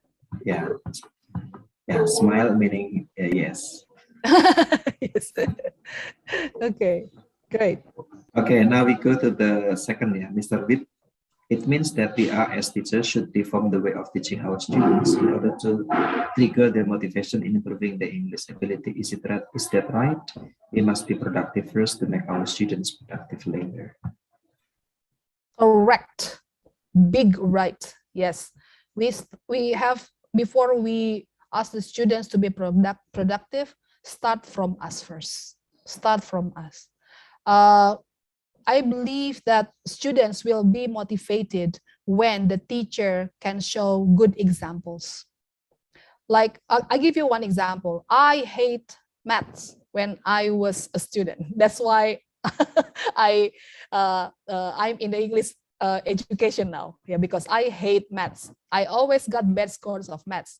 But I remember, me too. Oh, the same, because that's why you're here, right, Farif? We are on the same page. Yeah, but once when I was in senior high school, I think on the first grade of senior high school, I remember the time I had a teacher, a math teacher, and then I don't know why the way she thought at that time, the way she was teaching at that time was quite understandable. She was passionate, and then she tried to give a lot of examples to us. Therefore, so it's not only about, let's say, the patterns or the formula or whatever, yeah, in maths, but more on giving a lot of examples based on our real life, okay, based on the context of our real life. And that's, for me, it's quite understandable. Therefore, Alhamdulillah, finally, I usually got less than 6. Do, re, mi, fa, sol, 1, 2, 3, 4, 5 for maths. But after, okay, I remember the name is Ibu Sri, yeah. Ibu Sri at that time, you know, when I was joining her class, I got finally 8 for my math. Because of the way she was teaching math. Okay, so we the same as English. If we keep giving them theories, the students theories using Bahasa Indonesia, they don't like theories. What they need is how they can explore language, how they can explore English related to their context of life, their real life. It is called meaningful learning. So theories, yes, theories are there, but theories are enough for only for the university students of English education. For the students of secondary levels, well, more practice, more effective, and more meaningful for the students. That's what I can say. Hopefully it answers Mr. Witt's question. Thank you. Okay, thank you, Bettina. And then this is the last question. All right. From Delara Siti Maulida. Ibu Tina, I would like to ask you questions how to teach grammar for beginner students that is not boring. Because students always feel bored because it's really based on the textbook and analyzing structure of sentence, etc. How to teach grammar that is fun and students understand the material. Thank you. Okay, good question and hard. Yeah, grammar. Grammar is the heart of English, but grammar can make us sick. Yeah, especially for students. If we analyze our own grammar, yeah, do you think that our grammar has been excellent or not? Yeah. I still keep making mistakes because grammar in Bahasa Indonesia and grammar in English is different, of course. In Bahasa Indonesia, we don't have past tense, we don't have future tense. When we say sekarang kita makan, besok kita makan, kemarin kita makan, tidak diganti kemarin kita makan with ed, atau sekarang kita sedang makaning with ing. Yeah, in English we have to work hard to change the verbs, yeah, with different situations. For students, oh, they will feel bored. They will feel, what is it? Probably they will feel disappointed of teachers who always teach grammar. Sorry to say that grammar, the trend now, grammar doesn't need to be taught. But grammar is put implicit, it's taught implicitly, but you have to put the grammar, of course, into, again, the real examples, the real context of life.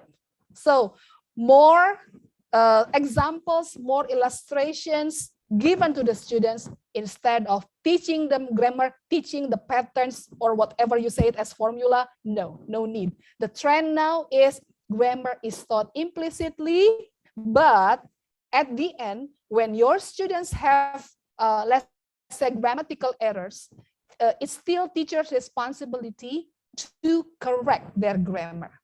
Don't let them have grammatical errors.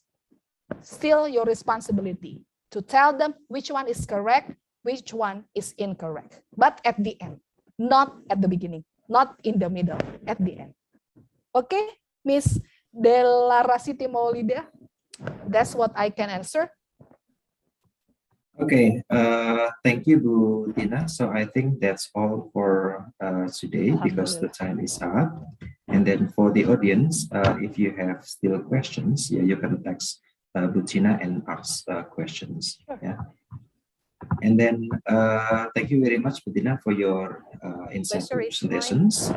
Yeah, and for the audience, thank you very much for being wonderful participant during this lesson. Thank you very much. And then Assalamualaikum warahmatullahi wabarakatuh. See you next time. Thank you, Pak Arif. Thank you, Bapak Ibu. Okay, thank you, Pak Arif, for moderating the second session. And thank you as well to Bu Tina for wonderful, exciting, illuminating, fabulous material presented to all of us here. I can see from here that all the participants of today's workshop are still excited joining the session up to this time.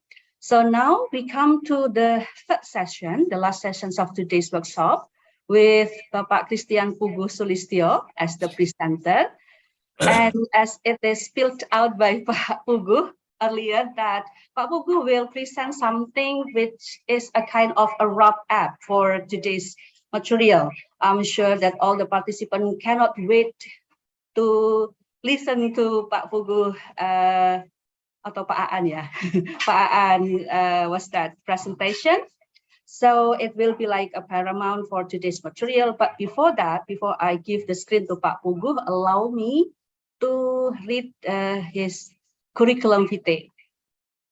Okay, so Bapak Christian Pugu Sulistyo graduated from STBA LIA Jakarta, majoring in English education.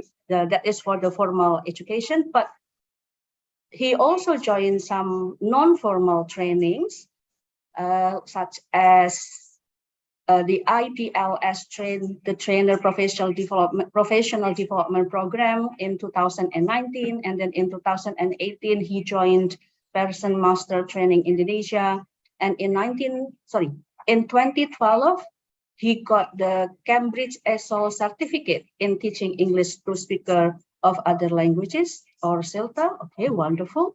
And then in 2005 she started to become the English teacher. He got the English teacher training in Yayasan LIA.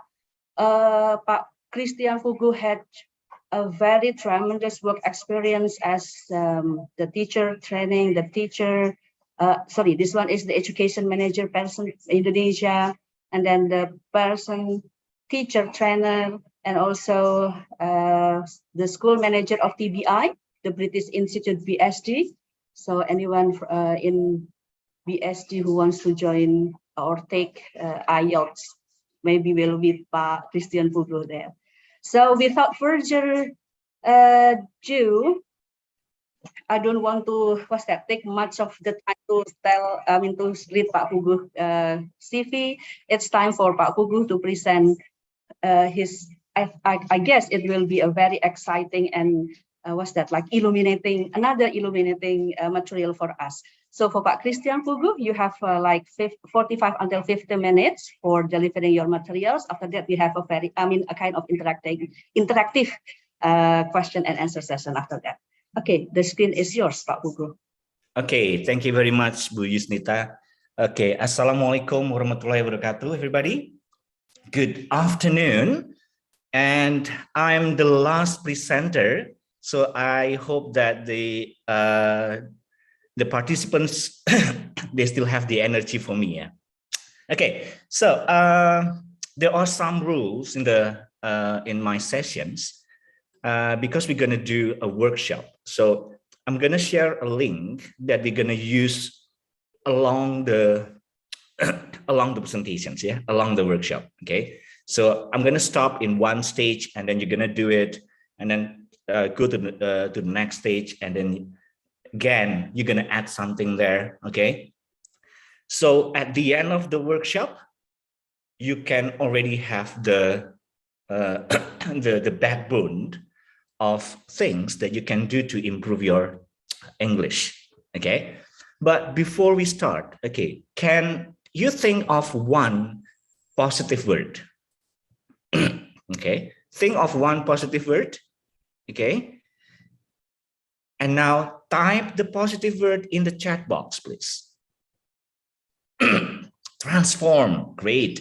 Okay, so are you a bumblebee or Optimus Prime, Pak Harsan Malaka? Change, awesome. Okay, spirit, fabulous, great, kind, study, excellent. A lot of things, yeah. Okay, now if you change if you take a look at the participants, okay, you can choose the participants, and then I want you to choose one of them. Okay, I want you to choose one of them. It could be a random person. It could be a random person, someone that you don't know. Okay. It could be someone that you know already, up to you. Okay. And after that, when I clap my hands, okay, I'm going to count 1, 2, 3, clap your hands, clap my hands. You're going to greet your friend with the list of positive words that we have in the chat box. For example, I'm going to choose be diligent. And then I greet Tina. Tina, make sure that you be diligent, please. You are diligent, not be diligent. Yeah, you are diligent, Tina. Okay, so you share with your friends, Okay, everybody, I'm gonna ask you to unmute yourself. Okay, and then in 1, 2, 3, I clap my hands. Everybody at the same time, you're gonna tell your new friend or your friend the positive word. Okay, so one more time. Okay, we have already a list of positive words in the chat box. Choose one of them. You can choose your own, you can choose somebody else. Okay, and then the second one, look at the screen. Maybe you can see your friend somewhere there, or someone next to your screen. Okay, or from the participant list.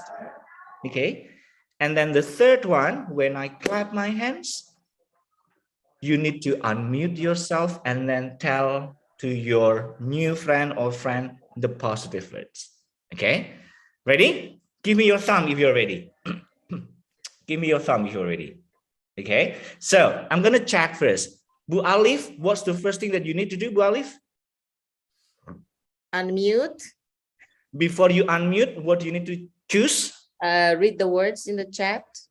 Choose the positive word in the chat. Yep, choose one of them. And then the second one, what do we need to do? Greet your friends. Greet one of the participants. Choose one of your friends. And then the third one? Use the word to create sentence. Greet your friends with the positive word. Okay. Bu Alif, You are awesome, because I saw awesome there. Okay. Or Bu Yusnita, I love you. Okay, for example. Okay. So again, I'm gonna just count 1, 2, 3. Everybody unmute yourself, and at the same time tell your friends the positive word. Okay. Now, can everybody unmute the mic? Yes. Okay. Ready? 1, 2, 3. Go. Iron, Ali, hi. you deserve to be loved. Religion, Amin Wibowo, Super awesome. Get ready. Religion. Make some changes. It's only him, Let's you're study learning. together. Thank you. Let's learn together. Yes, yeah. Okay, thank you. Now, unmute. Sorry, mute everybody. Mute. Okay, mute first. Okay. Now, how do you feel after doing it?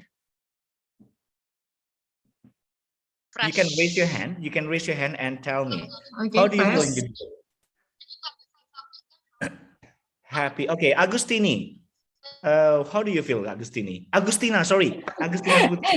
Yes, sir. I feel happy because I can give positive word and positive vibes to my friends. Okay. Yeah. Okay. So you feel happy, even though you cannot hear what your friends say. It's like, okay. But the emotion is contagious. Yeah. Okay. Because all the positive word, and then you tell the positive word, and then the emotion is also positive. Okay. And that's the spirit of the last session. Okay. So we're going to do a lot of things. But the atmosphere of the activity is a positive thing. Yeah. Now, I'm going to share screen. I'm going to show you what we need to do first. Okay, along the way, and then I'm going to go step by step to the slides. Yeah. Wait, let me share screen.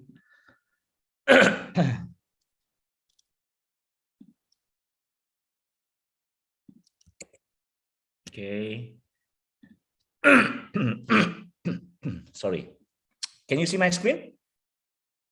Yes, sir. Yeah. So what's the title?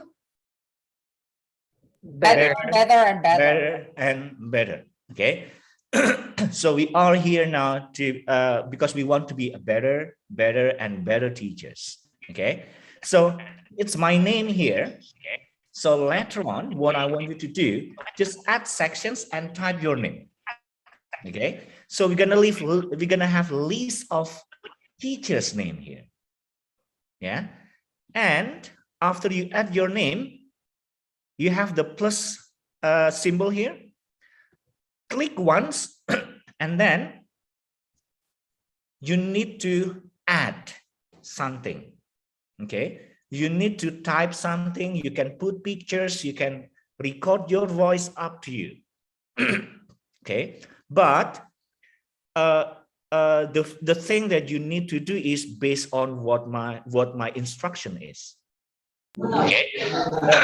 So we are here now to because we want to be a better and better teachers. Okay. Okay. So it's my name here. Okay. Yeah. So again, after you type, you put your ideas there, you put your feeling there, and then just go publish. Okay. You go publish, and for the next step, I'm going to ask you to add another one. Okay. And then you type again. Okay. That's what we need to do. Now, I'm going to share the link in the chat box. So your first task, can you add your names in the Padlet? Take a look at the link in the chat box, click that one, and then add your name in the Padlet. Okay. I'm gonna see. We have Upik. Okay. Oh, Upik, you need to add sections. Hidayatul, you need to add sections, not in the +1. We cannot find that. Oh, you cannot find that one. Okay, no problem. Yeah, you can do that one. You can just put plus then. Okay, Isti. Okay, Dewi, Lestari. Okay, thank you. So good. So you have a lot. Good. Okay. So we're gonna work on that one later on. Yeah, we're gonna work on that one later on. Okay. Now let's have a game. Okay, let's have a game. I'm gonna show you a picture, and then can you guess what the picture is? Okay. Again, you can type in the chat box. What do you think the picture is? Okay. Let me open it first.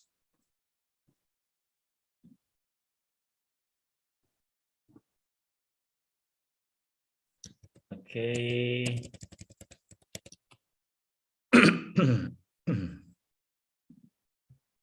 Can you see it? Not yet, sir. Can you see my screen? Yes, sir. Okay, can you guess what picture do you think it is? Cell phone, lion. Okay, how come it's called lion? Okay, tablet. Okay, laptop. It's a frame, mirror, door, a part Mirror. of. Okay, mirror. Okay, I'm gonna just make it smaller. Okay, notebook. Okay, so what's that? Mirror. Drawing Okay. book. Mirror. Okay. Yeah. Huh. Yeah, mirror. Yes, people in front of the mirror. Okay. Okay. Yes, people in front of the mirror, because my presentation's title is, wait.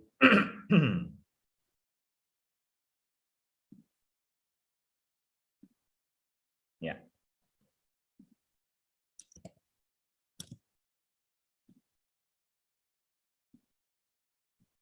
Yeah, that's the picture. And my presentation title is The Teacher in the Mirror. So you can raise your hand. What do you think we are going to discuss based on the title? Agustina. Oh, okay. Again, Agustina, please. Yes, sir. I think we are going to reflect what we have today, because the teacher in the mirror, it means that we do reflection. We reflect ourselves like that. Okay. Okay. Maybe let's keep that one. Okay. Amin, please do. You can. Yes, sir. Thank you very much for the chance. I think the teacher like in the pond. The teacher likes in the pond, so the student can see all the teachers. Thank you, sir. Oh, so you can see all the teachers. Okay. Upik, please do. Okay, I just want to see what is my asset that can produce to the student to be productive. What your assets so you can make your students more productive. Okay. Yeah. Interesting. Okay. Yeah. I'm going to keep that one first, and then let's see whether what your guess are correct or not. Okay. So yeah. My name is Christian Pugusulistio. You can call me Aan, and at the moment I'm a solution consultant for Pearson Indonesia and Malaysia. Okay. Now you've been with Bu Yvonne and Butina, right? Let's try to recall. Okay, you can put in the chat box, or you can raise your hand and share. What have you learned so far with from those sharing sessions or the workshop sessions? Okay, you can put in the chat box. You can role model Nur Khalifa. Okay, reflex, yes. Okay, or you can raise your hand. What have you learned so far? What kind of interesting things you can get from the previous sharing or workshop?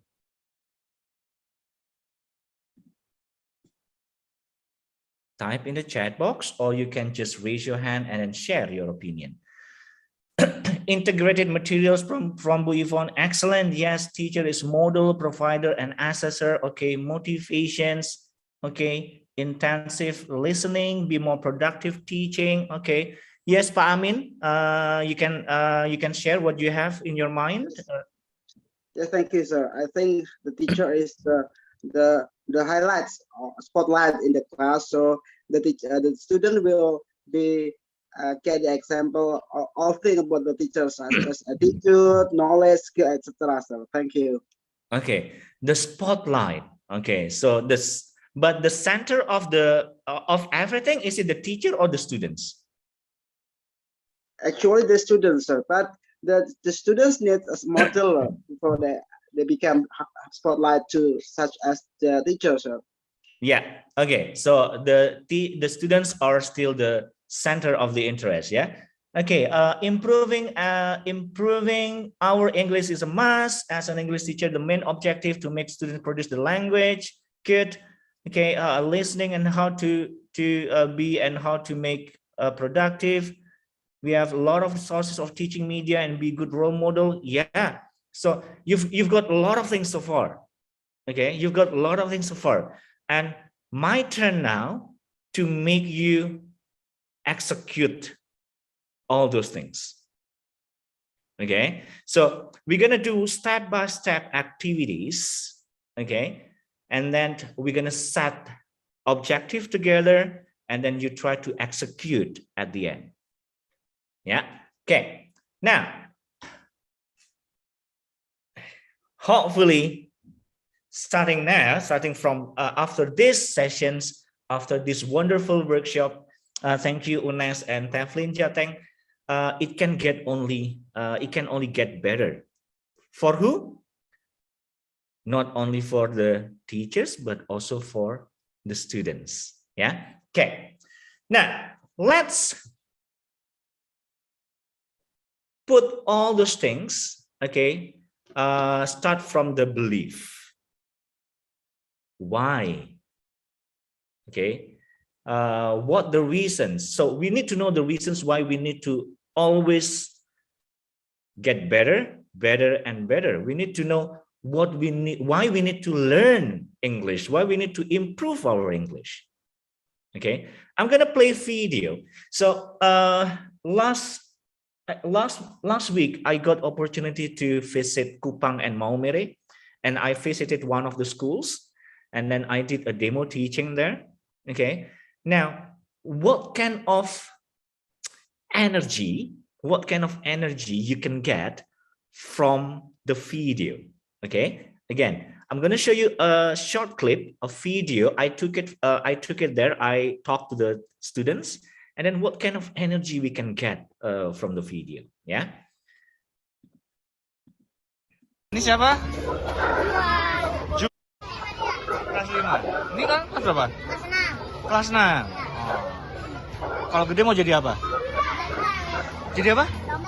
Dokter. Oh, dokter. Mau jadi apa?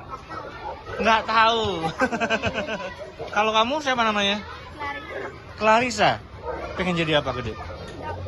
Dokter semua nih. Mau jadi apa? Polisi. Oke. Ini mau jadi apa? Hah? Badut? Guru. Oh, guru. Oke. Kalau ini siapa namanya? Hah? Andini. Andini mau jadi apa? Guru juga. Guru apa? Guru apa aja? Kalau ini guru apa? Guru olahraga. Kenapa? Okay. So what kind of energy you can get from the video? You can raise your hand. You can type in the chat box. What kind of energy you get from the video? Belief. What kind of belief, Opik? What do you mean with belief here? Okay, as a student, they believe that they have goals and that they try to achieve that goals. Goals. Puspa mentioned about dream, right? Yes, our students, they have their own dream, and then it's our job, okay, to make those dreams come true. It's our job to help them to reach the dream. Okay. And then one of the way is by giving them skills in using English, not knowledge, but skills. Okay. Why knowledge? Why skills? Why not knowledge? Because the Google is provided the knowledge. Exactly, Pak Budi. Yes, they don't need you. Okay, they can Google it, simple present tense, and everything is there. Okay, they don't need you for those kind of things. What you need to equip them is the skills. Okay, what are the skills? Bu Yvonne mentioned about the listening, okay, receptive. Bu Tina mentioned about the writing, the production one, the speaking. Those are the skills that they need to have, not the knowledge. Okay, so that's the belief that we need to set first. We believe our job. Okay, we believe that our job as educators, as teachers, to help our future generations to reach the dream. Okay, the teachers are the source of other professions. Agree? Okay, so they want to be doctor, they want to be a lecturer, they want to be teachers, soldier, police. We create those kind of things. So we have a very big responsibilities, and that's the reasons why, again, we need to start from the belief what we need to prepare after that. Why do we need to improve ourselves? Okay, set that one as the foundations. Our kids, our future generations need us to improve the skills. Okay, now the second one. Ini siapa? Oops, okay. What's that? Yesterday I met some teachers, I had talked about it. So what is that? Anyone notice? Yes, sir. What is that? This is capaian pembelajaran, sir. Yep. Capaian pembelajaran from Kurikulum Merdeka, right? Right. Okay, and then what's the target of our Kurikulum Merdeka for our students? 6 skills. B1. B1. Yes. Seriously, B1 for high school? Yes, for high school. 6 skills, B1. Okay, and that also become questions. How about us? Our proficiency already B1 or not? If we are still lower than B1, how can we bring our students go to B1? And that's another reasons why we need to get better, better, and better. Okay, because it's not only it is mandated by the government. We need to bring our students to B1 level minimum when they graduate from senior high school. But before we bring them there, ask yourself where we are. My questions, okay? Do you think you already B1 or not?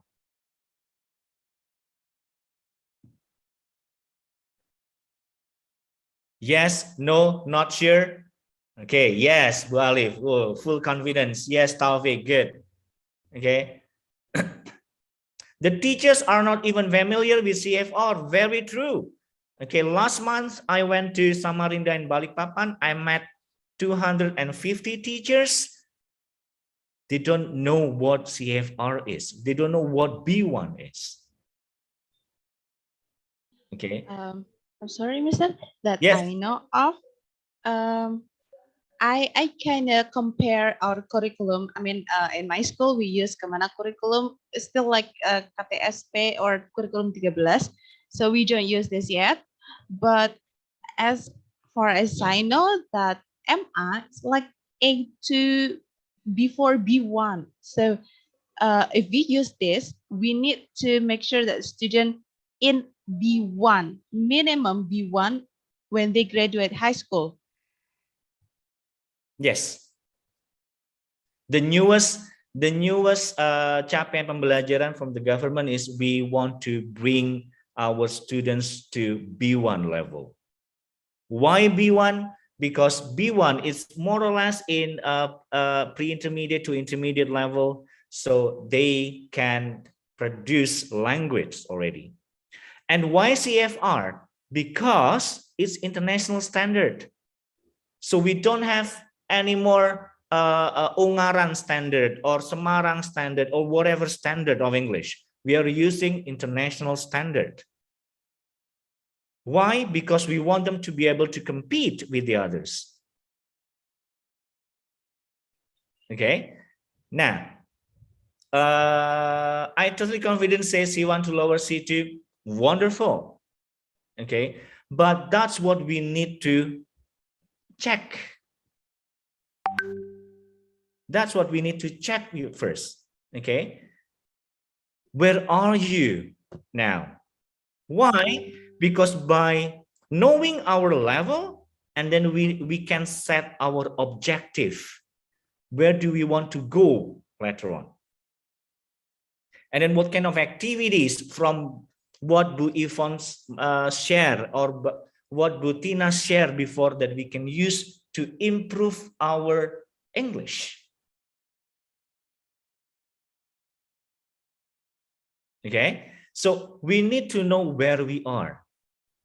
The question is, I don't know. Okay, I'm not sure. Okay, and then start, check yourself. There are some online tests.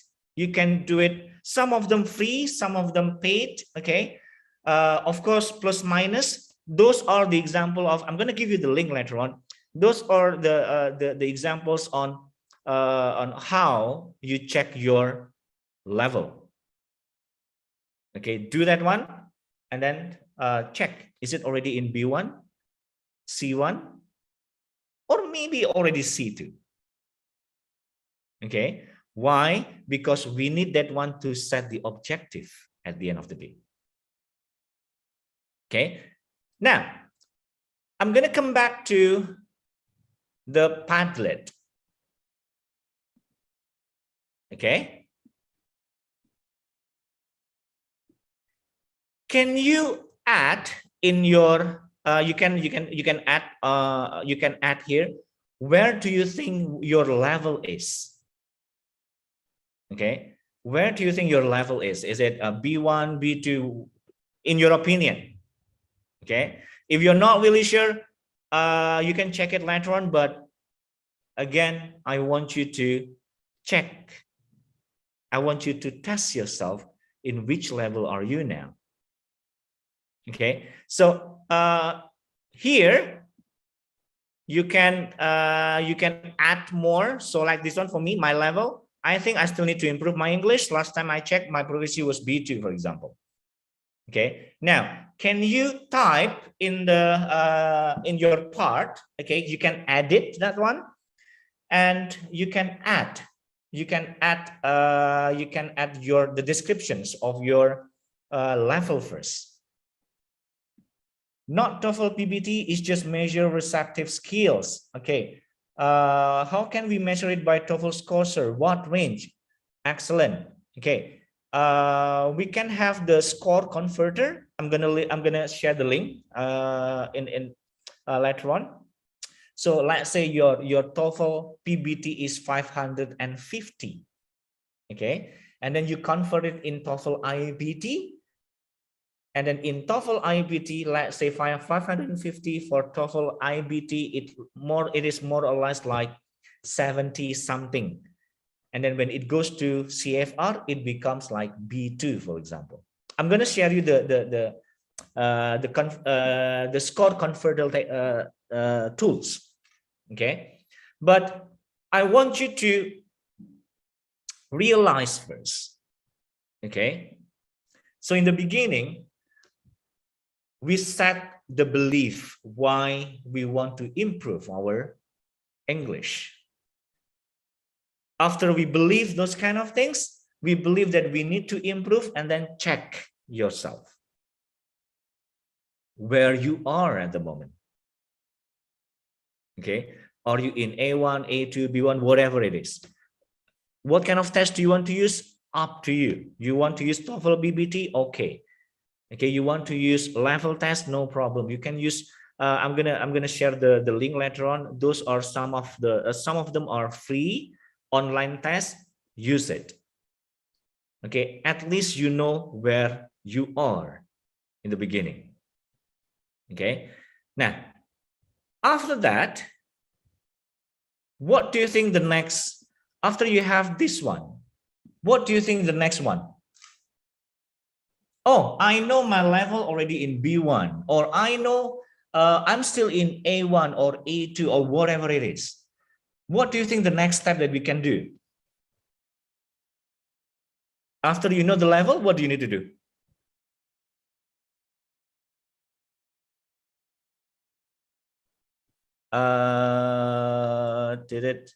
Improve it. Okay. How can we improve it? Okay, how can we improve it? So look at the wealth of resources that you have. Okay, you know that I need to improve, and then look at the options that we can explore. Bu Yvonne and Bu Tina already mentioned some of them. Okay, even do you remember the video Bu Yvonne showed in the morning? What was the resources of the learning process of the BTS member? Do you still remember? Yes. Movies, right? Friends. Okay. Watch in a subtitle and in Korea, and then watch the subtitle. You watch and read the subtitle in English, and then the last one, no subtitle. Can we do that one? List of the thing. Oh, I have Netflix, I have video, I have a lot of things. Okay, and then you can list those kind of things first. Beside video, what else that we can have for the resources? Can you put in the chat box? In your opinion, podcasts. Okay, very good. Books, excellent. Yes, radio. Okay. Anything else? Only 3? Songs. Okay. Oh, yes. Afinma, thank you. Resources, website resources, TV show. Excellent. Instagram, Facebook. Yeah. Social media. Article. Native speakers, if you are lucky. Okay. If you're not lucky, you can talk to a native Javanese speaker like me. Okay. Okay, but nobody mentioned one important thing. Okay, I've got all of them.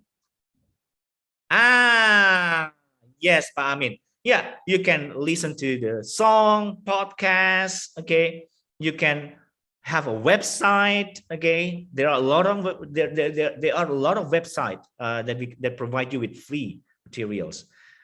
You can have apps. Elsa, Duolingo, Mondly, okay? Books, right? There are some free book resources.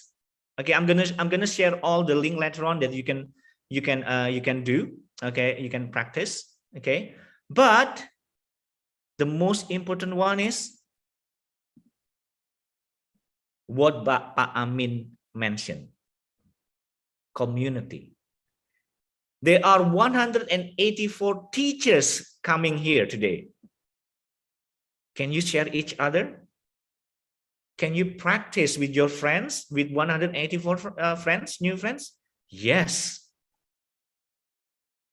Okay, and then let's start using that one as your asset. Okay, so because from your friends, you know, oh, like what Efima mentioned, oh, islcollective.com, liveworksheet.com, you know it from your friends, and you can try it. Okay, so teachers, when you want to improve yourself, you are not alone. You have friends now. Okay.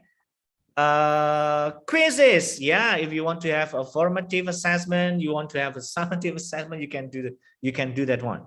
Okay, but again, the context of 2 days is basically what can we do to improve ourselves as teachers. Exactly, Efima. Taflin Jateng group, yay. Okay. Of course, why not? Okay, now in the Padlet, can you list the resources that you can access? Can you access the podcast? Excellent. Can you access the community? Wonderful. Do you have the access to the video? Of course. Okay. Do you have the access to the song?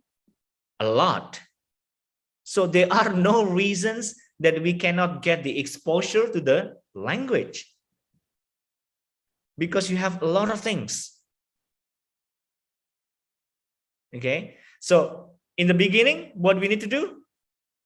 Set the belief why we need to improve ourselves.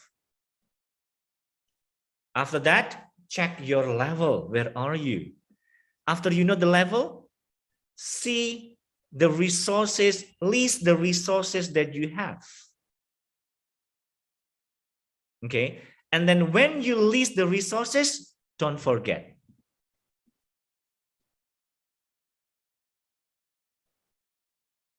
Start from the asset you have. Don't complain. Pak Aan, we don't have the podcast. Pak Aan, we don't have the video. Pak Aan, we don't have. Start with your asset.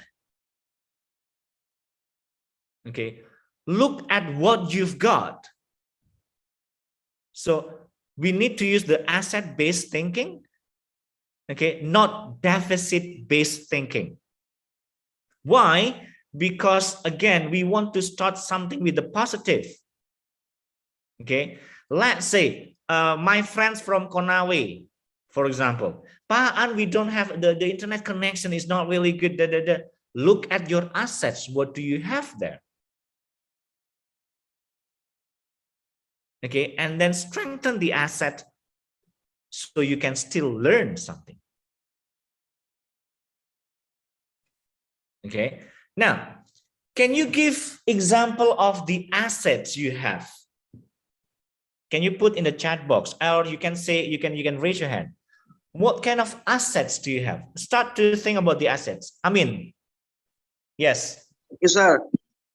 I had joined as a Google Master Trainer. For example, we study or learn. We get the training of many kinds of Google product, Google Site, Google Slide, Google Form, and other products, sir. Thank you. Okay. So your asset is the access to get the training. That's your asset part, right? And then you try to maximize it when you teach. Okay. What else? What kind of assets do you have?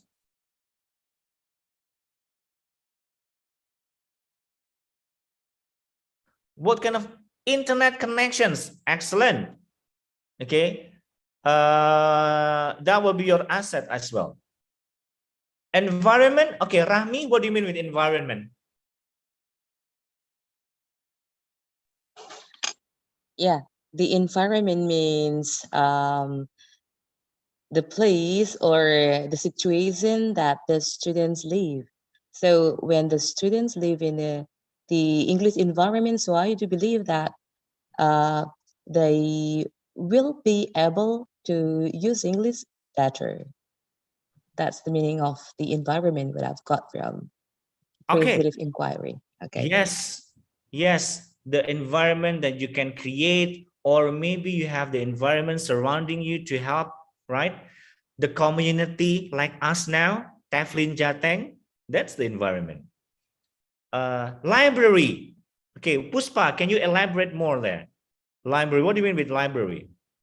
I mean, we have school library. We have books. We connect with internet, so the student can access the internet. Yeah. And others sources of book. Yep. Okay. Library. But again, start from yourself first. Yeah. Okay. Not not the students. Okay. If you ask the students go to the library and read, do you do that one or not? Okay. Come on, class, go to the library and read, and you never go there, and then you don't model it. Okay, so the asset is something that that you have around you, and you maximize that one to help you improving your English. Indriana, time and love. Whoa. Okay, what do you mean, Indriana? Time and love. Thank you, sir. I mean that I have enough time to access to everything to upgrade my knowledge, and I have love to teach. Okay, you're patient to teach. That's asset. Very good. And then the time to access and learn. That's also asset. Okay. Nah, Israwati, river. What do you mean with river, Israwati?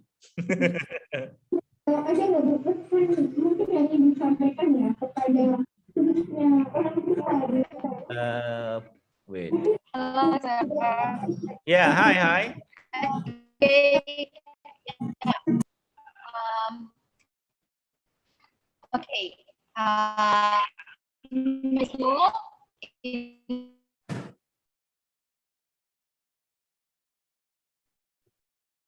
Maybe your internet connection is not really. Okay, no problem. Upi. What do you mean, Upi? Network professional community? Yeah, okay. Well, memiliki network professional community itu sangat sebagai aset bagi saya untuk belajar ya. I really need that one to learn, and then because I can learn a lot from others, and then upgrade about teaching, about pedagogic, social, and professional. Thank you. Yeah, and Dewi, interesting. Students, what do you mean with students here? Okay, I have some students who are good in English, and we are collaborating in one group. And sometimes in 2 weeks, or once in 2 weeks, we watch movie, and then we try to discuss what movie, what is the content of the movie, and then even sometimes we are going to somewhere, sometimes in our favorite place, in a cafe, and then we talk about a random topic that is happening in our school. So I love sharing with them because in my school I don't have community with my English teacher. So even in my school we speak Indonesian most. So I prefer having chat with my students. Okay. Yeah, great. So again, it's good because you don't see from the deficit. Oh, I don't have the teachers community at school, but you start with the asset. You have student as your asset, and then you practice English with them together. That's what we call asset-based thinking. So don't start with something that you don't have. Oh, I don't have that one. I don't have this one, and so on. Because when you start with those kind of things, and then you stop learning because you feel that, oh, it's difficult to improve ourselves. No. Okay. Even the patience that you have, like Rizal mentioned, the spirit that you have, that like Redna mentioned in the chat box, those are the assets that we need to, again, to nurture and to make it even bigger. Okay, while doing, because again, when you have the patience, when you have the spirit, you will do anything to make your students better. Okay, so again, never start from the deficit-based thinking. Okay, you have a lot of things around you that you almost never, maybe you don't really consider it. You take it for granted. But that's actually the asset that you can nurture and build. Imagine if you have the students, let's say only 3 students starting active using the language and getting bigger and bigger and bigger. And that's asset. Okay, so what I want to put here is, there is no reasons not to develop ourselves, because you have all the assets you have.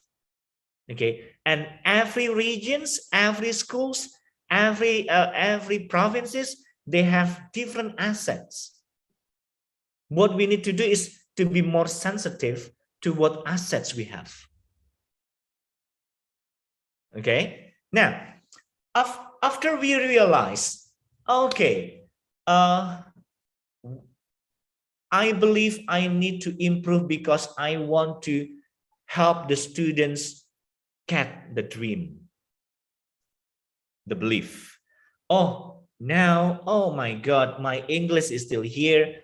I don't think that I'm comfortable when I talk in English all the time, whatever it is. Okay, and then you try to brainstorm, list down all the possibilities, the resources that you can have.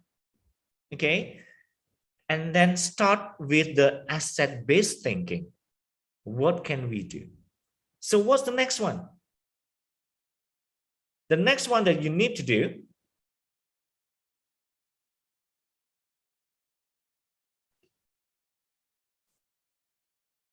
what's that? Set the goals, execute it. Right? You need to execute it. SMART, S from? What's the meaning of S? What it stands for? Story. Story or story? Sorry. Story, sir. Oh, story. No. What else? When we want to achieve something. Specific. Sorry? Specific. Yeah. Okay. Yes. Specific. So when we want to achieve something, okay, we want to be better English teacher. We want to, I want to improve my speaking. I want to improve my listening skills. And then we need to set objective. Otherwise, we won't be able to measure it. Okay, so we need to set the objective.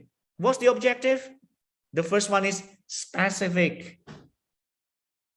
What's your goal? Okay, how about M? Measurable. Measures. You can measure it. How can you consider your objective reach?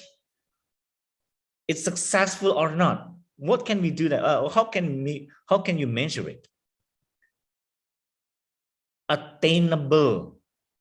It is achievable, not something beyond your knowledge, beyond your power. No, but something that you can achieve.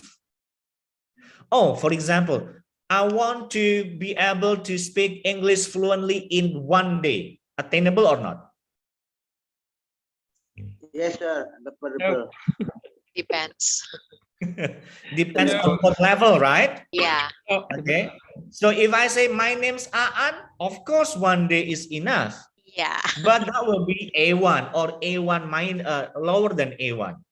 Remember, our target is higher than B1. Okay. What is R? Relevant. Is it relevant to your career, to your professions? Okay. Oh, I want to lose my weight in 10 days. Relevant to your career?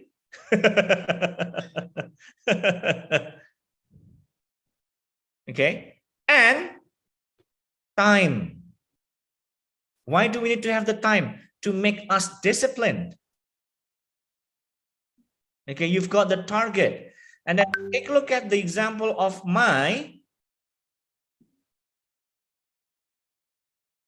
take a look at the example of the goals that I created. Is it already SMART?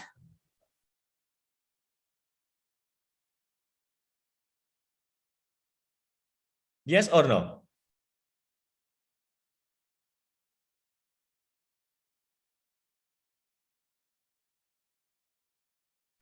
During the next few weeks, I will spend at most 10 minutes every morning to read level 1 stories from literacycloud.org. It's a free website to read stories, okay? And they have level 1 until level 6, okay? Because I think my English is not good, I go with level 1 first to get more exposure to English. And after that, I summarize the stories I have read.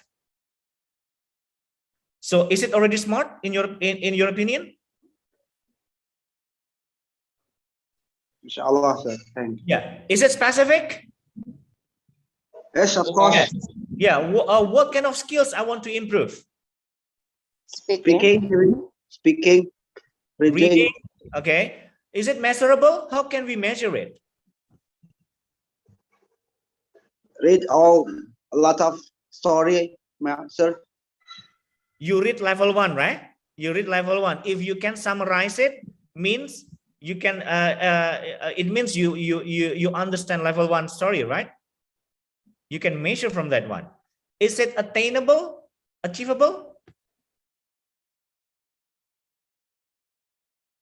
Only 10 minutes. Yes.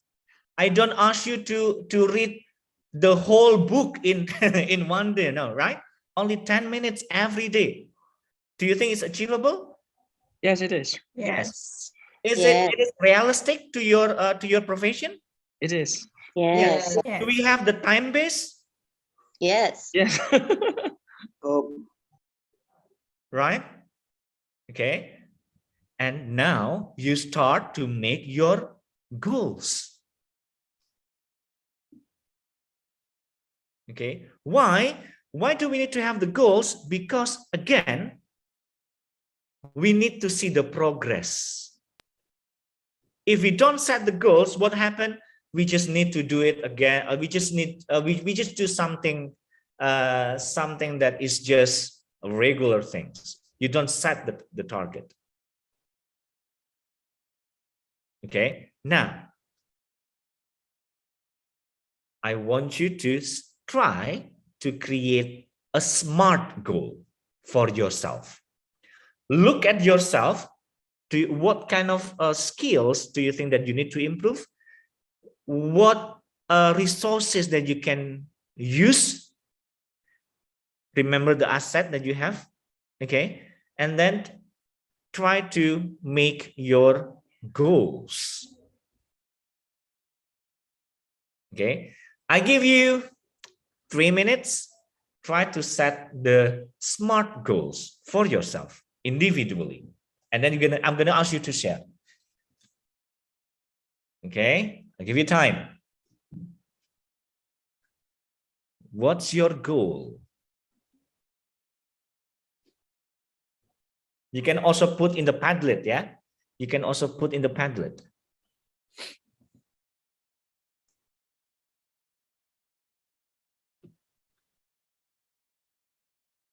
Reading, yeah. My goal is reading. How about your goal?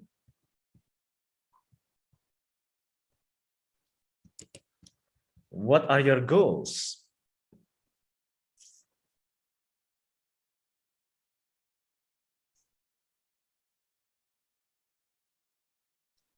Okay, let's say Harsan, better pronunciation. Let's use Harsan's goal as a case study, Harsan. Okay, so again, remember we need to have a smart, specific, measurable, right? Okay, and then attainable or achievable, realistic, and time bound. Okay, so when Hassan say better pronunciation, SMART, which one is that?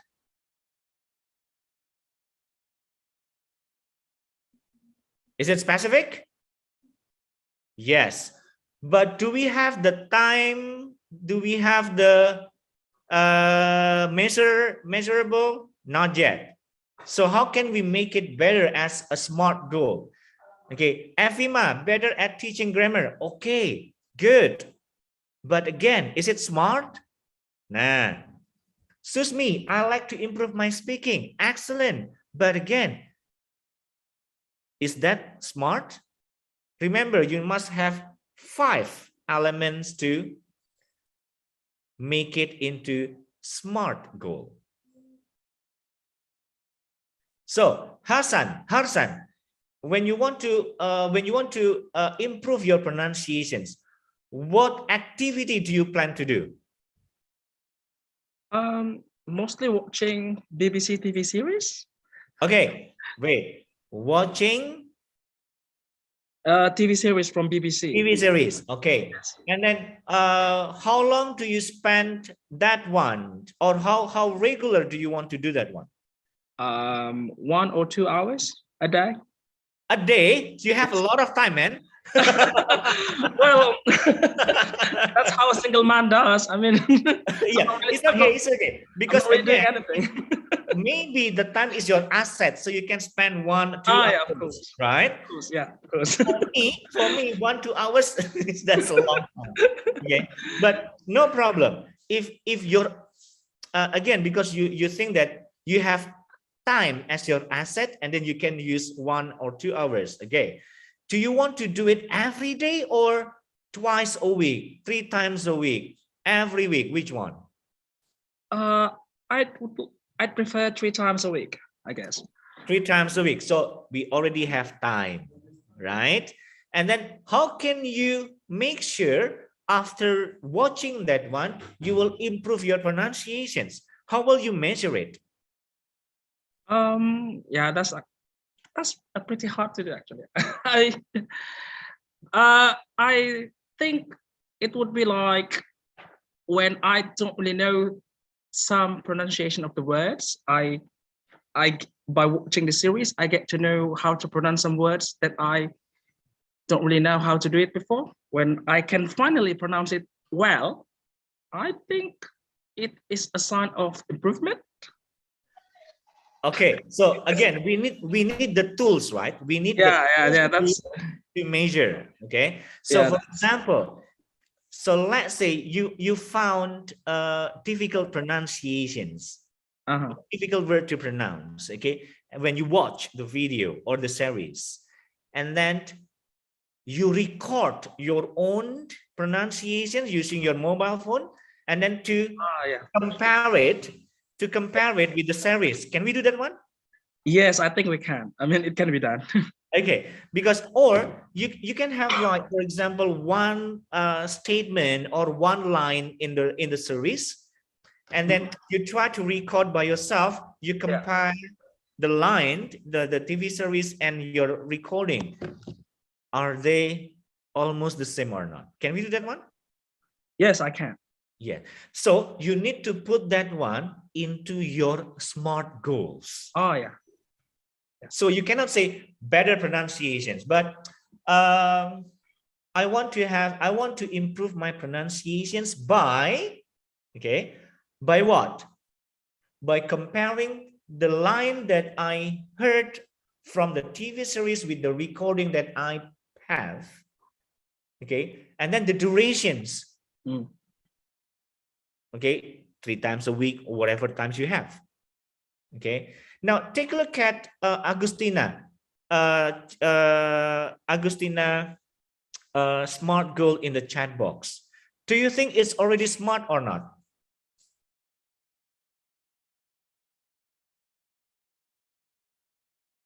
I'm going to improve my listening skills. 5 minutes for listening to the news from English radio or other resources like songs. Already smart?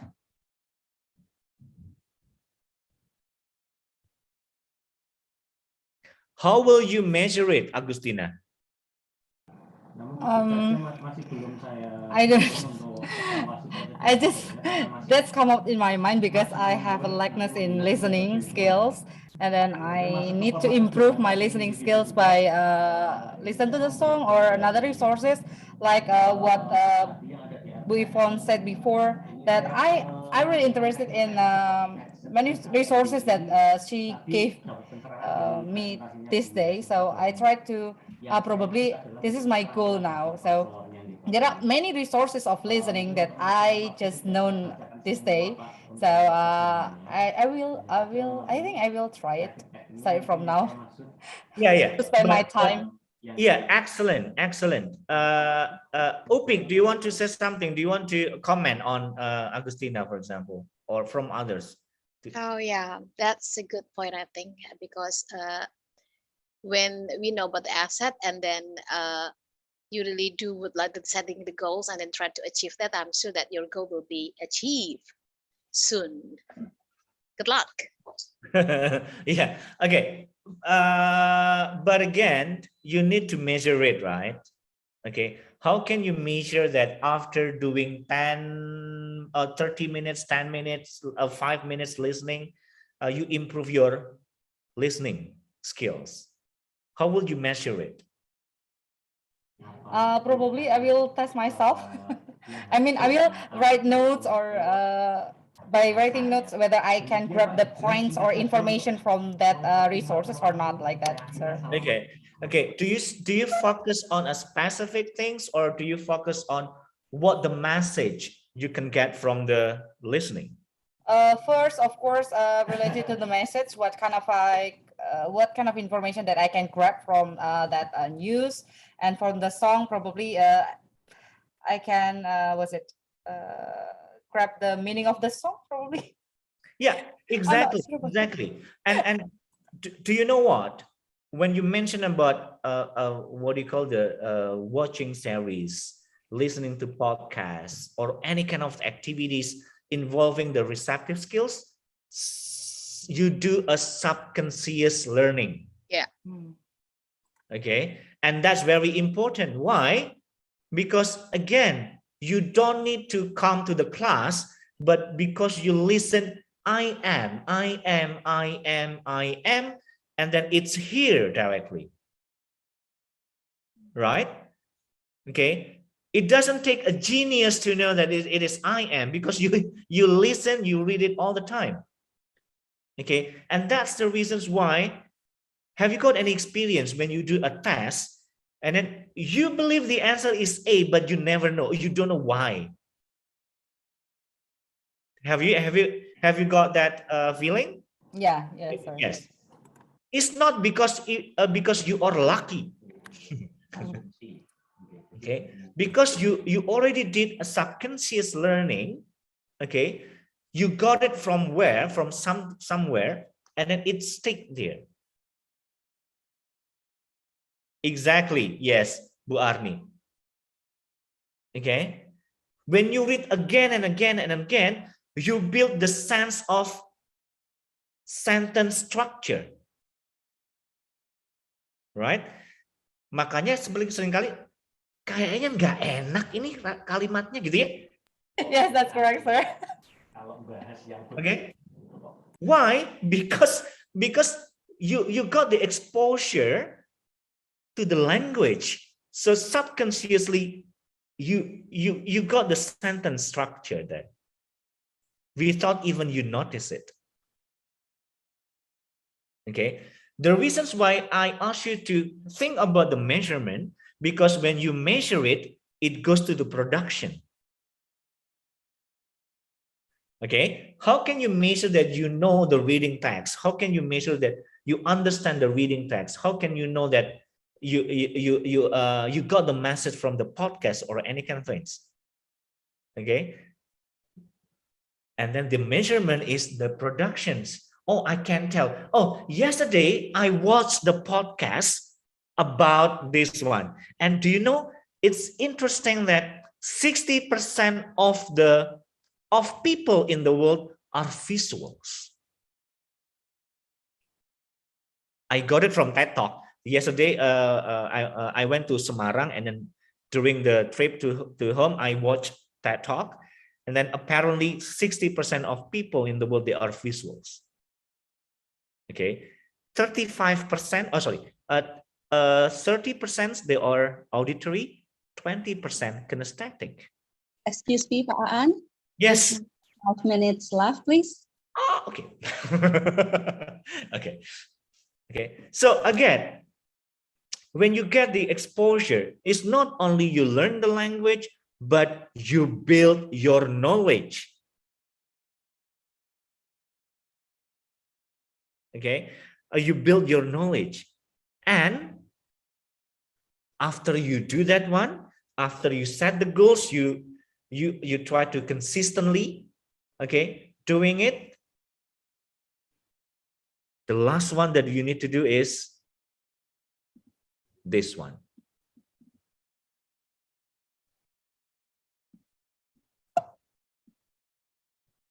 Nah. What is that?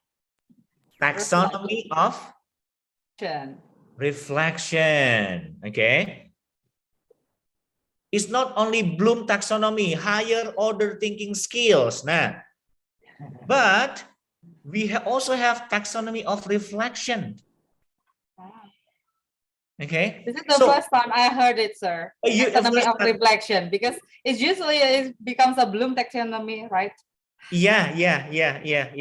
Okay. And then the same, right? You have lower order thinking skills, remembering, understanding, applying, and higher order thinking skills. And then the same things, when you do the reflections, what did I do? Again, you try to remember what you did from the goals that you already created. Okay. What was important when I did that one?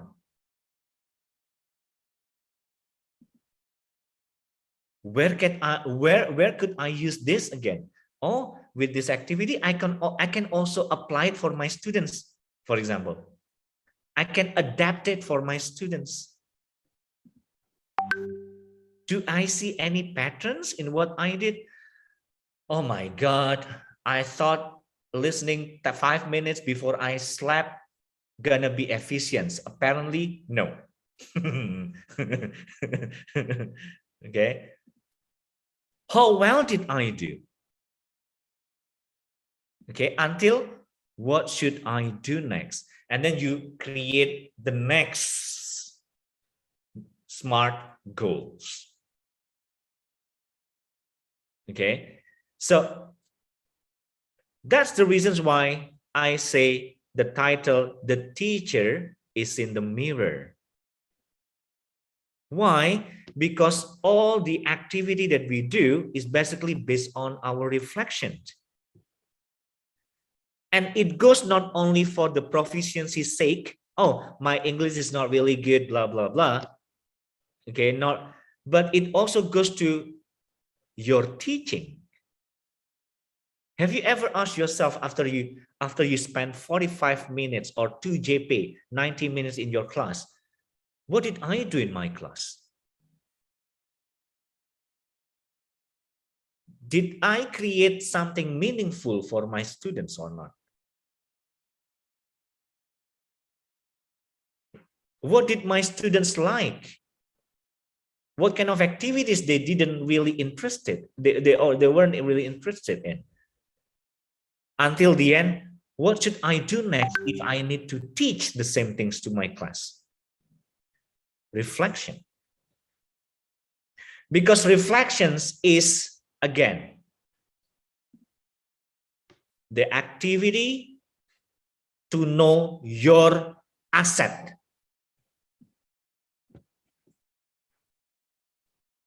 Okay, remember, previously I talked about asset-based thinking. You yourself as teachers, you already have asset, but you will never know until you do the reflection. Okay, because the asset that you have, you can always use that one for your students. Look at me. What's my asset? What do you think my asset is? It's not only my English. My hair, also my asset. Seriously, I'm teaching kindergarten and primary schools, primary students, and then when I tell stories, I can be different character because of my hair. It's my asset. Yes, the giant, sir.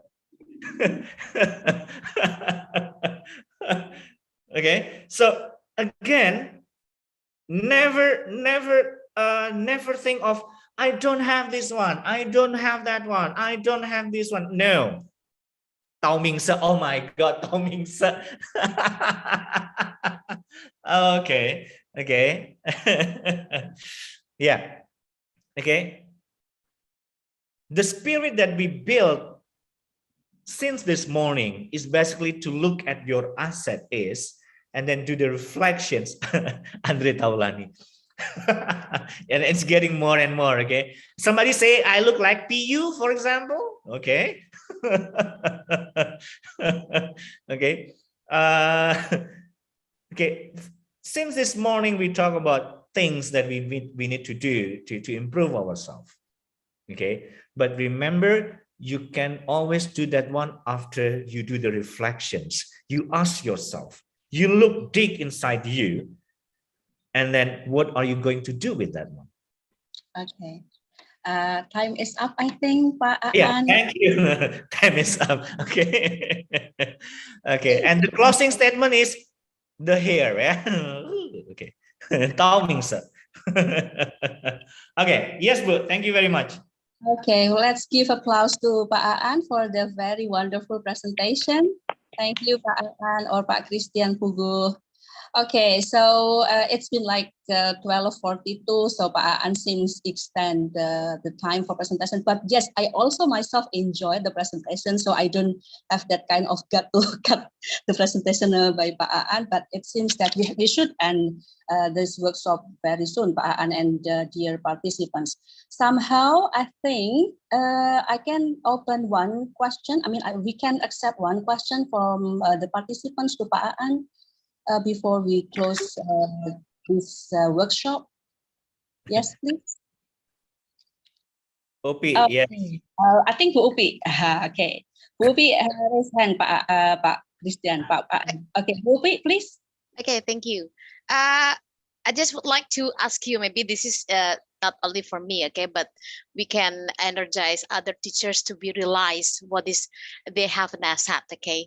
My question is how to dig up the awareness to knowing the asset. Thank you. How to dig awareness to know the asset. Okay. The answer is reflection. And that's the reasons why in my class, even for example, when you teach any levels in your class, okay, senior high school, junior high school, primary students, or even kindergarten students, you can always start to ask questions to them to reflect. Why?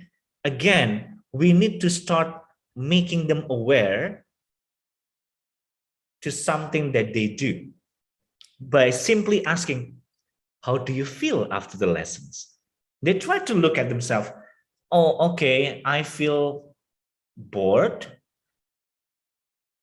If you ask your primary students, they will come up with that kind of statements. Believe me. Okay, but that will be your very honest feedback. Okay, and that's what we need, honest feedback. So, okay, so how can, and then after we, how do you feel? Oh, I feel bored. It's not fun. Okay, and then we can have a dialogue. How can we make it better? Do you have any ideas? And then they come up with, oh, can we do that one? Can we do this one? Deal. Next meeting, let's try to choose one of them. Why? We want them to have the ownership of the learning.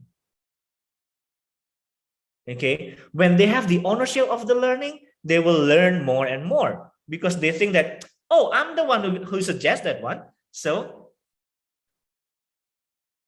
okay, the challenge is we don't get used to the reflections. Okay, with any kind of reasons, and then we stop doing it somehow, and then we forgot that the reflection is the starting point. Okay, the reflection is is your me time as teachers. Okay, everybody always say, I want to have me time. Reflection is your me time. Okay, start with only one question, 1 minute. How did I feel after teaching? Did you feel satisfied with your teaching? Did you feel so-so? Did you feel numb after teaching? And that's going to be the trigger point to move forward. Okay, so Upi, how to do that one? When I visit schools, do the consultations, I always ask them to do the reflections. Okay, yeah. Stop doing your things. Okay, now take a deep breath. Okay, focus. What do you think about your teaching? And then bang, it's like, oh, okay. All right, Upi, thank you. Yeah, okay, thank you. Okay, thank you for a very, interesting explanation to answer Bu Upi's question. Bu Upi, I think it answered your question, right, Pak Pugu? Definitely, yeah, thank you. Okay, thank you so much, Pak Pugu and Bu Upi, for the question. And I'm so sorry, dear participants and the presenters, Pak Pugu especially, that we should end our session. The last session, the third session for today's workshop. I'm very glad to join this and to host this workshop for English teachers, because I gained so many things, wonderful informations that are needed by me especially, and of course all the teachers who are joining our workshop today. So allow me to conclude, Pak Pugu, material today in relation to the other two presenters, the other two wonderful presenters today, that as a teacher, we should have the belief, we have to set the belief that we need to always improve our English. And then after we set the goal, we have to make sure or use all the asset that we have. We use all the wealth around us to improve our English. And then after that, it's not stop until it stop. It doesn't stop right there. But then we have to set a SMART goal. I highlight this one on my notes, the SMART goals, because the goals should be like specific, measurable, attainable, and dealing by the time.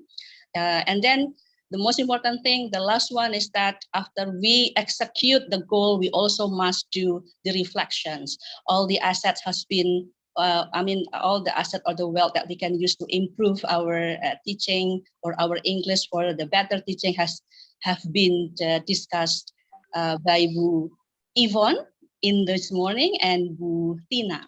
So we are very grateful to have the three wonderful illuminating presenters today. So once again, let's give our big applause to the three presenters. Thank you so much, Bu Yvonne, Bu Tina, and Pak Christian.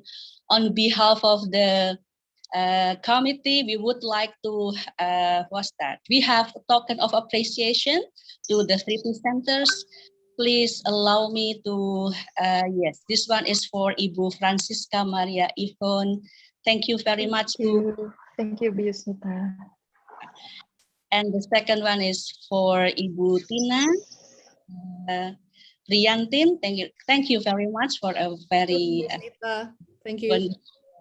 Presentation material. And then the last one, last but not least, is for Bapak Christian Puguh. I think all the presenters now have a new nickname for Pak Christian Puguh.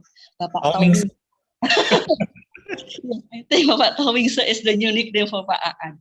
Thank you very much for all the presenters. We hope the English department hope that this workshop can have can provide more horizon for us to be better English teacher by doing what have been shared by our 3 wonderful presenters starting from this morning. Once again, on behalf of the committee, I would like to ask for, I would like to give high appreciation first. I'm so sorry, high appreciation to the presenters, high appreciation as well to the participants who are very lovely to join this workshop until this time. You are still, I can see that some of you, almost all of you are still excited in joining the workshop until the end. Once again, we also would like to ask for apology for all the inconveniences that are happening in this workshop. Thank you once again, and see you in the other event held by the English Department of Universitas Negeri Semarang. Oh yeah, one last announcement, sorry. The link for the attendance and the presenters material are provided in the chat box. So please click the link to get, okay, now it is displayed on the screen. Please click the link to get the certificate and the materials. Thank you once again. And I think that's all for today. Let's set the goals, set the belief and do anything that we can do using the wealth around us to make ourselves better English teacher. Thank you very much and see you next event. Assalamualaikum warahmatullahi wabarakatuh. Waalaikumsalam. Thank you, Bu Yvonne. Thank you so much. Bu Tina, thank Thank you. you, Bu Yvonne. Bu Tina. Kapan ketemu lagi ya. Thank you Bu Great Yvonne, Bu Tina, Thank you. Bang Aan. Thank you, Bobi. Iya, thank you.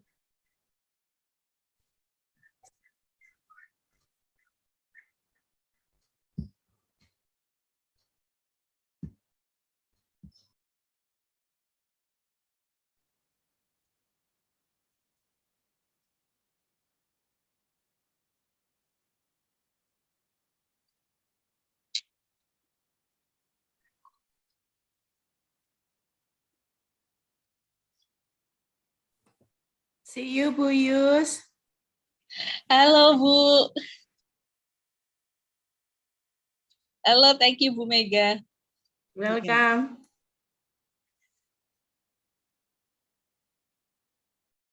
Udah izin live ya Bu. Yes, the participants may leave this Zoom meeting. I think the committee will also end this Zoom session. Thank you so much once again for joining our workshop and meet you in other events held by the English Department of UNES. Thank you.